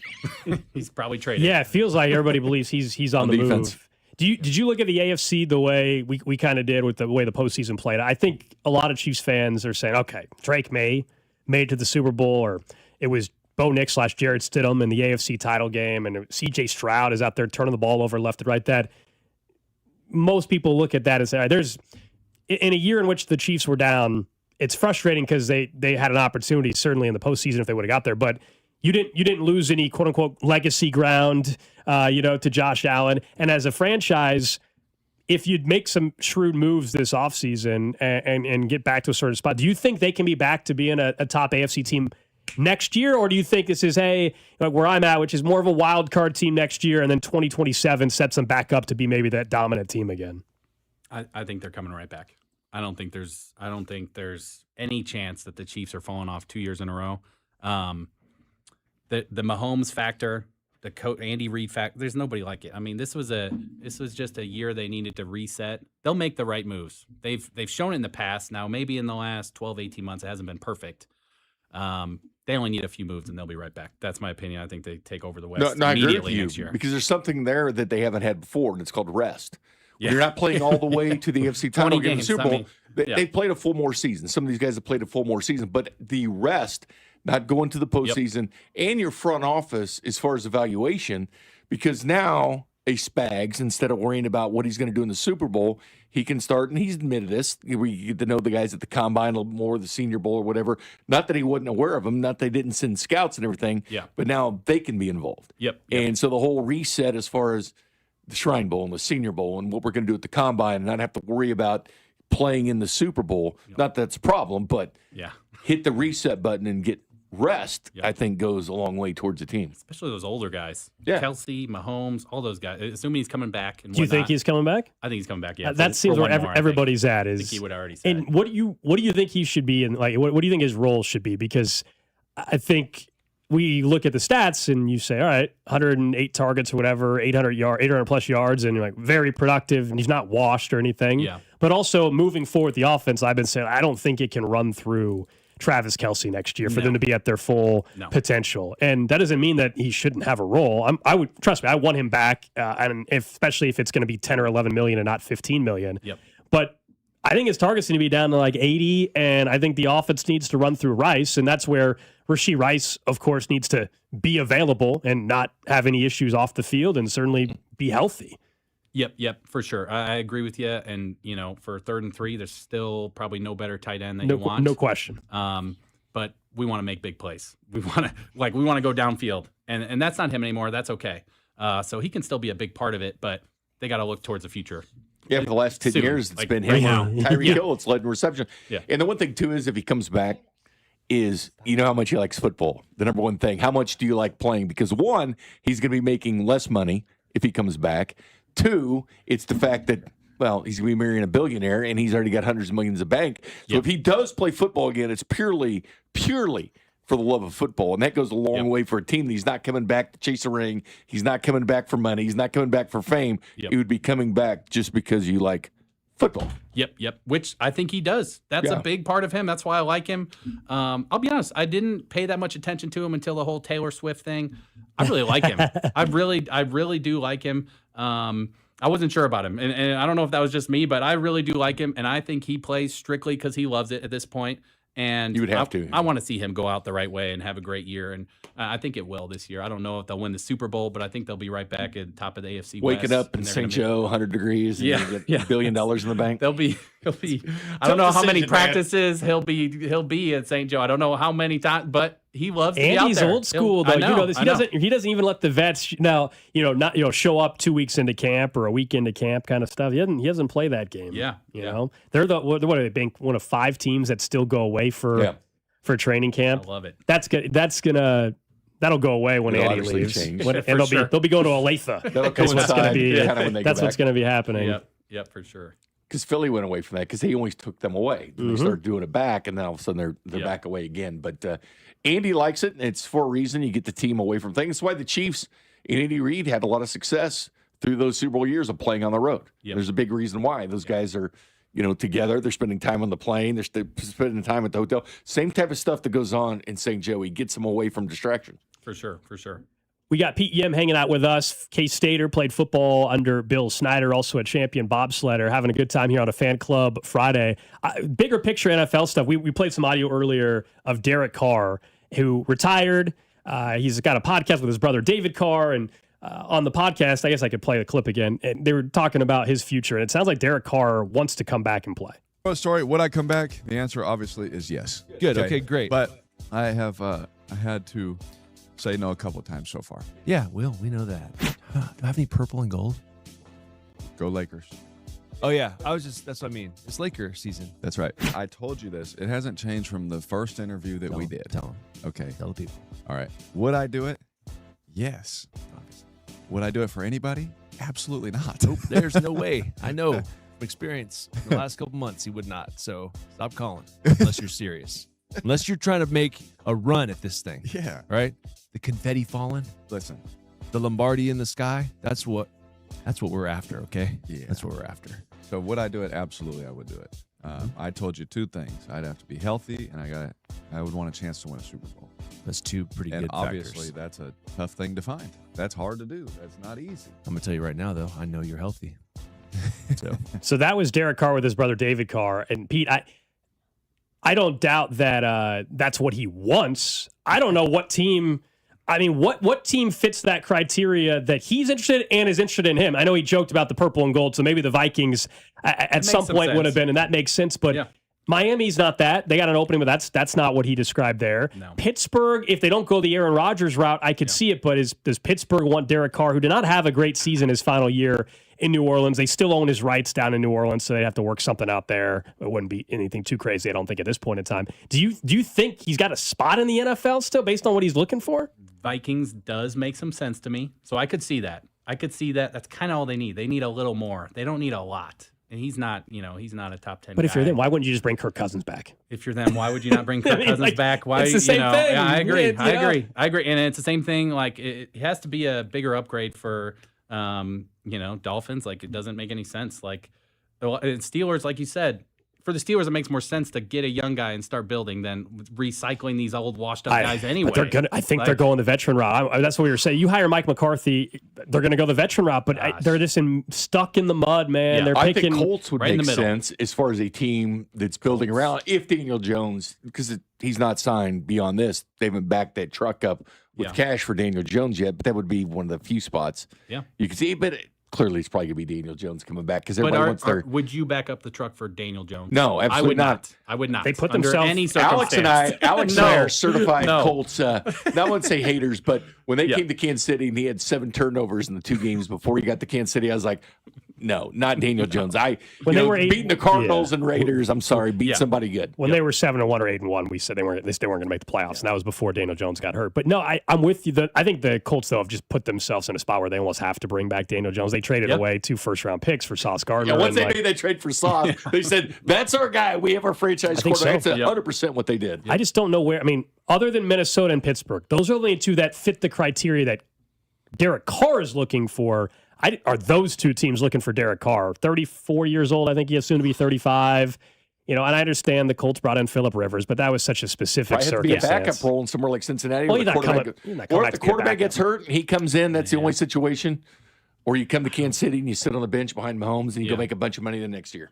Yeah, I mean he's not coming back though to be a backup. I don't think so. I think that is going to be his only option. Then he's going to stay retired. That's going to be his only option. You know what? If someone like Stafford retires, I could see him jumping there but and being okay. But Stafford's not retiring. Yeah, he said at the NFL honors said it. He's coming back. I'm with you. I mean that's the thing. I don't believe Derek Carr will be unless there's a training camp injury, a team that's a contender, or 2 weeks into the season, a team that's a contender, and it's like we got everything, but we need the quarterback, and we're not punting on the season. That's where I actually think Derek Carr could get some interest. Let's see if they can go battle Penix for a starting job in Atlanta. Oh man, Penix, that pick didn't make sense at the time, and it looks even worse. I'm just saying that's a shaky starting quarterback with a decent team around him. But if you're the Saints, why are you letting them? You're not. I'd play the game. Oh, Sorry, they we have your rights. We're not letting you go to a division rival. Yeah, they hate each other. Yeah. Like I'm not letting you go to even if we think we're done with you and you're not you weren't that great. If he wants to come back with the contender, it's probably going to be in a backup role. Well, then he's not coming back. You might look at quarterbacks that don't stay healthy all year. Drew, like someone said, the Browns. That's not a. Did you not not Joe Flacco, but like text line saying Browns. Like, guys, he just said he only going back to somewhere he can win a Super Bowl. Cleveland is about as far as you get, other than the Jets, to go into a Super Bowl. Yeah, Jets, baby. Derek Carr. What a joke the Jets are. There we go, Jets. Were you always a Chiefs fan? So Chiefs and Bears. Okay. So I grew up split between Chicago area and here. So I really started off Chicago area. No wonder area. the Tooney love. So Tooney, I know. And for sure, without a doubt. And Caleb Williams, Monongai, I can't help myself. It takes Luther Burden, though. I can't, and I love Luther Burden.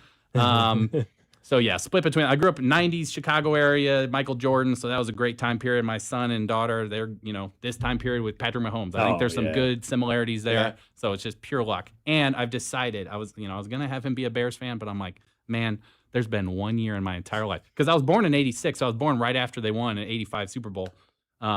There's been 1 year where we even got anywhere. So you should be a Chiefs fan, man. So yeah, if you've got kids that you're raising in Kansas City anytime in the last 5 to 10 years, how would you not raise them as a Chiefs fan? For sure. I mean, They don't understand the 22